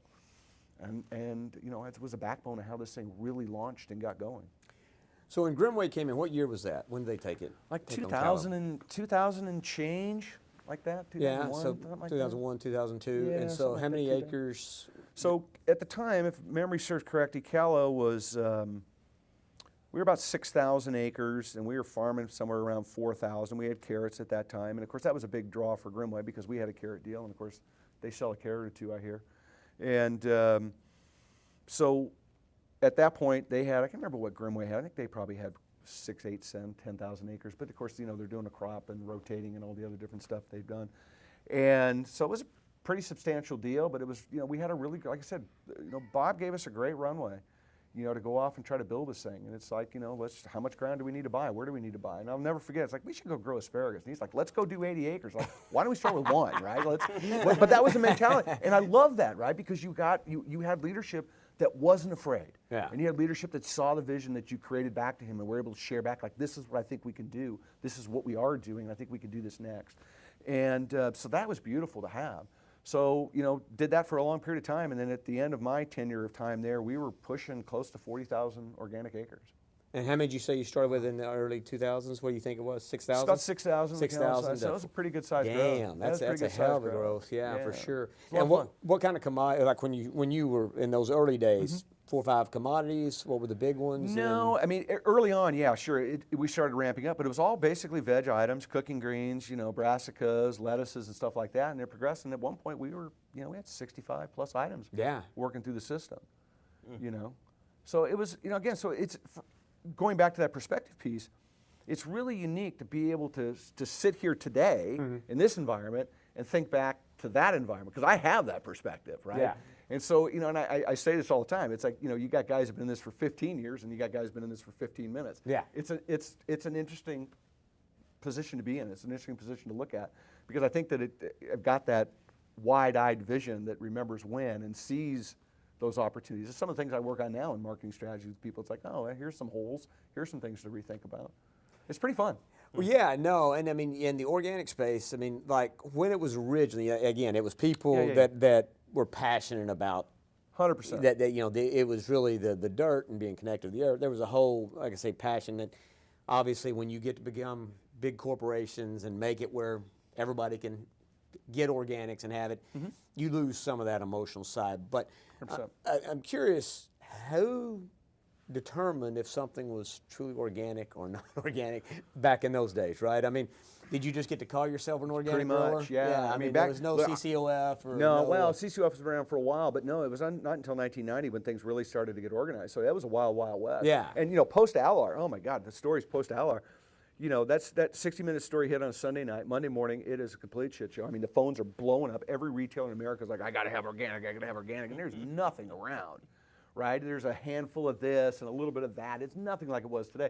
And I can remember guys, and they're out of business and long gone in this world, but I can remember opening up backs of trucks to put a pallet of something on, and all of a sudden there's like 18 pallets of cauliflower wrapped in clear plastic bags with an orange organic sticker. Oh my there gosh. wasn't cauliflower in any zip code in California at the very moment, right? It's like, if we didn't know it was there, this guy certainly didn't know it was there. So it was the wild, wild west, and then it got a little bit more organized, and it got a little bit more structured, and there was a little more, checks and balances. But it's a totally integrity-based business, right? You can say one thing during the daytime and open up the secret cabinet and fly something on at night, and who's going to know? And that's a real challenge in today's world, right? Because we're not really in a very trusting world in a lot of ways. So it's good to see the organic industry grow. It's great to see the work that USDA has done to strengthen the organic, enforcement, to make things a little bit, I don't want to say tougher, but a little bit fair and a little bit more in line with what's happening. Because when they wrote the law in the 1990s, they had no idea organics was going to be a global business. It wasn't written to be a global business. I mean, the web wasn't created back then. Pluto was still a planet, right?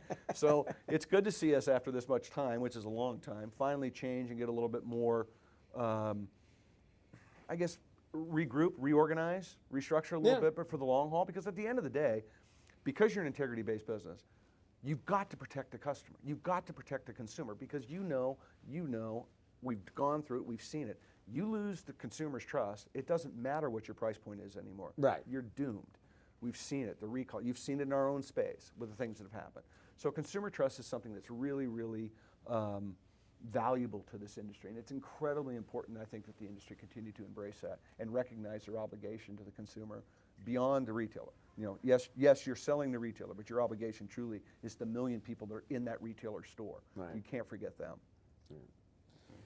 Well, great conversation on the organics and the food and everything, but I do want to touch a little bit about, you and your life, and I've asked other people about their hobbies and stuff, and I know you're an avid golfer, play a lot of that, but, you and I have known each other quite a while. We've had experiences. We've had experiences together, and we could tell a few of those stories. A couple that I wouldn't want you to tell, but I can share videos. Yeah, I know you can. No, I would like to. I know you're through your family. Yeah. You've been touched by cancer. Yep. You guys have had a couple of different battles. We have. I know, particularly with your son when he was in high school. Yep. Brain tumor, correct? My son was incredibly active, football player. Came home one day, was just not feeling great. Thought maybe he had a cold or allergies. He was a little bit dizzy. He was just having some real problems, and it really progressed. And we were trying to figure out what's cooking and what's going on, and thought maybe he got his bell rung, maybe he got a concussion playing football. And back then, what? That's right. And he was a center, right? Yeah, he was a long snapper. He was Long playing snapper, center, that's right, playing on the line, and back then playing on the line, and so we thought maybe it was a concussion or this and that, and we went in and said, well, we better get it checked out. We went and ran an MRI, and he walked on there. He walked out of the the room, and he came back out, and I was sitting there, and he goes, "Oh, they found a mass on my brain." I'm like, I'm sorry, I must have missed what you just said. What are you talking about? It's like, yeah, and lo and behold, he had a astrocytoma on his brain, which is not a very good kind of cancer to have. And there's two versions, adult version, and then there's a pediatric version. And the pediatric version is the one you kind of want because it is livable, and the adult version is not. And so was a very trying time. You know, you find out your kid is, you know, active and healthy, and all of a sudden he's not. And you know, it was an arduous journey to try to find good care for him and try to figure out where to go with him. And we struggled with a few doctors. We had doctors that literally told us that he was faking it, that the symptoms that he had weren't in relation to having brain cancer. Like, we weren't dealing with a brain cancer, they were worried about his symptoms. I'm like, I'm a little shocked. So it was a really that seems hard to believe since they had an MRI. Yeah, done. no, exactly. It's And like, it was a trip. I mean, it was just a mouth drop moment, right? I mean, and he spent nights up at the hospital getting scanned, all these different work they did. It's like, no, we think he's faking half of it. It's like, you got to be kidding me. Yeah, because you started in the Bay Area. Started in the Bay San Area, and that Francisco. was just a complete debacle. And I just got super revved up one day, and I just walked out of my office, and I went home, and I got on the Google machine, and I researched and typed and dug and made a phone call to Children's Hospital in Boston and reached out to them and asked that they would look at his case, and they did, and we sent them the files and the CDs and all that stuff. And we got a phone call from them, I don't know, whenever it was, first part of December, and they said, yeah, we want to see him December 20th back in Boston. And my wife was on the phone. I was like, great, well, you know, what, you want to do an appointment? How long, blah, blah, blah. She goes, no, we're doing an appointment, we're doing surgery. And they brought him back in, and he was back there for 5 weeks, and they took that thing out of his head, and he finished up school with honors, played 2 years of college football at Oregon State. He's in the produce business, kicking doors down and making a big name for himself. I couldn't be more proud, but it's an interesting moment to walk through. You know? And having done it with your son, I've done it as well with my wife, and it's an overwhelming experience as a parent. It's an overwhelming experience, but it's also one of the best experiences as well that you can take away from that moment and learn to appreciate things in a much different light. You know, love and kindness means a lot more than it did before in a lot of ways. Patience is a good thing. You know, respect of others and understanding, and being an advocate is something that you learn from that experience too. Don't let anybody do the lift for you, right? Do the lift yourself when it comes to your medical care and stuff like that. So it's a beautiful thing. I mean, it sucked, don't get me wrong, but the experience itself was pretty magical. And you've battled, and your wife's battled twice? Twice, and that was, you know, as well was crazy dealing with her and what her prognosis was, which was less than a 10% survival rate, and she's here today. So it's amazing what happens out there. I mean, it's a wild ride. Yeah. It has been, but it's a great, but it gives you a well, I sense would say, of yeah. I mean, perspective. I think your perspective is certainly, you know, and you and I have talked a little bit about it, but it makes you look at the world completely different. It really does. It really does, and it makes you look at it in a positive way. And I think that, you know, you've got two choices in life, right? You can be positive, you can be negative. You know, which one do you want to be? And you know, quite frankly, being positive is sure a hell of a lot better than being negative. We all have our moments, right? But I really believe that, you know, if you center yourself around love and kindness with people, and you work to make sure that you know, there's more to conversations. You know, I do the same thing every time. It leads to how's your family, right? Yeah. It's like that's the question, and that's what matters, right? And when you get to people and you touch people at that level, and you put yourself out there to be a part of their lives in a meaningful way, I think it empowers you to do it again. I think it empowers you to do it to somebody else because it feels good. Yeah. And I think we need more of it out there in the world. Well, man, that's a excellent place to get to the close, because I think you wrapped it up. I mean, that you know, and me and you talked a little bit about you've got your podcast and kind of where you're focused, and you know, a little bit similar, but us for sure. You know, Ed and I, mostly us, couple of friends, just, you know, frankly shooting the shit and talking about things about how life and how we've kind of journeyed through, and you know, ideally how we can help each other out along the way, man. I 100% agree, and that's the basis of what I try to do on mine. Is that I say this all the time. I don't want to tell people what to think, but I want to put you in a position to think, right? And I think it's really important. So when I do my show, and we're pushing almost 200 episodes now of our deal, and you know, I've met a lot of really interesting people. But I will say, I think the 2 years of doing this podcast have probably been some of the most influential things in my life, that I've changed a lot of positions and a lot of my thought process over because of the people that I've been able to meet, and the people I've been able to research. Like, you know, I put energy into everybody that comes on, and it's been really a magical ride. It's been a ton of fun. I've really enjoyed it. I met some amazing people. I met some amazing people doing some really cool things that give you that stop and pause moment. Yeah. It's almost selfish. I mean, I've gotten some comments before from good friends that give me a hard time, and like to razz me about, well, this is all, you just want to hear yourself talk, or you just want to see yourself. It's selfish, but not in that way. Like, I love listening to people and listening to their stories, and frankly, for my own, like, this midlife crisis, I guess, if I'm still midlife, but trying to make up for lost time and do everything I can and live life to its fullest and appreciate every day. And I mean, it all sounds super corny and kind of, ridiculous sometimes, but it's really the truth. I mean, it's every day is, a gift, and we're lucky to be here. Everybody is, and once you've gone through what, some of the stuff you've been sharing with us, obviously it hits a lot harder, and obviously right at home, not closer to home, right at home. Yeah, and again, I think that it's so important to stop and get perspective. I was talking to somebody about that today, about finding that perspective and balance in their life. They're busy, sales are up, they're grinding. You got to find that hour. You have to take an hour, dedicate 1 hour every week during your workday. That is 1 hour devoted to you. That you just walk away, you step away, you take a walk, you do whatever it goes. I don't care. Go play pickleball, go paint, do whatever it is, but purposely take an hour away from your job to give yourself that recharge back. And by doing that, you find yourself being re-energized. Exactly to your point, right? You got to find those things to really help yourself navigate through all the crazy. Amen to all that, Todd. Yeah, buddy. Man, I knew it'd be fun. It'd be a good time. I knew it'd be short, but look, that's the story of my life. Since we have so much more to cover, maybe we'll get an invite. Maybe we'll get an invite on his podcast. No, he's not invited. He's not going to invite us? He likes really famous people. Okay. I've invited you. You don't come. You don't make time. I know. I mean, I'll invite you once, and I'll ask you a second time.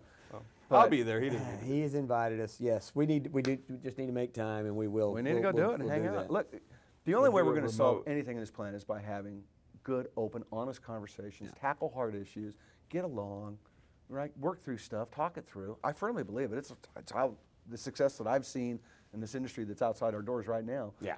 It was the backbone of what was laid out that opened the runway for where people walk today. And I think that the only way we're going to do it is by having these conversations and being open and honest and work through things and put ideas out there for people. Again, we don't have to tell people what to think. Let's just get people to think. You know what I'm saying? I like it. All right, Todd. Well, thank you very much. Enjoy the rest of the summit here. Thank you, brother. And kiss some babies, shake some hands. Do what you do. No, I'm not going to touch anybody's hands because you're freaking me out about the germaphobe thing. Now I'm going to go be sure get some gloves. Washing your hands is I'm going to get some gloves and just touch people. I was so prepared for the pandemic when it came. You never left your house. You had to be a freak. I mean, no, I was not. No, I was just prepared. I was like when they started. You've been in training. When they started, I'd been training. Yeah, I was like, wait, finally everybody's going to start washing their hands. That's good. Man, I was flying during the pandemic. I was flying at the beginning of the pandemic. I did 70-something nights in the hotels during the pandemic. Yeah. I was Lysoling remote controls and light switches in hotels years ago. Before pandemic. You know what? But I can see you doing that. I can see you carrying your own. You have like a tool belt of like. No, they make these little Lysols that look like a Banaka can. I mean, not much bigger than one. I just stick it in my shaving kit and get in my room and spray. Now they got a little plastic bag on it. No. Well, I would do that with my dry cleaning bags. If I ran out of spray, I'd wrap the remote control in the dry cleaning bag. That's a hack you can. Literally, you two guys need therapy. That's what this is. This is therapy. Not, it ain't working. It ain't working. That's what we're here. Okay. All right. We're getting the high sign. We are getting the high sign like many times. We'll be back over. in a few minutes. We've got thank you guys. Yeah. Joseph Bunting from United Supermarkets on next. All right. Yeah. Thanks. We'll see y'all soon. Boys. Thanks, Todd. We'll see you, buddy. Todd.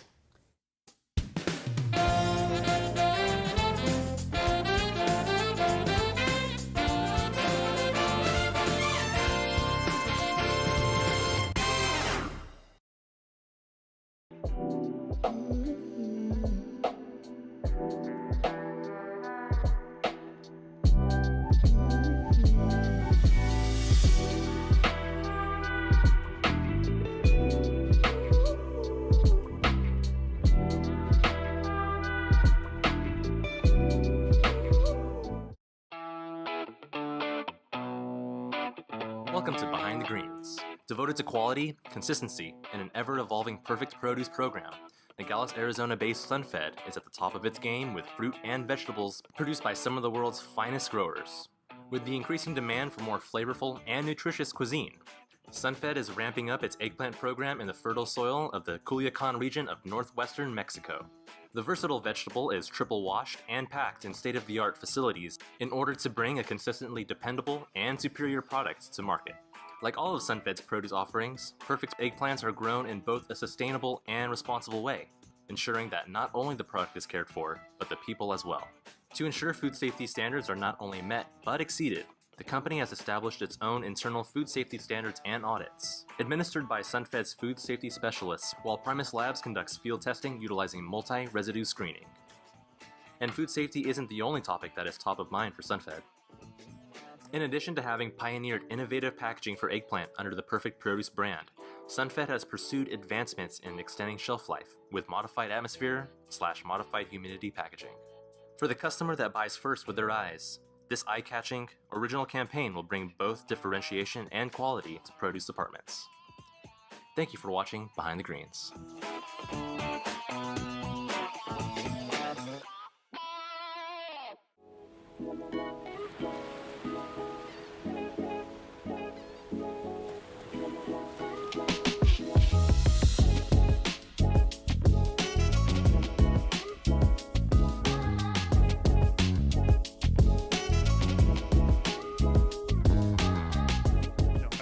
Personal journey myself. We were talking earlier about eating more fresh fruits and vegetables. Not to go into too many details, but my doctor told me that my blood sugar level was too high, so I cut sugar out. That's difficult. I don't know if you've ever tried to cut sugar out. When you start reading labels, you're talking to Mr. Anti-Sugar. There's so, sugar yeah, in everything. I have a mild whipped cream addiction, so I recall the first 36, 48 hours of going off of sugar. It was a withdrawal. It was a legit withdrawal. Yeah. And so, more important to me than actually eating, sugar-free or replacing the sugar is just eating things that are naturally free of sugar or naturally more healthy. So more salads, more fresh fruits and vegetables. So it's really personal to me now. The artificial sweeteners are a little tricky because so when we did the cleaning challenge the first year, can't remember the doctor's name, the celebrity. Oh, Ian. Yeah, I don't know. Gosh darn it. A celebrity doctor helped us out the first year we kicked off the clean eating challenge, and he brought to my attention that artificial sweeteners can be a little bit dangerous because your body perceives it as sugar. So as far as your insulin triggers. Absolutely. Yeah. So like when I was using 5 packets of Splenda to sweeten my coffee thinking that I was doing myself good, it was actually, from a physiological standpoint, relatively the same effect as far as insulin levels are concerned. Sure. So it can be kind of tricky. The body is remarkably resilient, though. And so when I went through my sugar detox and I came out the other end, it wasn't quite as bad as I thought. It was a week that was pretty challenging, but I'm in a pretty good rhythm now. And it's just amazing how you look at food differently now. So my wife and I were at a restaurant the other day, and we were standing there as they were making a batch of sweet tea, which is my weakness. So the most difficult thing for me to give up was sweet. I'm a Texas boy. I love my sweet tea. And we happened to witness them making the sweet tea as we were standing there, and there was this bag of sugar, I guess it was a 5-pound bag of sugar, and they just dumped it in, and it hits differently when it's personal to you and you realize, the effect sugar has in your body. I thought, I can't believe I did that for all these years. So. Yeah, for me, that sugar is a drug as far as I'm concerned. Absolutely I mean, it really is. And the negative effects that it has on the body, it's just far greater than anything else. I mean, but like you said, people don't realize how much sugar they ingest. Even when they think they've stopped eating sugar, if you're not reading labels, if you're not paying attention to it, you're still taking in a fair amount of sugar. And then the substitutes aren't a good substitute. So. Absolutely right. And I was blessed, though. I'm being a native Texan as well. My dad was from West Texas. My mother's from East Texas. Okay. East Texas, it was sweet tea.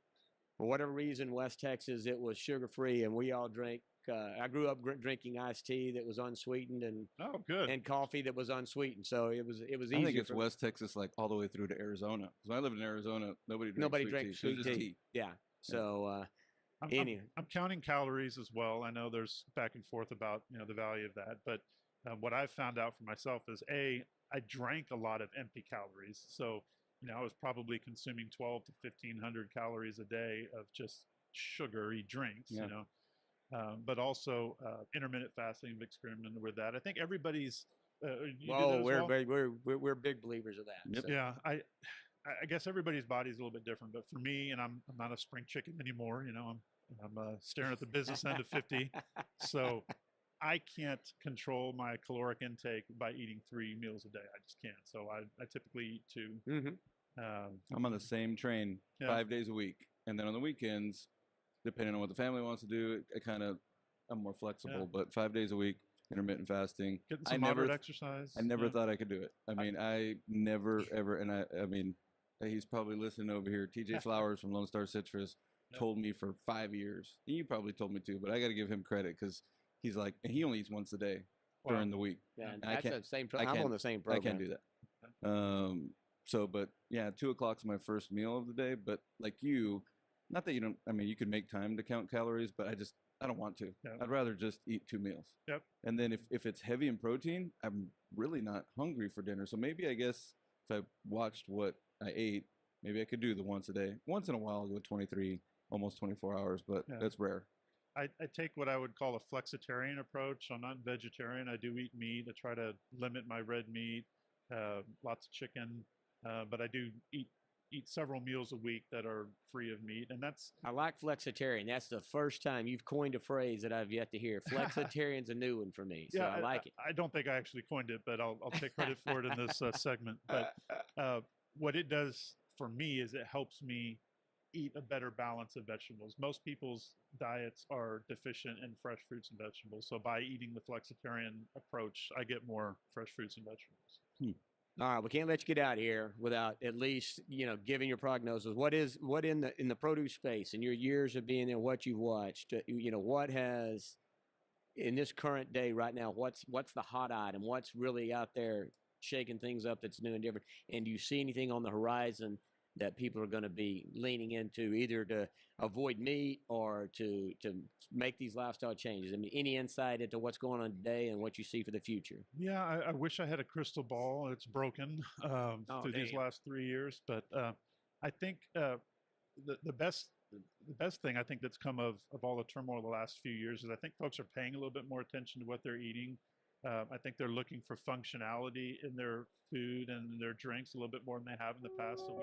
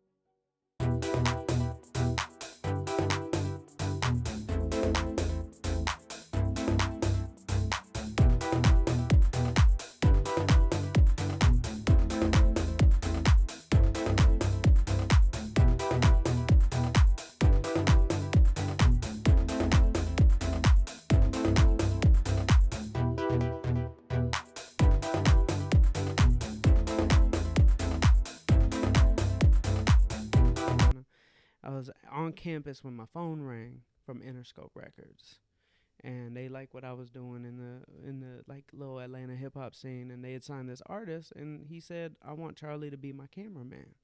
At the time, I was providing services to artists like filming and promotions, And this one artist, his name was Soulja Boy, he blew up, and he's like, I want him to be my cameraman.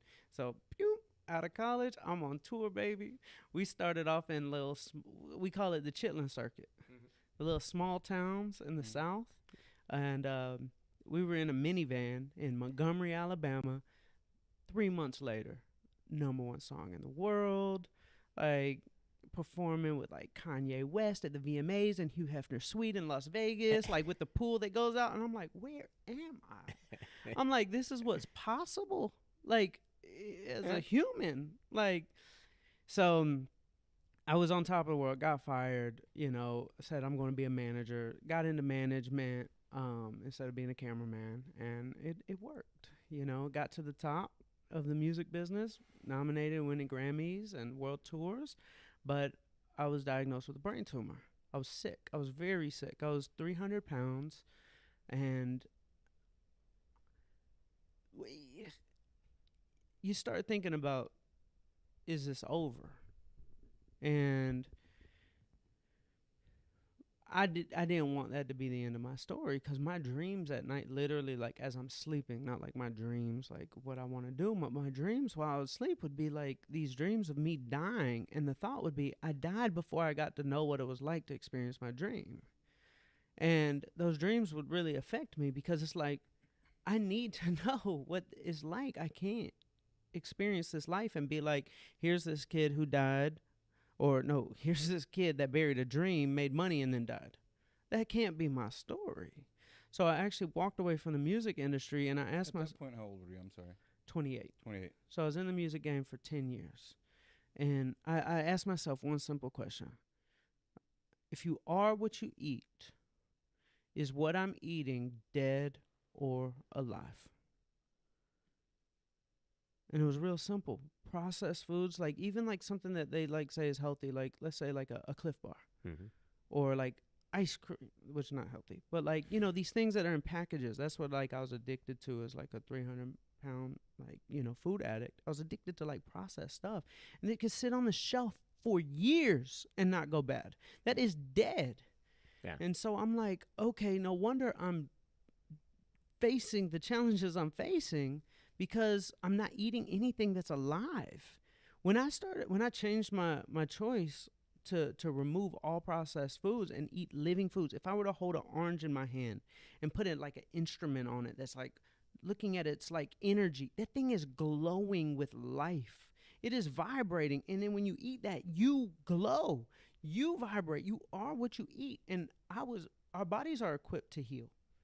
Like if we give it the right tools. It's like if I were to get a cut right now, my body will heal if I put something clean on that wound. If I put something dirty, it won't heal. It'll actually make it worse. So our bodies are designed to heal, but we got to put that clean thing. That's why fruits and vegetables for me changed my life, saved my life, actually gave me superpowers. Because I had never experienced in my life what it was like to vibrate. We are all vibrating. Welcome back, everybody. Hey, that's good. You almost jumped in front of me. You told me to go. No, I went under my breath thinking, well, he came up with something new. He got something new that time. Welcome back. Thank you. You Thanks for noticing, you Craig. remember that show? What's up? Welcome Back, Carter. You were too young for Welcome Oh, no, Back, I Carter. remember that. I'm not that young. Can you sing it? No, I can't do that. What famous actor got his start there? John Travolta? Good. Yeah. Welcome back, folks, to the award-winning The Fresh CrEd podcast. Award-winning right there. Yeah. That's us. The first of Nice. many. Thanks for Congrats. being with us. For those of you that have been with us all day, thanks for sticking with us out there on the live stream. So very soon after this podcast and the days to come, we will have all of our interviews cut up individually and on YouTube and Spotify and Apple Podcasts, everywhere you enjoy your podcast content. Your entertainment. So we'd like to take a moment to thank our partners real quick. Organic Produce Network, Organic Produce Summit for having us here, Limonera, B&W Quality Growers, Gill's Onions, SunFed, Full Tilt Marketing, and IFCO. Thank you for everything, and without you, obviously, this would not be possible. So thanks again to our partners. We now have joining us Joseph Bunting from United Supermarkets, all the way out from West Texas. Lubbock, Texas. Lubbock, Texas. What geography you prescribe to, whether it's West Texas or Panhandle. Guns up, baby. Guns up. So, are you you refer to it as West Texas or the Panhandle? Yeah, either one. Okay. Either one. Yeah. Is it really count as a Panhandle there? I don't know. We say West Texas. Yeah. So, yeah. I was gonna say. Yeah. Well, there's guys out there that argue with that it's not West Texas. Yeah. Really? Yeah. Didn't know that. Hell, I've always thought it was West Texas. I'll send you. I'll send you a reel. Yeah, he sent. I think it's West Texas. Well, yeah. So, and I definitely don't think of it as a Panhandle. No. No. Have you been to Lubbock before? How far are you from Amarillo? We're about an hour and a half south of Amarillo. South, yeah. Yeah. So do you get above the Panhandle, where the Panhandle starts? You guys up above that? I don't think so. I mean, we're on You're the Cap due Rock. line, what's that? We're on the Cap Rock. We're above the Cap Rock. But Maybe the argument was Amarillo. Yeah, it could have been. Texas. Yeah. Yeah. Yeah, maybe that. Now that is definitely Panhandle. Yeah, that's Texas. definitely Panhandle. Yeah. So. Anyway, Joseph, thanks for being with us today. You bet. Glad to be We know here. it's been a busy day. A lot of folks vying for your attention out there. You've obviously taken the trip out from Texas. It's important to you, right? It the is. Shows, this is not your first show here, right? No, we've been coming here about 5 or 6 years. Okay, great. Yeah. Yeah. So this is the 7th, I believe, Organic Produce Summit. So what do you think so far? Oh, we love it, and we try not to ever miss a show if possible. Really, it's a smaller show, but it really helps us really engage more in the shows, find more people. We loved seeing the people that we already do business with, and then developing new relationships. Always looking for the next best thing, and this is a good place to find it. Yeah, that's what it's all about. It is. And so for you guys, organics, how big is it becoming a big part of your business? And you've seen it kind of spread across multiple lines. I mean, I know in the bag salad category, in fact, in some items, that's all they offer is organics. But do you see it across the whole department? Yeah, we do. I mean, it is a growing category for us. It grows bigger in certain pockets, of our business. We have stores in New Mexico and stores, in West Texas. And we have stores over there in Dallas as well. That's about, Dallas is about 5.5 hours to the east of Lubbock. And, organics do well over there. Organics do really well over in New Mexico as well. And so it's a growing segment of our business. We're trying to do right there and try to continue to grow it, trying to find innovation in it and see what we could do better with it. So a little bit about you now. So you're in the produce business. Yes, sir. Did you go to school, go to college, and come out to be in the produce business? Is that what your future was? Or Well, what did you do? So the way that I got into the grocery business is I wanted to buy a pickup, right, when I was 16 years old. And so everybody gets right? Of course. And so my dad told me, he was like, well, he said, okay, you want to get a pickup? I think you need to earn it. So he said, I think you need to get a job. And he said, you get $3,000 in the bank, and then I'll help you buy a pickup. Until then, don't talk to me, right? So I got a job sacking groceries when I was 16 years old, and that's where my career started, in the grocery business. So I did that. Was that got United? my pickup. It was at United. Okay. Yes, sir. It was United. So started there and just started working. Didn't think it would really turn into a long-term career, or whatever, but it did. And so I started working there as sacker, checker, stocker, and then moved into produce, not too long after that. So I worked in the stores for 7 years. And then I went to college there in Abilene as well. I got an ag business degree and a marketing degree in college. And when I got out of college is when United decided to go into self-distribution. So I was fortunate enough, they were opening up a distribution center, and I was fortunate enough to be one of the first buyers that they hired. They wanted somebody young out of college that they could train, right? So I went up there to Lubbock from Abilene, and I bought for 10 years. And that was great experience, some of the best experience of my life. So you were a produce buyer? Produce buyer, yes, sir. Produce buyer for 10 years. And then they opened up another role there. It was business manager role. And so they asked me to do that role, and I did that role for about 5 or 6 years. And then our director of produce at the time was Darville Kirby, and he retired very young. He was 56 years old, and he decided to retire. And so I was fortunate enough at that point to get promoted to the director of produce. I've been the director now for 8 years, be 9 years in February. So that's kind of been my path. So yeah, didn't really think produce was going to be it, but man, I loved working produce in the stores, and just kind of fell into it, and was lucky enough to be, the one chosen to go to the warehouse, and then later on the one to be leading the whole produce operation at United. Family ag family background and? Yes, sir. We have a cattle ranch in Coleman County in Texas, and so grew up with that. My mother was a very hard worker. She always worked sun up to sundown there. That she grew up on the ranch. And my dad wasn't from a ranching family, but he got ingrained with it real quick. And anyway, she ran the ranch and everything. She just passed away just the other day. Oh, wow. But she ran the ranch and kept it going. It's been in the family for over 100 years. And so she's really, between her and my father, that's where I got my work ethic from and everything. Well, you know, last time you and I were talking, realized, and I told you, my dad's from out there. He's a place called Goulbus, which, unless you know West Texas, you ain't gonna know where Goulbus is at. I don't know where it is. And he don't even know where it's at. And it's, I don't think it's actually in Coleman County. I'm not sure which county it's in, but yeah, my cousins, I still got family in Abilene. But they all grew up in Coleman, the town of Coleman. The town of Coleman. Okay. My uncle ran an auto parts dealer there, and my family's land, which from my grandfather, my dad's dad. After the Civil War, they moved from Kentucky to Texas, and that was land. There was this big story for my family about the land was given to us because he was actually a Union soldier, and had spent time in Andersonville, the prison, and then so we had this story as a kid growing up that we were given this land in West Texas as, you know, payment for his service in the military, and I thought, wow, that's what they gave, because it's pretty dry land, except you know, out there. And I was like, wow, well, that was a heck of a payment. But that was not the story. Apparently, my family was horse thieves, and we had to get the hell out of Kentucky, so they all moved this way. So one of those two stories, or somewhere in between, is you know. One's a lot more exciting. Yeah. One is a lot more exciting, you know. And my grandfather became a preacher.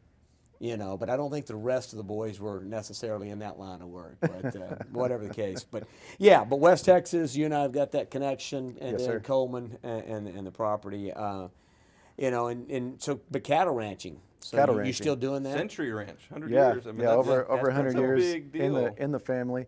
Now that my mother passed away, yeah, my brothers and I are continuing to run the place the way it had been going for over 100 years. So, yep, we're doing that, and it's been a lot of fun. A little challenging, but a lot of fun. So how many head of cow what are you guys running? Over 300. Jeez, that's a ranch. Yeah, yeah.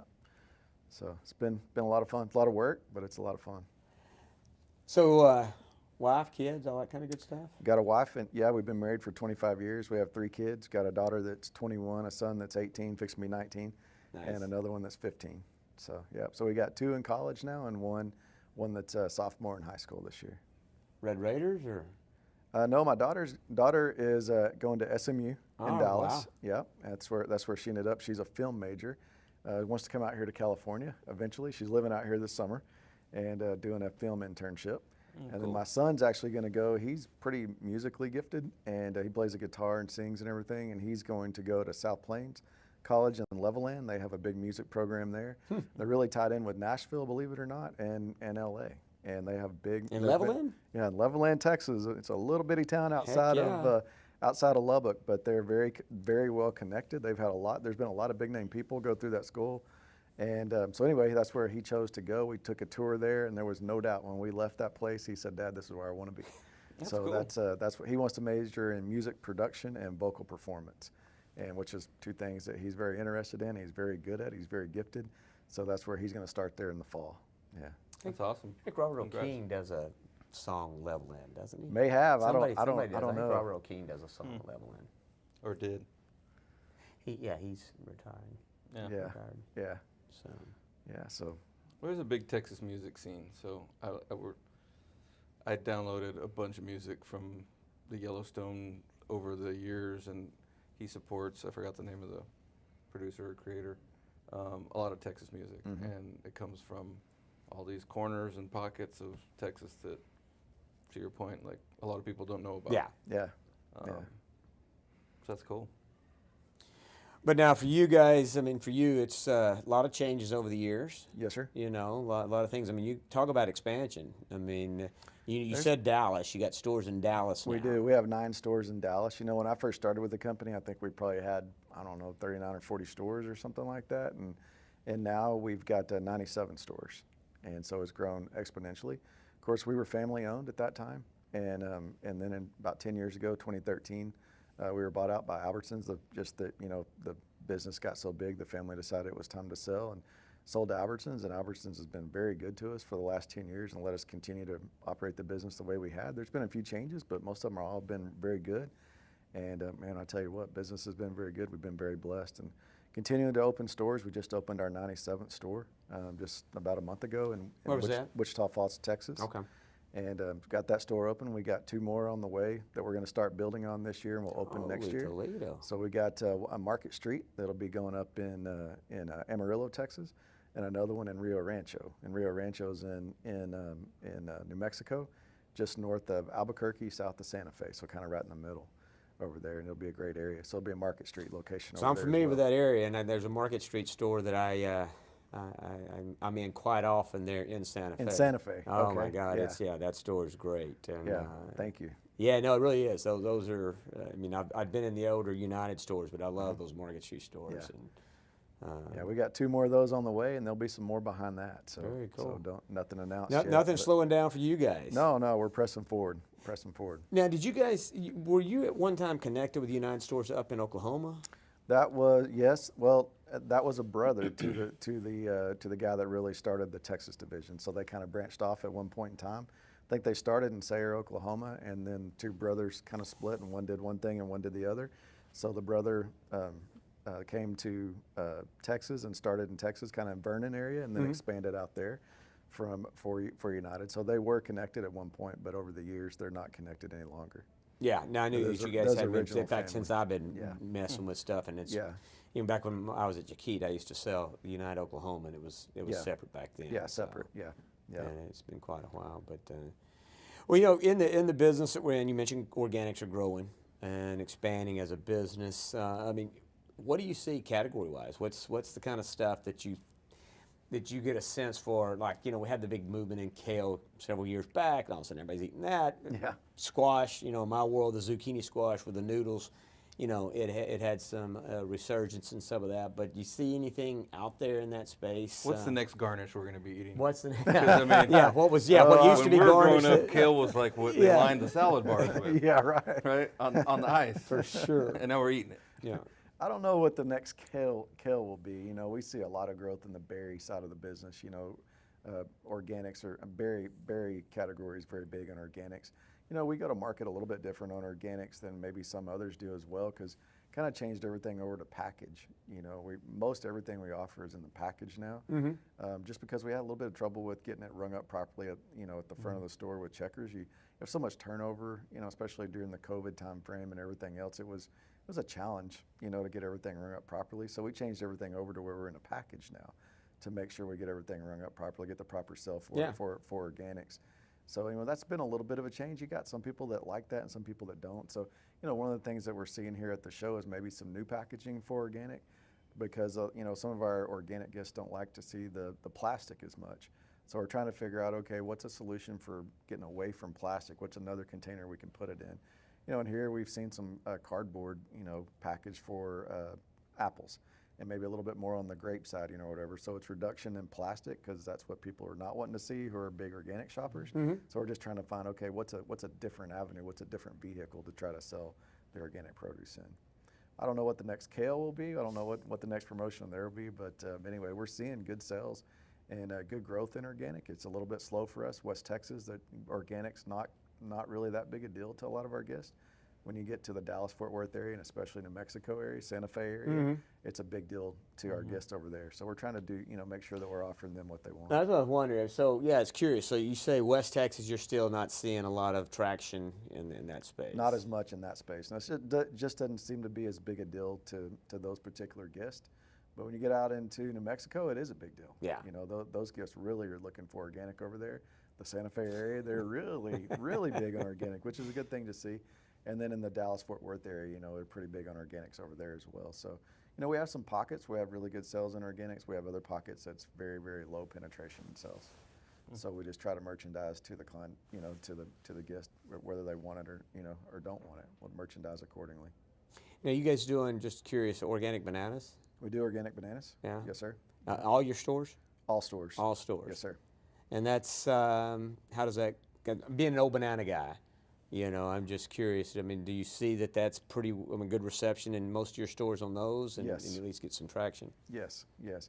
Those sales have actually been growing this year substantially in organic bananas. Really? Yeah, for whatever reason. We've I was seen going to say that was my next follow-up question, but you don't know. Yeah, really good reception there. I don't know. I changed our banana program this year to sell by the each, and so ever since we did that, we saw really good traction on the organics. Sell by the each meaning like 3-pound clusters, or no, individual like individual bananas. Yeah, or by the each. Yeah. Get out of here. Yeah. So something a little bit different, but anyway, we're seeing good results from it. How are you doing that? I mean, meaning just singles out there, and they're grabbing them by the singles? Oh no, just whenever you take them count. up front, yeah, you just like if you were buying limes, right? You just say, okay, I got 6 limes. I got 6 bananas. So you're doing just organics? You're doing both your conventional? Both conventional and organic. Yeah, yeah. But ever since we changed that over on the organics, we're seeing really good results there. Increased sales on organic bananas. So it's been good. Been a little bit of a change, a little different, but that's innovative, because I don't know anybody that's the first I've heard of all my years doing bananas. Anybody doing it by the each? That's interesting. Yeah, well, it was a little bit of a change. Yeah. Whose idea was that? Your idea? Yeah, it was my idea. Thank goodness it worked. Yeah, that's it. Thank goodness it worked.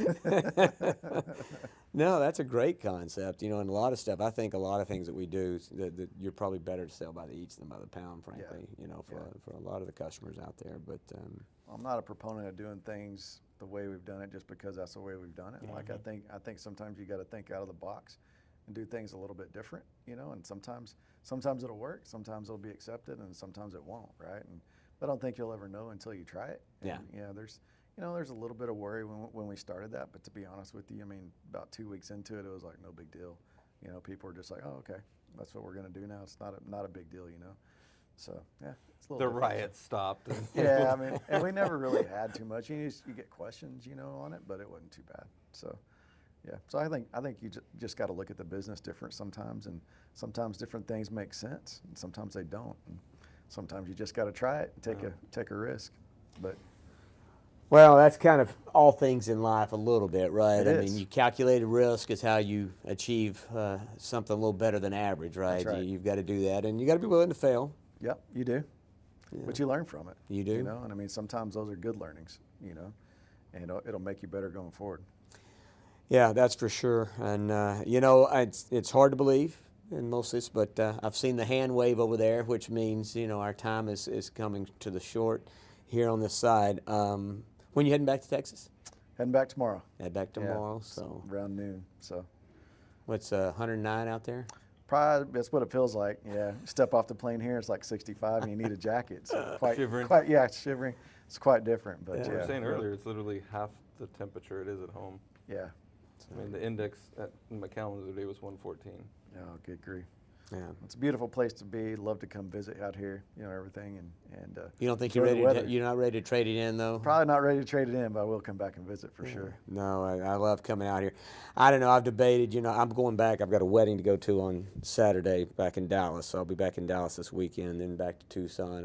I don't know that I'll notice much difference in terms of temperature between the two, to be honest with you. But I love it out here, but like I say, I talk to so many people, it's like, yeah, it's great to visit, but you might not want to live here, right? And yeah, I love the ocean, man. Anytime we get anywhere near the ocean, love to see that. We don't get that opportunity where we're at in Texas too often. Yeah, no. The ocean's about 9 hours away from us, so down south, so it takes a little while to get there. Yeah, for sure. Well, Ed, I don't know. There's somebody growing shrimp or lobster out in West Texas with this brine. There's brine aquifer, like. In West Texas, have you heard of that? No, sir. All right. No, Nobody heard any you information. say That's as close to the ocean as you're going to get. Lobsters and shrimp growing in West Texas. Yeah. I want to find Well, I mean, basically they're tapping into the water source, which is the salinity level is high enough to where it mimics salt water. And so then they basically farm shrimp and lobster, slipper lobsters, like you would fish, but with that appropriate. In West Texas. With the appropriate we gotta look salinity that in the up. water. I'll have to look at that. Yeah, we got to look that up because, I mean, he's doubting, I'm doubting. But I mean, Sounds pretty cool West, to me. West Texas fresh, West That's Texas right. lobster. That's I mean, right. that would be a thing. Just right because there. your great grandfather was from Coleman, you don't know everything about West Texas. No, but I mean, I've been around too, every corner. Yeah, but I think I would know if there was a lobster farm in West Texas. I mean, I think he would. Yeah, send it to you. yeah. Well, Shoot, I'd love to see it'll it. be at man. the Yeah. United stores. He's gonna be out there I looking mean, I at saw it freaking. like on Texas Monthly or something like that. Yeah. That's pretty cool. Yeah. Well, Joe, it's been a pleasure, man, for sure. Yes, sir. Always great to see y'all. Yeah, for it's coming. always, Thanks always for good having to us. see Thanks for you. joining us. You bet. You bet. I think we'll be back. We'll be dragging you on one of these again. So Sounds Part two. Sounds Part good. 2 show. Can we come to West Texas maybe when it's cooled off and do it remotely? I want to go to the ranch. Come on. I wanna Come go out on. to I'll the take ranch. you. There's some bird hunting going on there. Yeah. Yeah. We don't have that great of bird hunting, but I thought you said bourbon. On there. you can find some of that out there too. Yeah, if Bring you the got bourbon. bourbon, then who cares if it's any birds? Briskets. We were talking about smoking briskets earlier. Oh, yeah. We had a heck yeah. guest on, Kim. She lives in Canada. We were joking with her that we didn't realize there was brisket in Canada. She just got her a smoker, and she's learning how to do brisket. So That's the way to do it. yeah, for That's sure. the way to do it.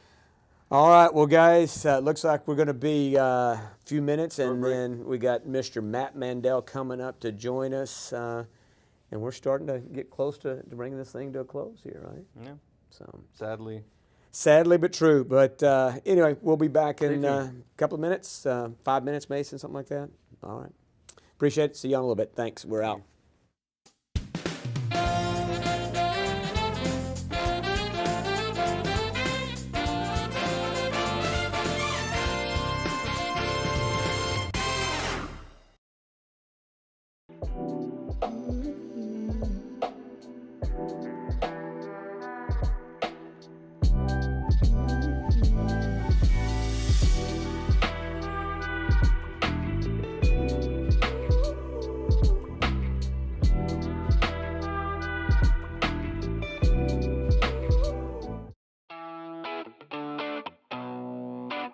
Welcome to Behind the Greens. Devoted to quality, consistency, and an ever-evolving perfect produce program, Nogales, Arizona-based SunFed is at the top of its game with fruit and vegetables produced by some of the world's finest growers.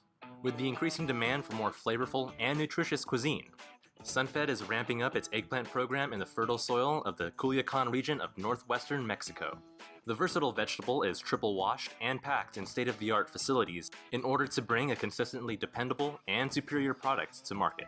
Like all of SunFed's produce offerings, perfect eggplants are grown in both a sustainable and responsible way, ensuring that not only the product is cared for, but the people as well. To ensure food safety standards are not only met, but exceeded, the company has established its own internal food safety standards and audits, administered by SunFed's food safety specialists, while Primus Labs conducts field testing utilizing multi-residue screening. And food safety isn't the only topic that is top of mind for SunFed.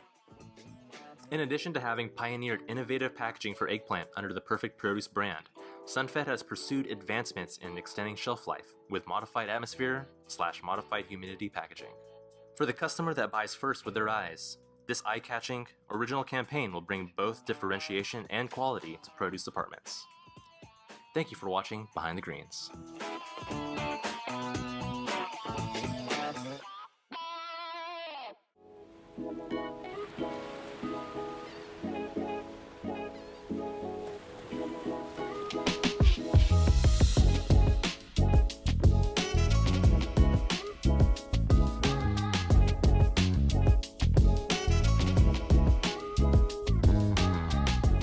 I've been on a personal journey myself. We were talking earlier about eating more fresh fruits and vegetables. Not to go into too many details, but my doctor told me that my blood sugar level was too high, so I cut sugar out. That's difficult. I don't know if you've ever tried to cut sugar out. When you start reading labels, You're talking to Mr. Anti-Sugar. there's so, sugar yeah, in I'm everything. Yeah. I have a mild whipped cream addiction, so I recall the first 36, 48 hours of going off of sugar.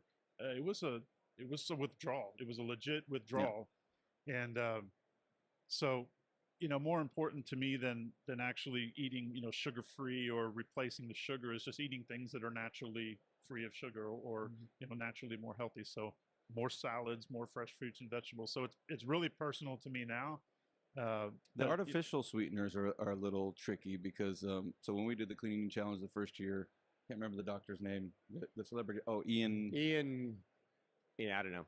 Gosh darn it. A celebrity doctor helped us out the first year we kicked off the clean eating challenge. And he brought to my attention that artificial sweeteners can be a little bit dangerous because your body perceives it as sugar. So as far as your insulin triggers. Absolutely. Yeah. So like when I was using 5 packets of Splenda to sweeten my coffee, thinking that I was doing myself good, was actually, from a physiological standpoint, relatively the same effect as far as insulin levels are concerned. Sure. So it can be kind of tricky. The body is remarkably resilient, though. And so when I went through my sugar detox and I came out the other end, it wasn't quite as bad as I thought. It was a week that was pretty challenging, but I'm in a pretty good rhythm now. And it's just amazing how you look at food differently now. So my wife and I were at a restaurant the other day, and we were standing there as they were making a batch of sweet tea, which is my weakness. So the most difficult thing for me to give up was sweet. I'm a Texas boy. I love my sweet tea.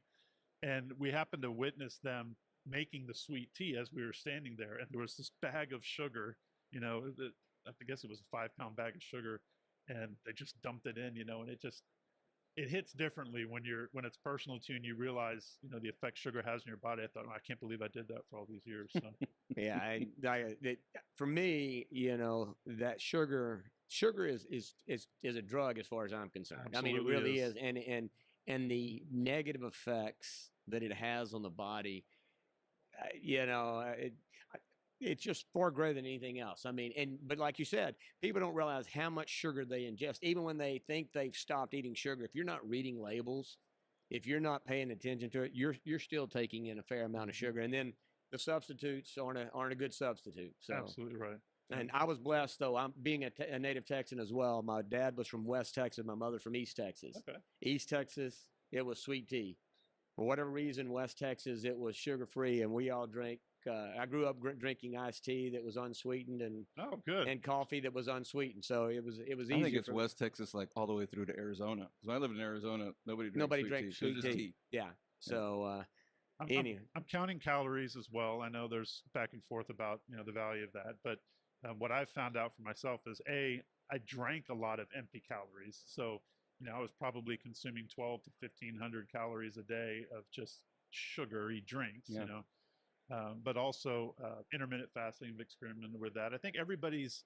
We're big believers of that. Yep. So. Yeah, I guess everybody's body is a little bit different, but for me, and I'm not a spring chicken anymore. I'm staring at the business end of 50, so I can't control my caloric intake by eating 3 meals a day. I just can't. So I typically eat 2. Mm-hmm.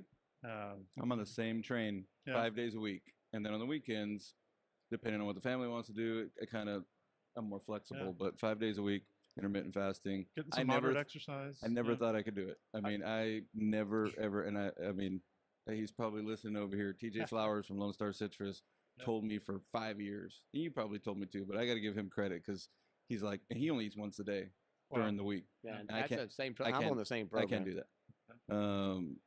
But yeah, 2 o'clock's my first meal of the day. But like you, not that you don't. I mean, you can make time to count calories, but I don't want to. I'd rather just eat 2 meals. Yep. And then if it's heavy in protein, I'm really not hungry for dinner. So maybe I guess if I watched what I ate, maybe I could do the once a day. Once in a while, I'll go 23, almost 24 hours, but that's rare.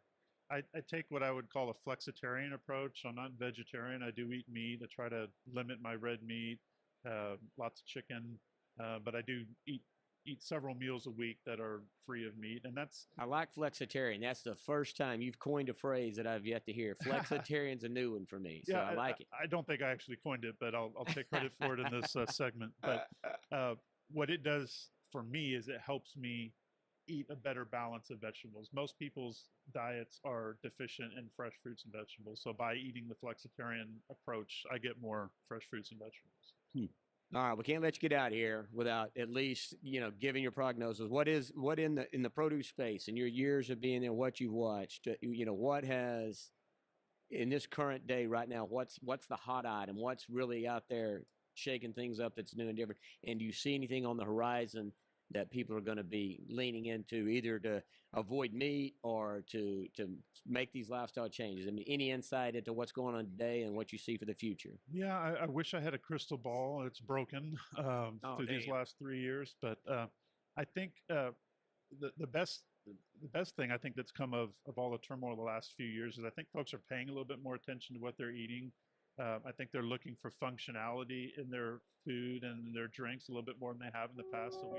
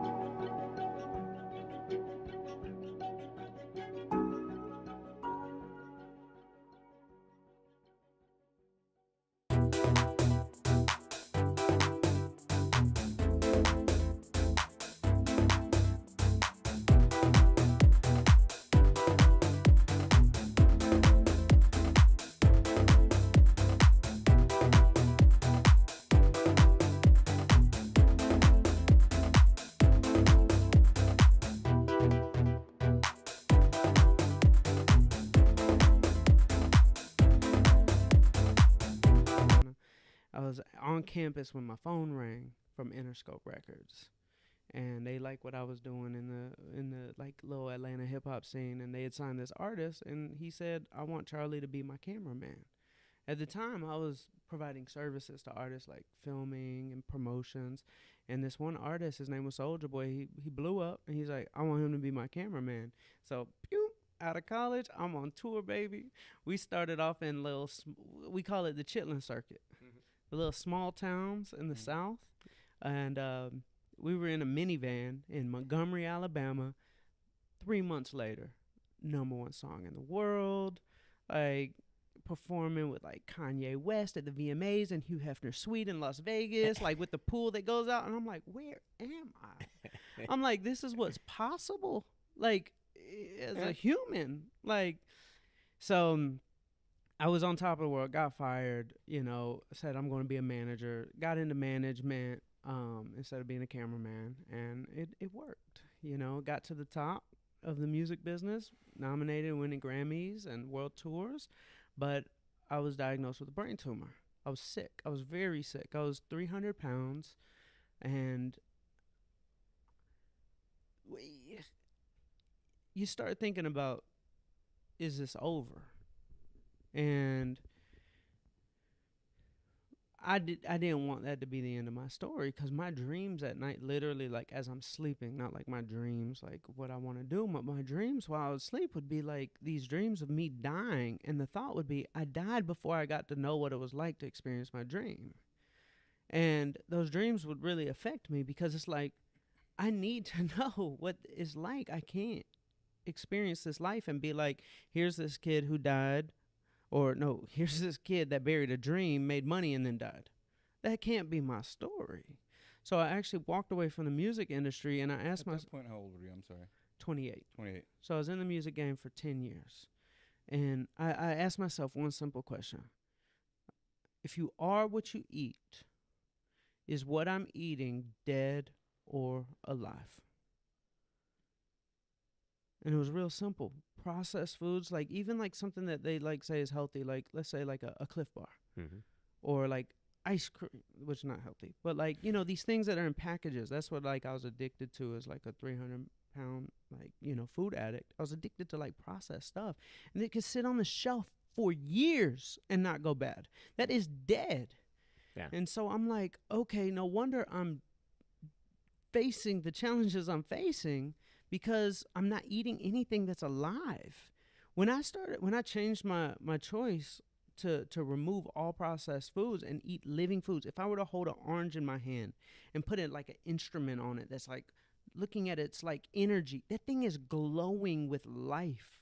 It is vibrating. And then when you eat that, you glow, you vibrate, you are what you eat. And our bodies are equipped to heal. Like if we give it the right tools. It's like if I were to get a cut right now, my body will heal if I put something clean on that wound. If I put something dirty, it won't heal. It'll actually make it worse. Mm-hmm. So our bodies are designed to heal, but we got to put that clean thing. That's why fruits and vegetables for me changed my life, saved my life, actually gave me superpowers, because I had never experienced in my life what it was like to vibrate. We are all vibrating. At Gill's Onions, we do the work for you. Gill's Onions is a solution to the problems that the food service industry is facing today. Labor costs are going up. It is no longer a luxury as a chef to have value-added produce. It is a necessity. It's not about the cost of labor sometimes. It is finding the labor in the United States. When you use Gill's Onions value-added product, there's two major benefits. One is labor savings, the cost of labor, and the other is finding labor to do the job that you need. Value-added onions take two of those things away. When a customer gets our product, they can use 100% of it. They have no labor to peel it, no waste to deal with it. We adapt new technologies pretty rapidly because we see the benefit for labor saving. We're not afraid to innovate here. It benefits us and the customer. Everyone uses onions but hates peeling them, and Gill's Onions is a solution to that.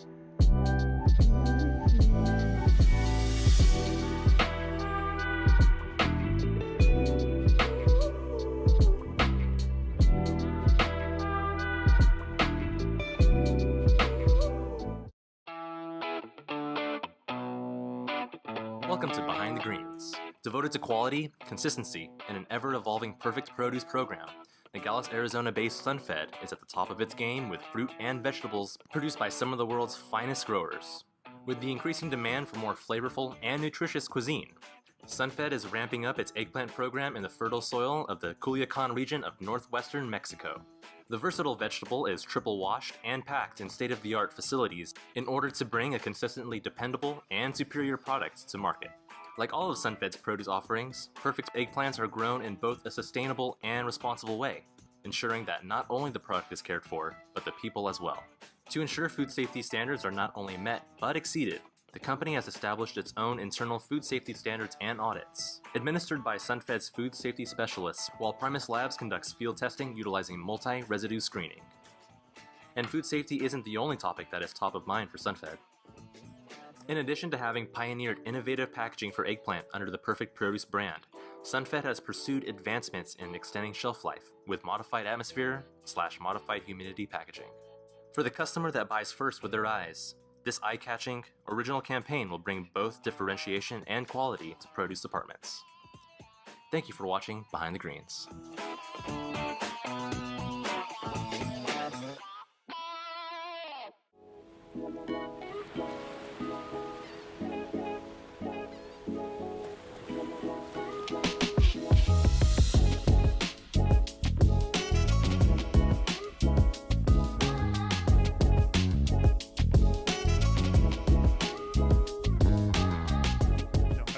Personal journey myself. We were talking earlier about eating more fresh fruits and vegetables. Not to go into too many details, but my doctor told me that my blood sugar level was too high, so I cut sugar out. That's difficult. I don't know if you've ever tried to cut sugar out. When you start reading labels, you're talking to Mr. Anti-Sugar. There's so, sugar yeah, in everything. Yeah, I have a mild whipped cream addiction, so I recall the first 36, 48 hours of going off of sugar. It was a withdrawal. It was a legit withdrawal. Yeah. And so, more important to me than actually eating, sugar-free or replacing the sugar is just eating things that are naturally free of sugar or naturally more healthy. So more salads, more fresh fruits and vegetables. So it's really personal to me now. The artificial sweeteners are a little tricky because so when we did the cleaning challenge the first year, can't remember the doctor's name, the celebrity. Oh, Ian. Yeah, I don't know.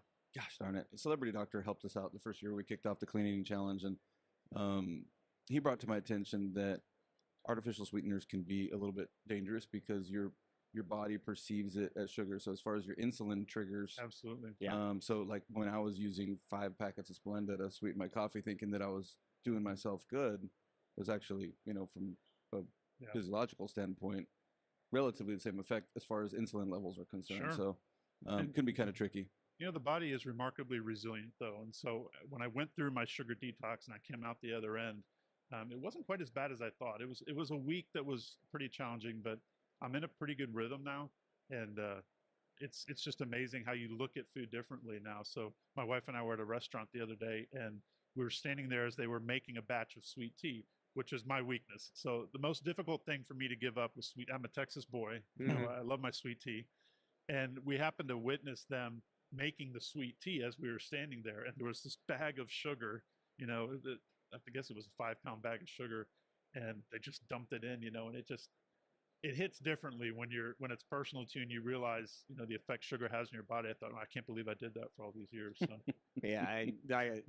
For me, that sugar is a drug as far as I'm concerned. Absolutely. I mean, it really is. And the negative effects that it has on the body, it's just far greater than anything else. I mean, but like you said, people don't realize how much sugar they ingest. Even when they think they've stopped eating sugar, if you're not reading labels, if you're not paying attention to it, you're still taking in a fair amount of sugar. And then the substitutes aren't a good substitute. So. Absolutely right. And I was blessed, though. I'm being a native Texan as well. My dad was from West Texas. My mother from East Texas. Okay. East Texas, it was sweet tea. For whatever reason, West Texas, it was sugar-free, and we all drank. I grew up drinking iced tea that was unsweetened, and and coffee that was unsweetened. So it was easy. I think it's West Texas, like all the way through to Arizona. Because when I lived in Arizona, nobody drank sweet tea. Yeah. So I'm counting calories as well. I know there's back and forth about the value of that, but what I've found out for myself is I drank a lot of empty calories. So I was probably consuming 12 to 1,500 calories a day of just sugary drinks. Yeah. But also intermittent fasting. I've experimented with that. I think everybody's. We're big believers of that. Yep. So. Yeah, I guess everybody's body is a little bit different, but for me, and I'm not a spring chicken anymore. I'm staring at the business end of 50, so I can't control my caloric intake by eating 3 meals a day. I just can't. So I typically eat 2. Mm-hmm. I'm on the same train 5 days a week, and then on the weekends, depending on what the family wants to do, I'm more flexible. But 5 days a week, intermittent fasting. Getting some moderate exercise. I never thought I could do it. I mean, I never ever, and I mean, he's probably listening over here. TJ Flowers from Lone Star Citrus told me for 5 years. You probably told me too, but I got to give him credit because he's like, and he only eats once a day during the week. Yeah, that's the same. I'm on the same program. I can't do that. But yeah, 2 o'clock's my first meal of the day. But like you, not that you don't. I mean, you can make time to count calories, but I don't want to. I'd rather just eat 2 meals. Yep. And then if it's heavy in protein, I'm really not hungry for dinner. So maybe I guess if I watched what I ate, maybe I could do the once a day. Once in a while, I'll go 23, almost 24 hours, but that's rare. I take what I would call a flexitarian approach. I'm not vegetarian. I do eat meat. I try to limit my red meat, lots of chicken, but I do eat several meals a week that are free of meat, and that's. I like flexitarian. That's the first time you've coined a phrase that I've yet to hear. Flexitarian's a new one for me, so I like it. I don't think I actually coined it, but I'll take credit for it in this segment. But what it does for me is it helps me eat a better balance of vegetables. Most people's diets are deficient in fresh fruits and vegetables, so by eating the flexitarian approach, I get more fresh fruits and vegetables.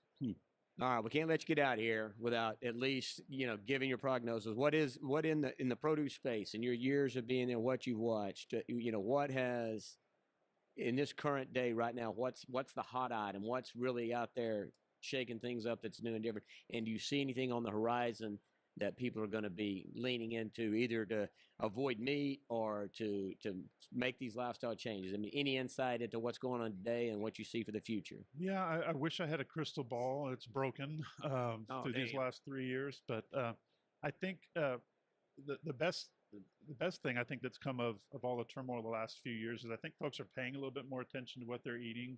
I think they're looking for functionality in their food and their drinks a little bit more than they have in the past. So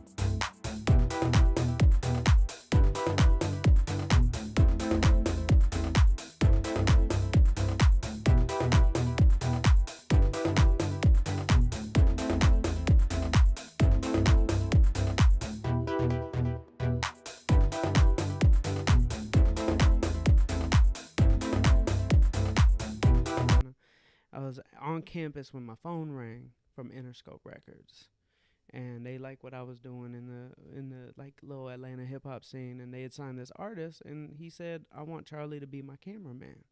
At the time, I was providing services to artists like filming and promotions, and this one artist, his name was Soulja Boy, he blew up, and he's like, I want him to be my cameraman.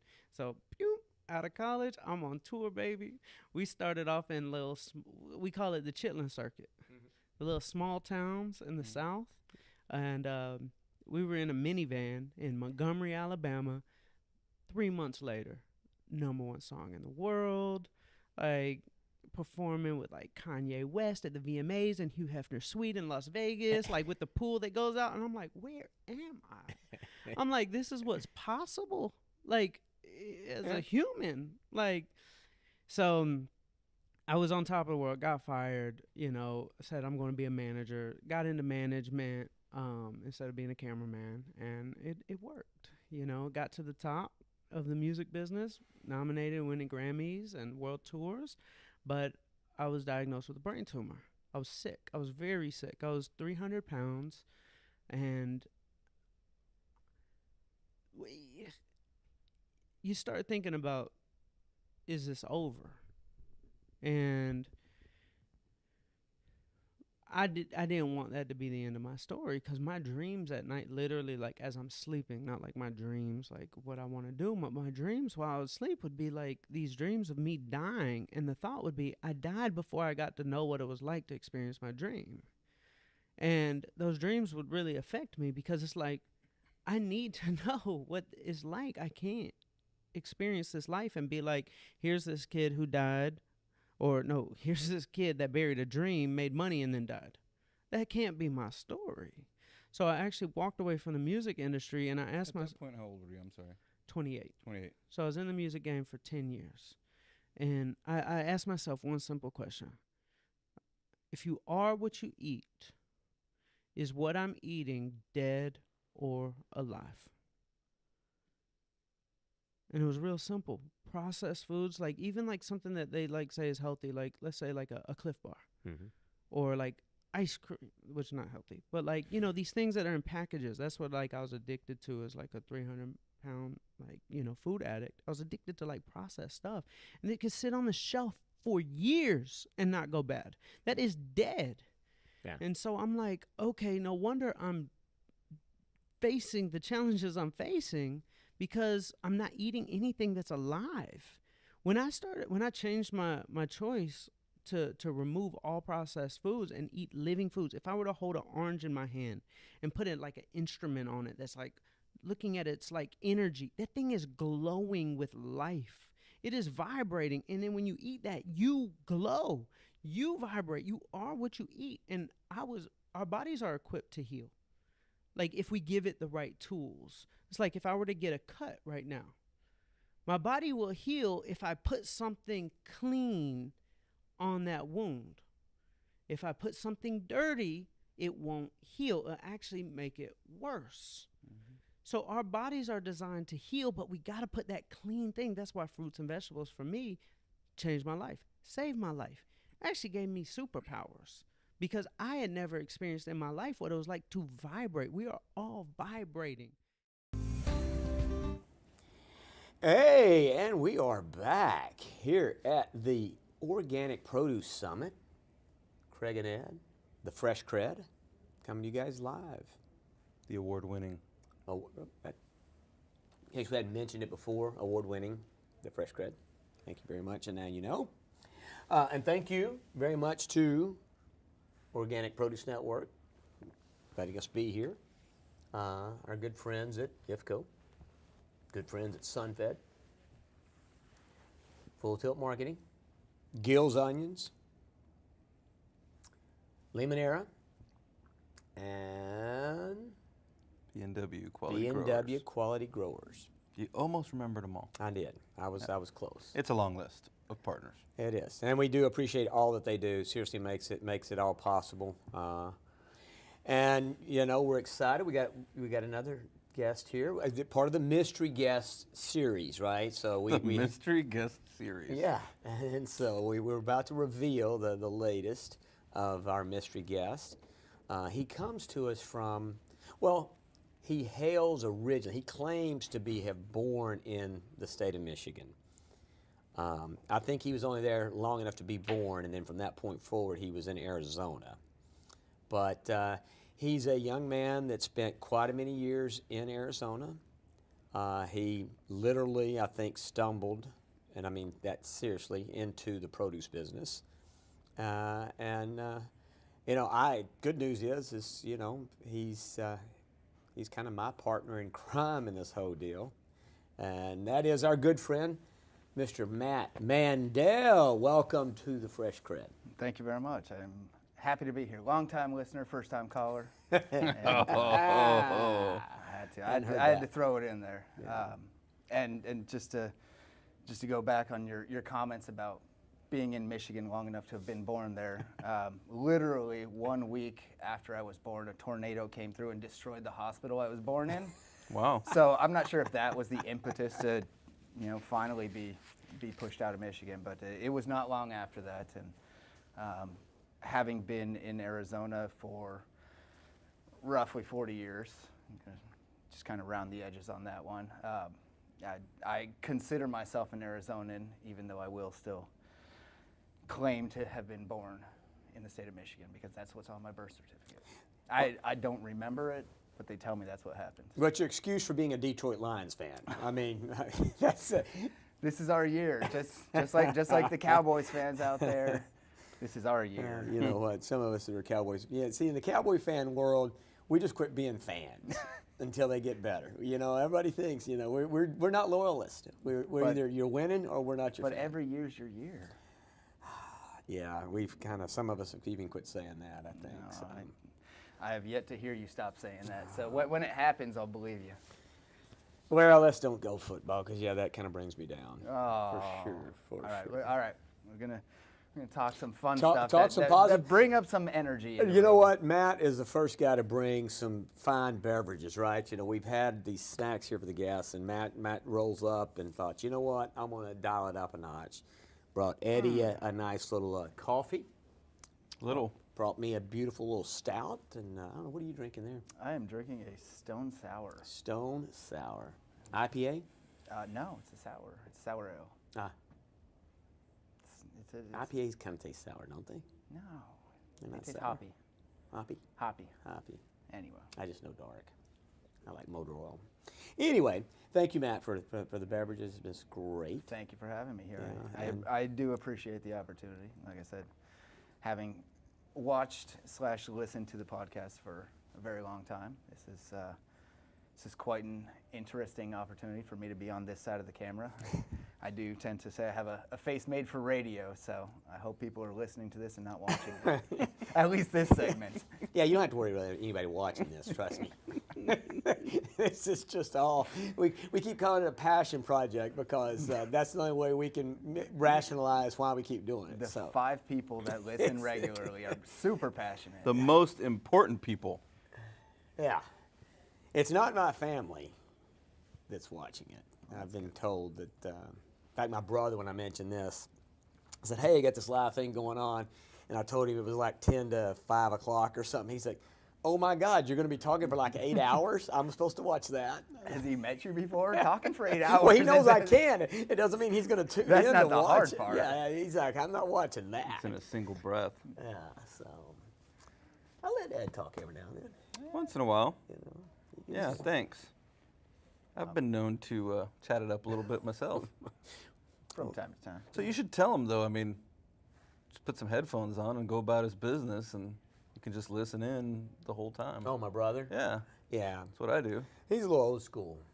Yeah? Not sure he's got well, he has headphones, but they plug into like a receiver. So I think he still has a tape-to-tape program working, you know, the reel-to-reel. Reel-to-reel. Yeah, reel-to-reel. Well, that's making a comeback, you know. Hi-Fis and the audio files are bringing it turntables. back. And I just got a turntable. oh, no. I did. I didn't really expect this to go that direction. You can play all your old Frankie Valli records. So, I got a turntable, and I am super fired up. It bangs. Not sure my new neighbors are going to be super excited about my whole sound system. Because your other Welcome music to was the neighborhood.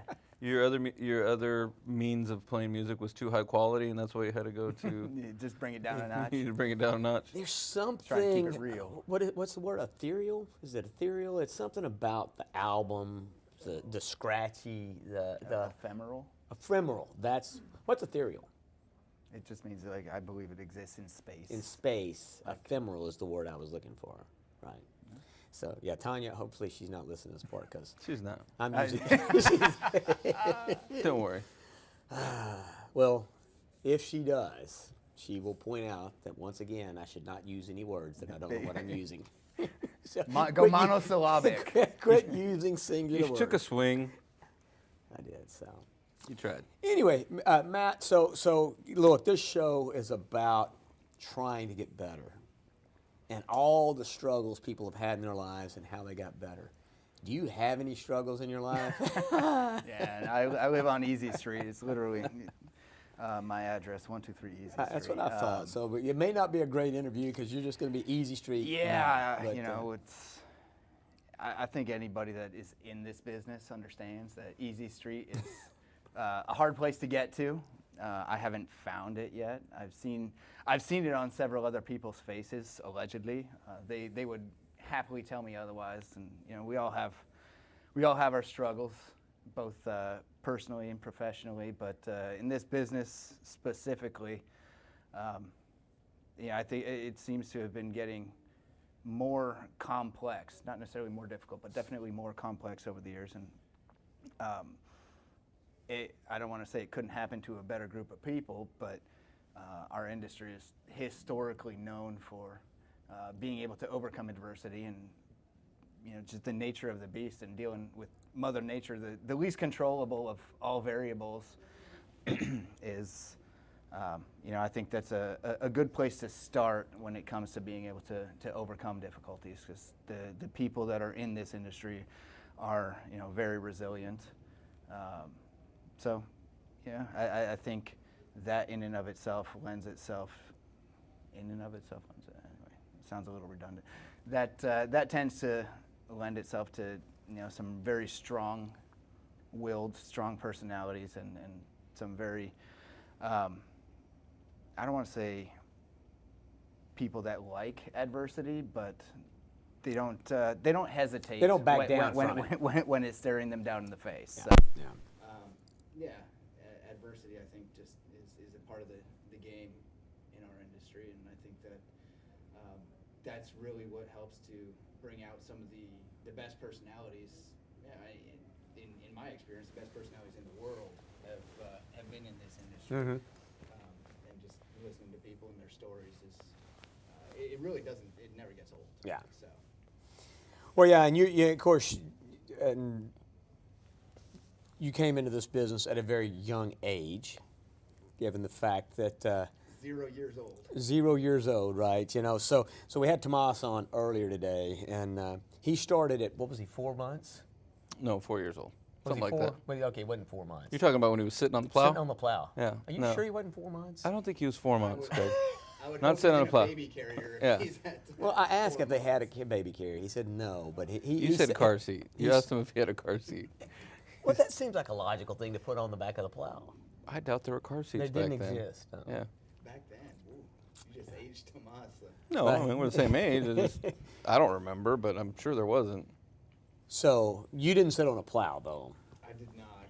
No. So a little bit about how you got into this wonderful world of produce, because it wasn't exactly a direct path. It wasn't like, hey, I'm going to go off to school and become a produce man or nothing like that. Slightly circuitous, but See. I made my way back home, as they say. Actually, while Sunfed is where I'm at now, it really is a multi-generational path to get me where I am today. My father's father used to work in New York City way back in the day in terminal market, and then he made the transition from just working the terminal market to actually representing growers, and he worked his way up and down the East Coast and ended up down in Pompano, Florida. And my dad, somewhat similar to myself, was born into it and said, yeah, I don't think I want to do this for a living, and ran off, had another career, and one day he called up his dad and said, "Hey, you think you could show me that produce industry thing that you do?" You know, I don't know if he came back with his tail between his legs or if he was actually excited about it, but he spent one summer on the Pompano market with his dad, and I don't know if it stoked a fire that was already inside him or if he just said, well, I got to stick it out because I need to make some money. He stuck with it, and this was late 70s, I believe it was 77 or 78, and then over the next few years he went from somebody that didn't really know much about the produce industry at all to traveling seasonally, following the crops, and learning the business from the growers, and ended up representing several of them: Florida, Georgia, Texas melon deal. Came down to Nogales, which back in the day, the Nogales deal was a 3-month deal. So he worked that a few years, moved on to California, and he was following the crops, as they say. And I was born in the early 80s, 1980, and at that point in time, he was still traveling for work, and he had not established any businesses of his own. But it was shortly after that, set up his own gig, and so there were several times when I was a very young child running around a produce warehouse and dodging forklifts and. That's a great game. Yeah, OSHA really wasn't a thing back then, and I may have gotten in trouble, jumping on a pallet jack and driving it through the door of a cold room once. So I'm not allowed on pallet jacks anymore because of that. It happened many years ago. Maybe that's a good thing, maybe not. And so to say that I was born into it or grew up around it is not an exaggeration. Days after school, we don't have daycare. We have produce daycare where you get to come and, my first job was repacking hot peppers. Oh boy! We had 40-pound wire-bound crate, literally wooden slats, wire-bound crates, and empty out and repack them and sort them and. Into RPCs. Yeah, I don't think RPCs had picked up just yet back then, but it was right around the corner. Yeah, exactly. But try not to eat them all. Try not to eat all the peppers. You learn a couple, lessons. Number one, you learn the value of hard work. Okay, and that's something, again, everybody in this business, you either work hard or you don't belong in this business. You learn the value of washing your hands after handling hot peppers, and that's a lesson you really only have to learn once. One time, right? One time. That's a quick one. So no rubbing your eyes, no using the restroom. It's you work until you're done, and then you immediately go wash your hands twice. But that really was my introduction to this world, and growing up eating a lot of really fresh fruits and vegetables, literally hours out of the field. And at some point in time, I said, you know what, maybe this isn't for me. And I think realistically... Was it after you stuck your hands in your face with the hot exactly. peppers? After I learned that lesson, I'm like, I'm out. I'm out, yeah. No, then he pranked someone. I'm sure somewhere in there handshakes. There were some pranks. There were. I may have gotten in. Very brief story. There was a foreman in the warehouse that we were working at, who he and I, we just kind of butt heads. Granted, I was like 13, 14-year-old kid that probably thought a little more highly of myself than was necessary, and we got into it one day, and I took a tomatillo pepper, and I wrote on the wall, I wrote his name, and then sucks, right?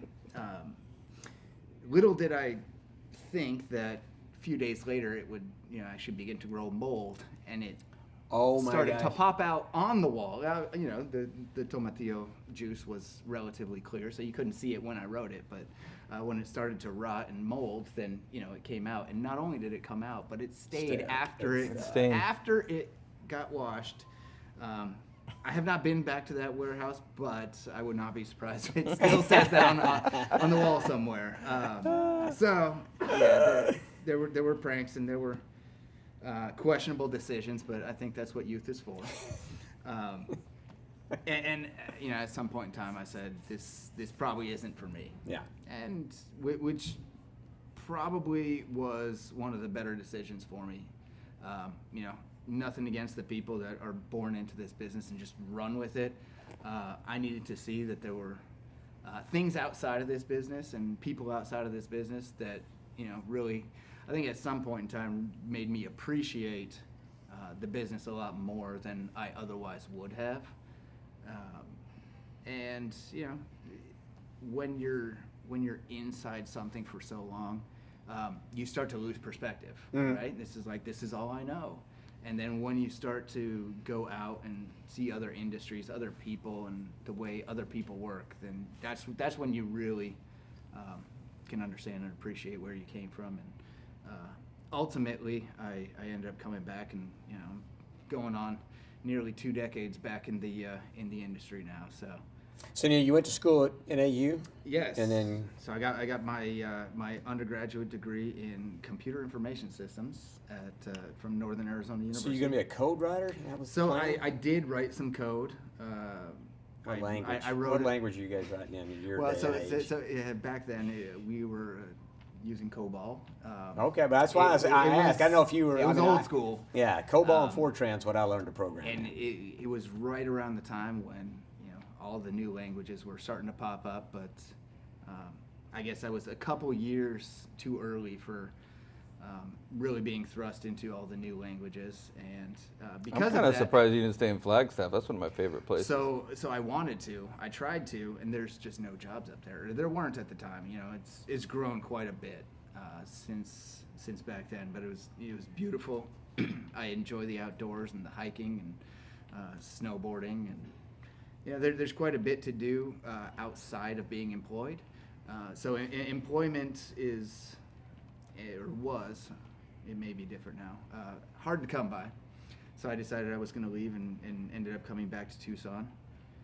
And you know, I got a few computer jobs, and within 6 months of graduating and actually working in the computer world, I said, wait a second, this probably isn't for me. I tend to be a bit of an extroverted introvert, but even that was a little too isolated for me. And when you find yourself talking to yourself and you're responding to yourself, it's like, maybe I should get out more. So I ended up going into the restaurant business for 6 or 7 years. Enjoyed my time there, but I think what I enjoyed most about it is I was forced to talk to people. And as I mentioned, you know, I am somewhat of an introvert, but it taught me how to turn it on when I need to, and I can turn it off when I'm done, which is a very valuable skill for somebody that, you know, would not otherwise be a very talkative individual. So, and then, you know, one day my dad came. He's like, hey, you know, I've had a few partners over the years, and none of them have quite worked out for me, and I need somebody who has good critical thinking skills. And I said, you know, if I find him, I'll let you know. But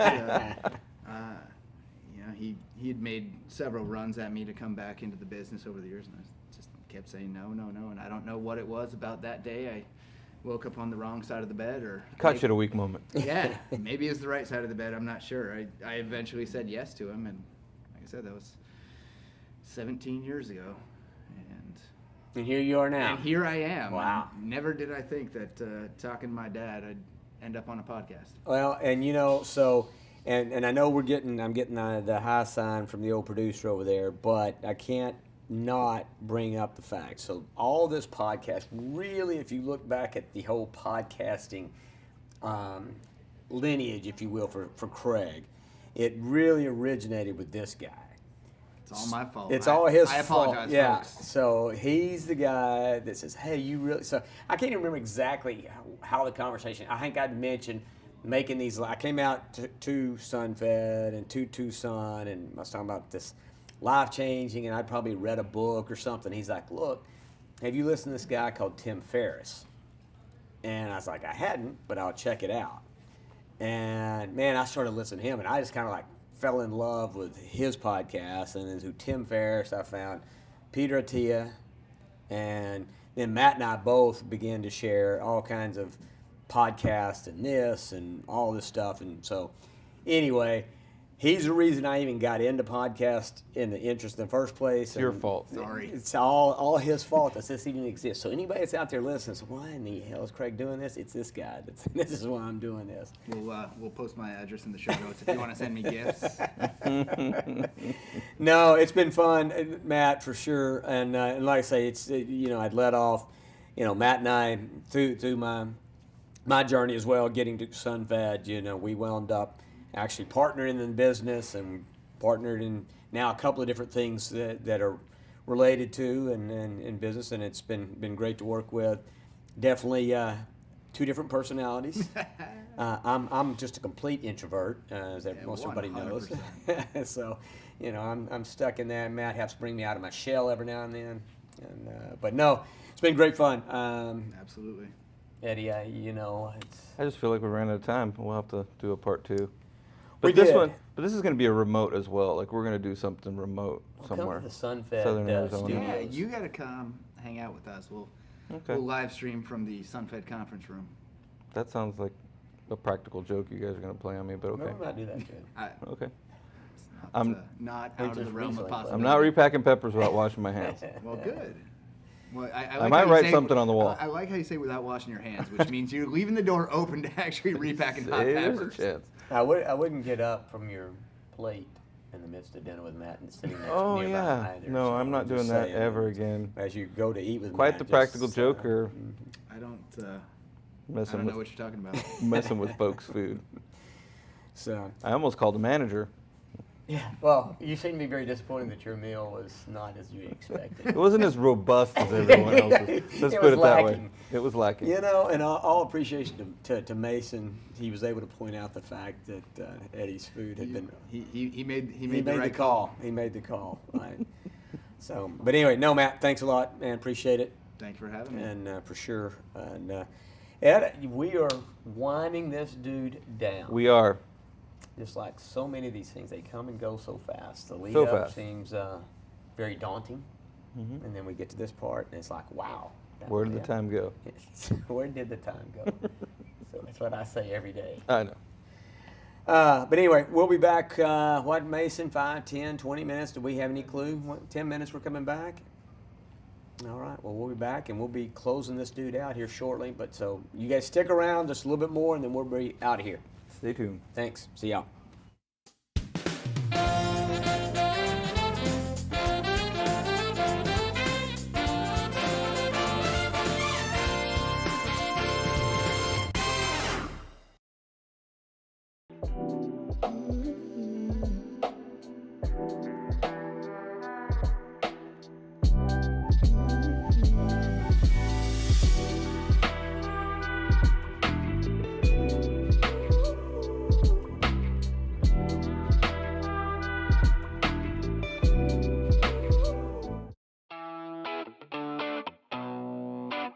Welcome to Behind the Greens, devoted to quality, consistency, and an ever-evolving perfect produce program.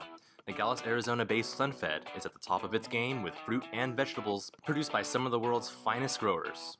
With the increasing demand for more flavorful and nutritious cuisine, SunFed is ramping up its eggplant program in the fertile soil of the Culiacan region of northwestern Mexico.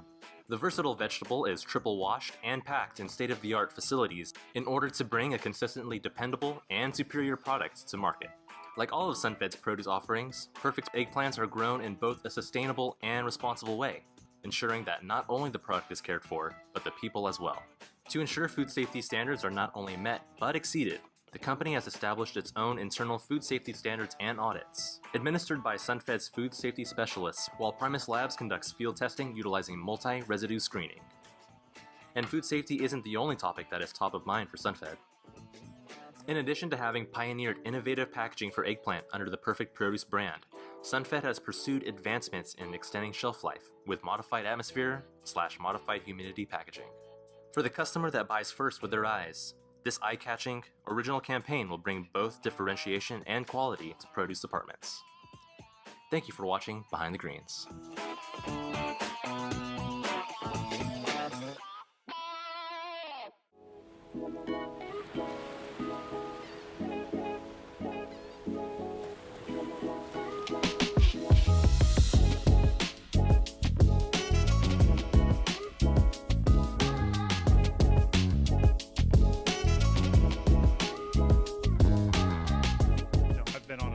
journey myself. We were talking earlier Mhm. about eating more fresh fruits and vegetables. Not to go into too many details, but my doctor told me that my blood sugar level was too high, so I cut sugar out. That's difficult. I don't know if you've ever tried to cut sugar out. When you start reading labels, You're talking to Mr. Anti-Sugar. there's so sugar yeah, in I'm a everything. yeah. I have a mild whipped cream addiction, so Oh.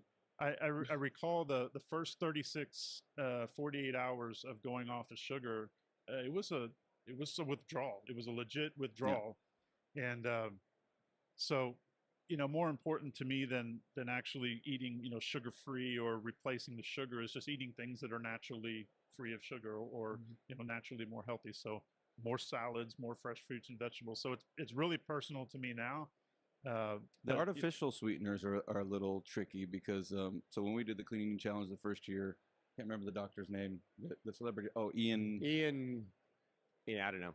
Gosh darn it! A celebrity doctor helped us out the first year we kicked off the cleaning challenge, and he brought to my attention that artificial sweeteners can be a little bit dangerous because your body perceives it as sugar. So as far as your insulin triggers, absolutely. Yeah. So like when I was using 5 packets of Splenda to sweeten my coffee, thinking that I was doing myself good, it was actually from a physiological standpoint, relatively the same effect as far as insulin levels are concerned. Sure. So it can be kind of tricky. The body is remarkably resilient, though. And so when I went through my sugar detox and I came out the other end, it wasn't quite as bad as I thought. It was a week that was pretty challenging, but I'm in a pretty good rhythm now. And it's just amazing how you look at food differently now. So my wife and I were at a restaurant the other day, and we were standing there as they were making a batch of sweet tea, which is my weakness. So the most difficult thing for me to give up was sweet. I'm a Texas boy. I love my sweet tea. And we happened to witness them making the sweet tea as we were standing there, and there was this bag of sugar, I guess it was a 5-pound bag of sugar, and they just dumped it in, and it hits differently when it's personal to you and you realize the effect sugar has in your body. I thought, I can't believe I did that for all these years. So. Yeah, for me, that sugar is a drug as far as I'm concerned. Absolutely I mean, it really is. and the negative effects that it has on the body, it's just far greater than anything else. I mean, but like you said, people don't realize how much sugar they ingest. Even when they think they've stopped eating sugar, if you're not reading labels, if you're not paying attention to it, you're still taking in a fair amount of sugar. And then the substitutes aren't a good substitute. So. Absolutely right. And I was blessed, though. I'm being a native Texan as well. My dad was from West Texas. My mother from East Texas. Okay. East Texas, it was sweet tea. For whatever reason, West Texas, it was sugar-free, and we all drank. I grew up drinking iced tea that was unsweetened, and and coffee that was unsweetened. So it was easy. I think it's West Texas, like all the way through to Arizona. Because when I lived in Arizona, nobody drank sweet tea. Yeah. So I'm counting calories as well. I know there's back and forth about the value of that, but what I've found out for myself is I drank a lot of empty calories. So I was probably consuming 12 to 1,500 calories a day of just sugary drinks. Yeah. But also intermittent fasting. I've experimented with that. I think everybody's.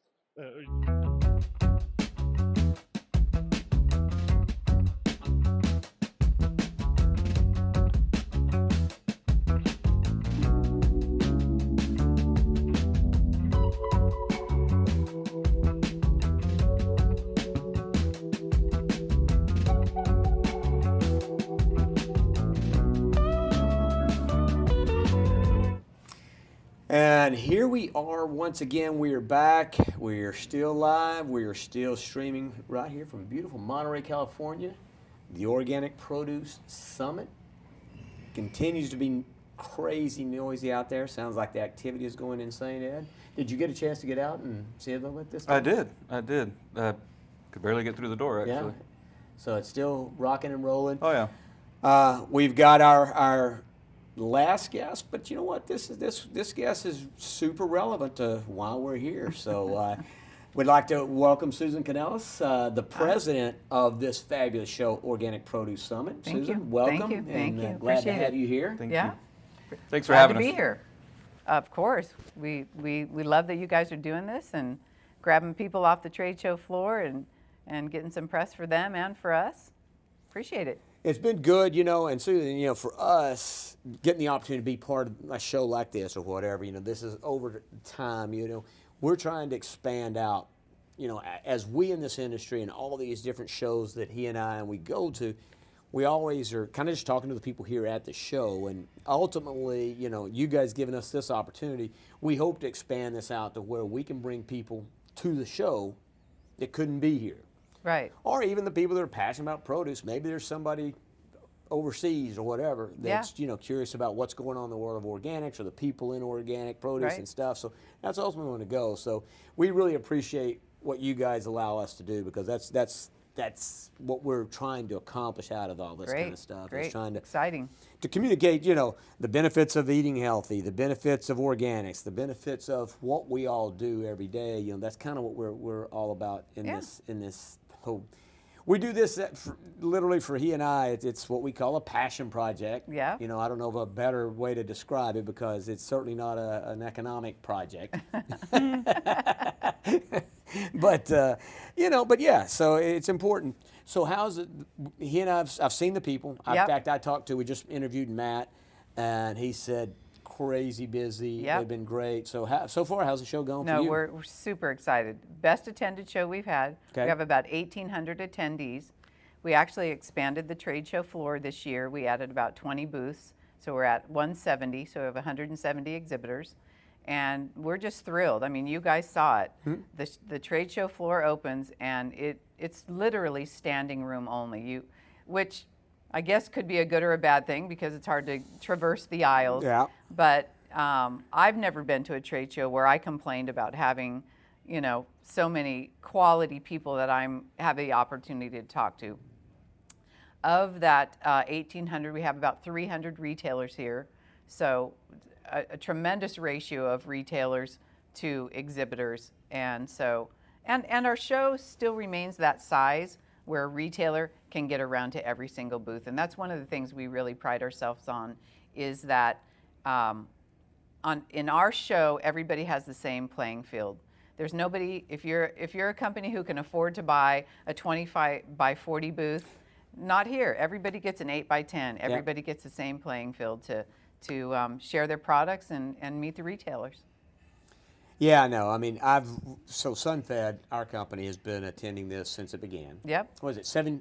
This is our seventh? This is seventh, yeah. It would have been 8, but, So there that's was a what I little was thing going to called do. COVID. So it's been 8 years, and so that's counting the skip year. So it's 8 years, 8 but years 7 total. events. That's correct. Gotcha. Yeah. That was my question. But yeah, we've been part of it since you guys first began. How long you've been president of OPS? I've been involved since the beginning. You have been involved since the beginning. Yeah. Okay. So how many booths when it started? I think we had 72 booths when we started in 2016. And we were up at the Hyatt then, We were at the Hyatt then, yeah. Yeah. Yeah, and we had about, I think it was maybe about 800 people, 700 or 800 people. Yeah. Yeah, it could have been less, but it was around that. Yeah. So yeah, we have, finding this space and being able to be here at the conference center is, it's our home. It's where we feel like we do our best job, although the Hyatt were fantastic partners of ours as well. So kudos to the Hyatt for all that they've supported us. But yeah, we're thrilled with the attendance. Last night's opening reception, I don't know if you had a chance to go. It was amazing. Mm-hmm. People were everywhere, and so that was exciting to see. And the educational sessions and keynotes this morning, again, standing room only in most of the rooms. So we're excited. We feel like we're bringing content that people want to hear. Mm-hmm. And so I think that's why we've been successful. We've heard feedback from guests throughout the day about how great the content has been. Thank you. I'm a huge fan of the single-day expo. I think we've all been part of and attended multi-day expos, and there's a significant burnout factor after a couple days. So I like the energy that a condensed schedule creates. Right? It's almost palpable. I say desperation. I can't. I'm in sales, so there's a little bit of that, in the air. So, but it's great. It makes everybody, prepare and schedule, and you can do more in less time if you really try. Yeah, yeah. So it's fun. I think it adds the excitement. I just would mirror your comment because we feel that same way about this show. It's really, it's a 2-day show because we have our retailer field tours that happen on Wednesday. But for all intents and purposes, obviously the trade show is just one day. And I don't think you don't get to that trade show fatigue level, and I think it's been beneficial to us and our attendees. Yeah. Yeah, and you guys for the expo piece of it, 1 to 5, is that is it 1? Noon to 5. Noon to 5. Yeah. Noon to 5. Yeah. So it's I love how, like you say, you got everybody's pretty much got the same, or they all have the same size booth, right? You can't have super extravagant. Right. 170, that's a good number. I think anything south of 200 is really kind of the sweet spot. I mean, that's all great from my side as a vendor, as somebody coming to a show. How does it, as somebody trying to run a show, how is it for you? In other words, with that also creates another problem because there's lots of people who want to get in. Right. Right. You probably have the cost of one thing. There's a less revenue. I mean, how do you handle that? How's that? How are you going to manage it? I mean, if you're staying here, this is your home. Yeah. What you got any ideas on what you're looking to do going forward? You know what? We kind of sit down. We do a post-show team meeting and see what we think worked and see what didn't. A lot of it is behind the curtain, right? Yeah. Things that possibly go wrong, nobody ever even sees. We see it, right? We hope. We hope nobody notices it. You mean it doesn't come off as flawless as it seems? No, it does. Yeah. But no, we really feel that this size, we've had. You've been with us, like you said, since from the beginning, and people have told us repeatedly, don't grow the show. This size is just perfect for us. And again, the retailer can get around to every booth and, it doesn't turn into a 2-3 day function. So I think we've hit our sweet spot. And for us, it's really just working on making sure that we have really relevant content and that we're looking at what's happening in the industry and we're mindful of that as we develop our educational sessions moving forward. So in the industry, for fresh produce and for organics, still seeing from all indications the kind of growth, what's the growth like in that space? I mean, we always say, listen, we're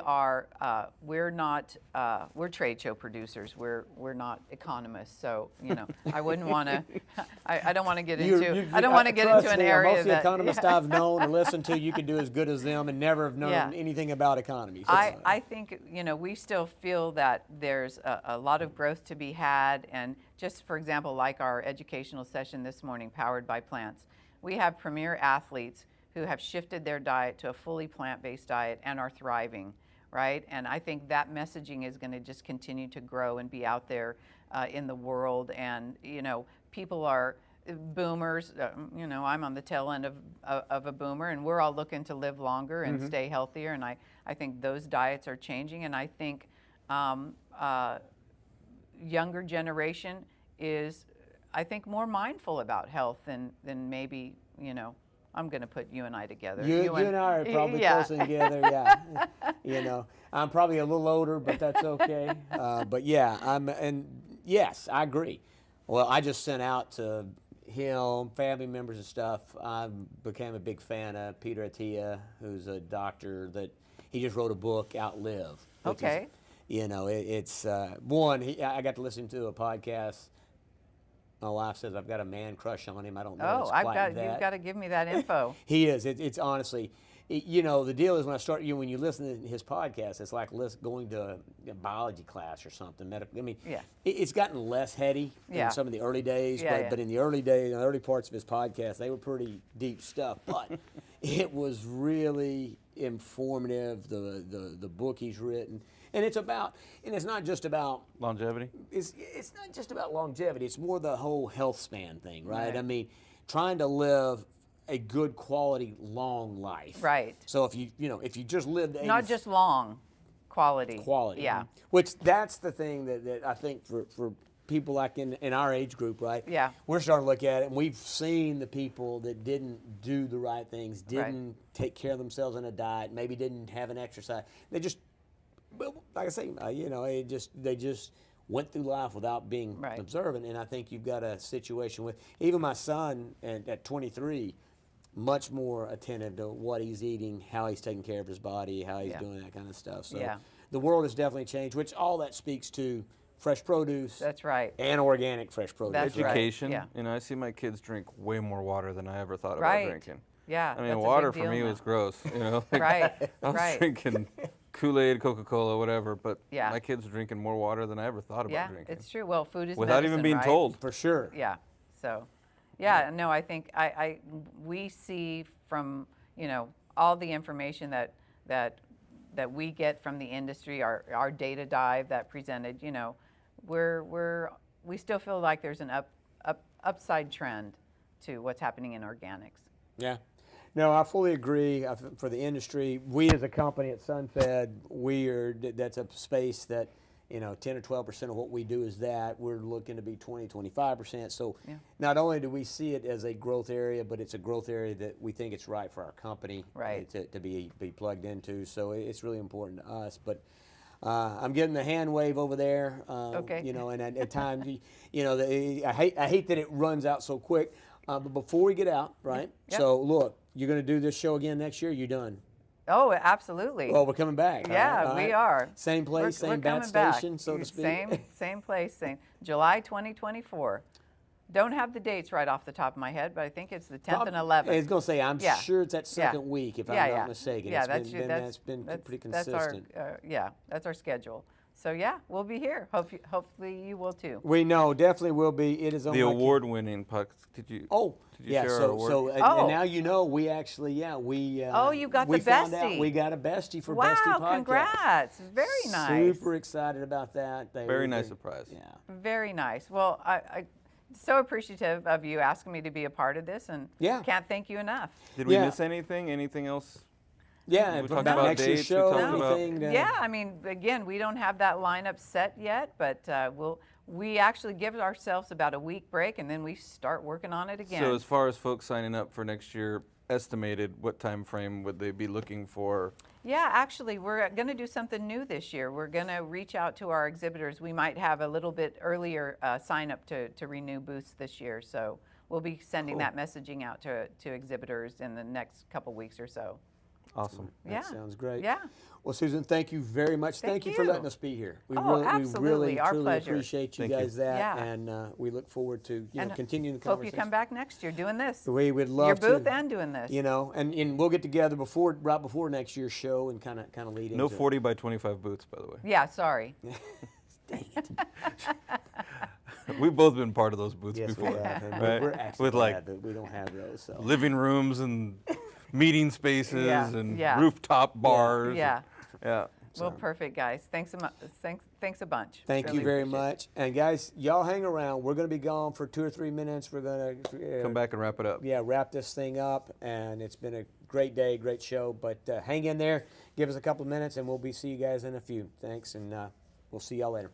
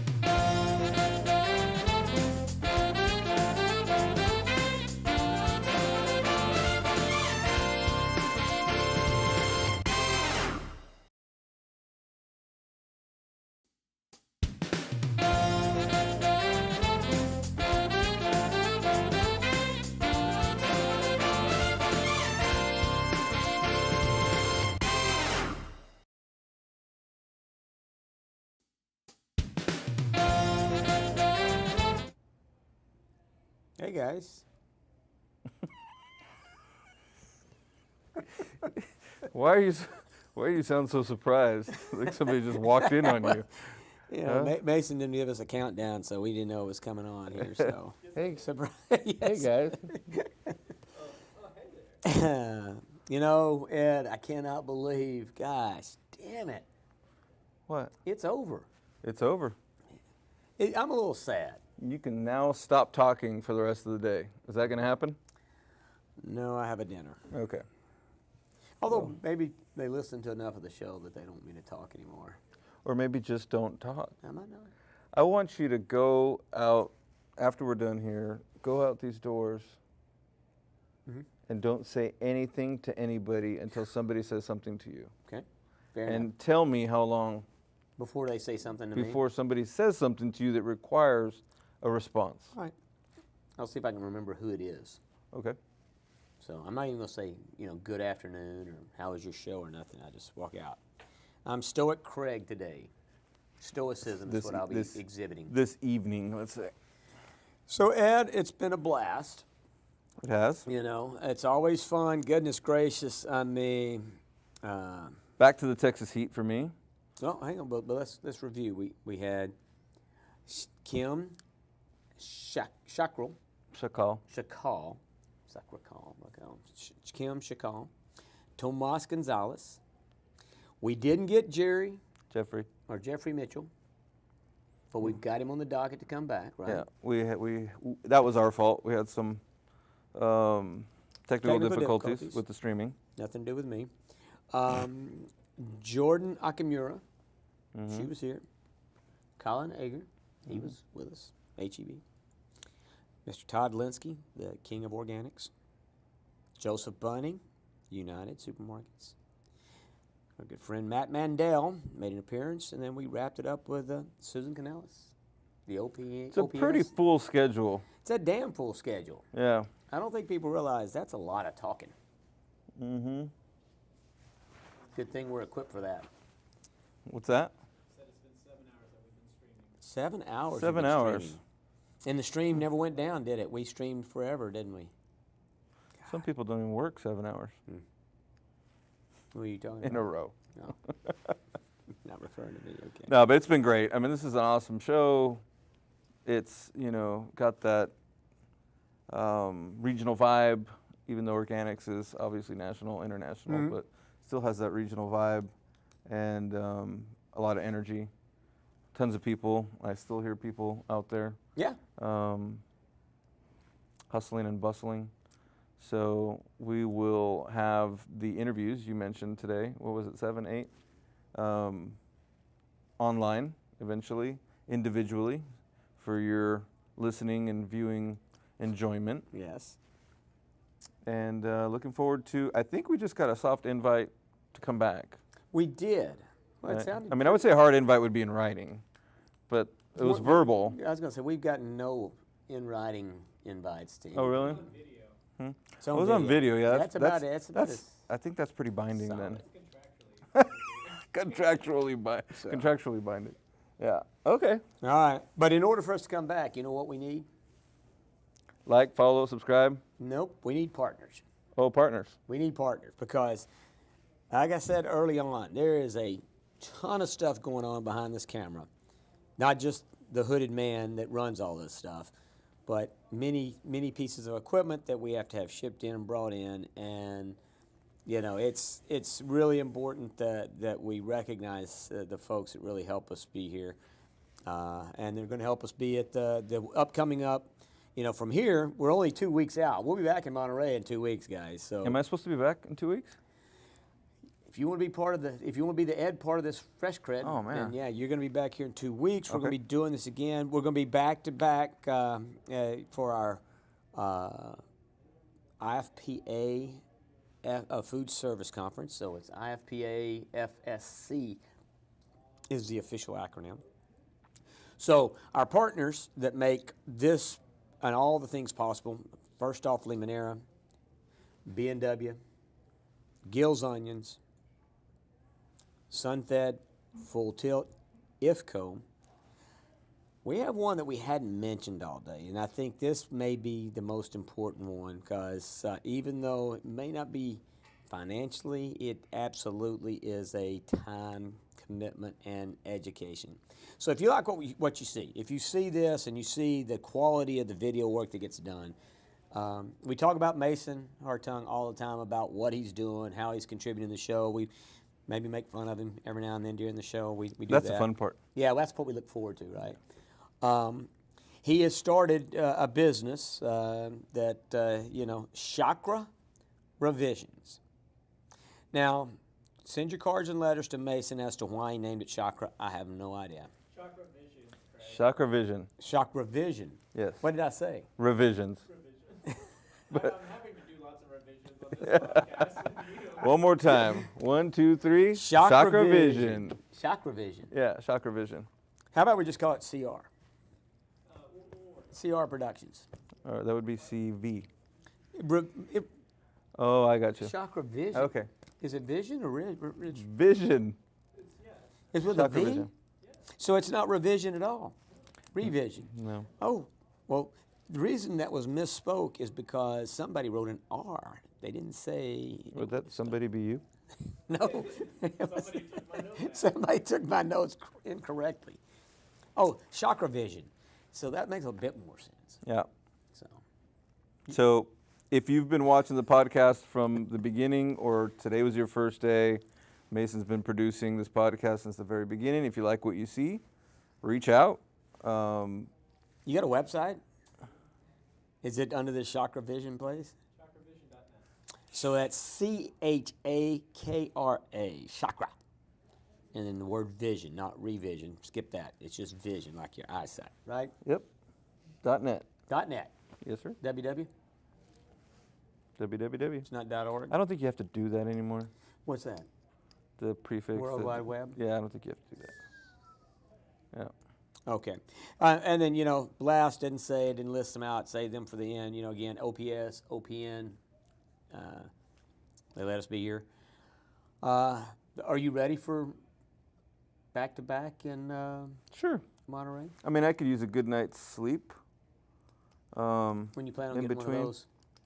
Probably sometime this weekend. Yeah. Yeah. You going to go put in a hot water heater when you get back? Is that Oh, your plan? yeah, I forgot about that. I got some hot water heater problems at home. But after that. Nothing like life to create a little excitement. Sure, why not? Side hustle. You know what? I think you were not distracted by it all today. You did a fabulous job. Thank you. So did you. Yeah. So. Yes, congratulations. Did I complete all my sentences today? Oh my gosh. So much better. Really? Yeah. I think it's almost like you were listening. It's almost as though. Well, I think it's because I didn't have headphones on. Really? I think that helped me. So you think listening to yourself confuses yourself? I think it does.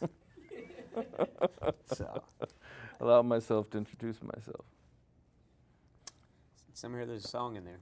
Yep. All right. Well, Ed, I mean, for you, anything to add? What do you think? I learned a lot today. I learned a lot about people that I've known for a while, some about people that I haven't known that long. Great stories. Everybody has something going on, right? Something interesting, whether it's in their past and their present. Hopefully all of us in our future. I think it's a good reminder, especially as we're operating in business, that a lot of the times I think we believe that folks think about what our objectives are a lot more than they do, right? Everybody has their own thing going on, Yeah. but at the same time, doing great things and being good examples and persevering and dealing with life's curveballs, and we heard about a lot of stuff today. So, and from a lot of great people, and so we're thankful that they believe in us enough to come in and share, because that's not, completely a given either. Yeah, I mean, some of the folks we had today, they're being on a camera, being on this side, telling a story, that's really not their MO. I mean, you and I are talkers. We always have been. We like to tell a story. We like to talk. Maybe a little more than most normal people, but we do. Other people, it's like, they're just not that way. So really appreciate those guys giving them themselves. Everybody's been great to talk about a lot of different things, right? A lot of different life journeys and stuff outside of produce, which is really what this show's kind of all about. So, well, with that, sir, you know what? I take this and polish it up a little bit. What do you think? Mm-hmm. Find a nice little place for it somewhere. You should. Yeah. Well, I think Mason's going to. We're That going to have sucker's Mason. pretty heavy. It's very heavy. Yeah. It's quite the paperweight. Mm-hmm. No. Beautiful. It is beautiful. No, really appreciate just the nomination through Now You Know, and to have the opportunity to win that was very surprising, and very grateful for that. Very grateful for Ed, Mason, Laura, who's back on the chat room for the show. Just everybody that's part of the show. Really appreciate it, guys. Thanks for all the support. Yeah, it's a lot of fun. Thank you, everyone. We will see you in a couple of weeks once we get back to IFPA. And I think, let's call it, we're out of here, right? It's a wrap. We are out. It's a wrap. Thank you.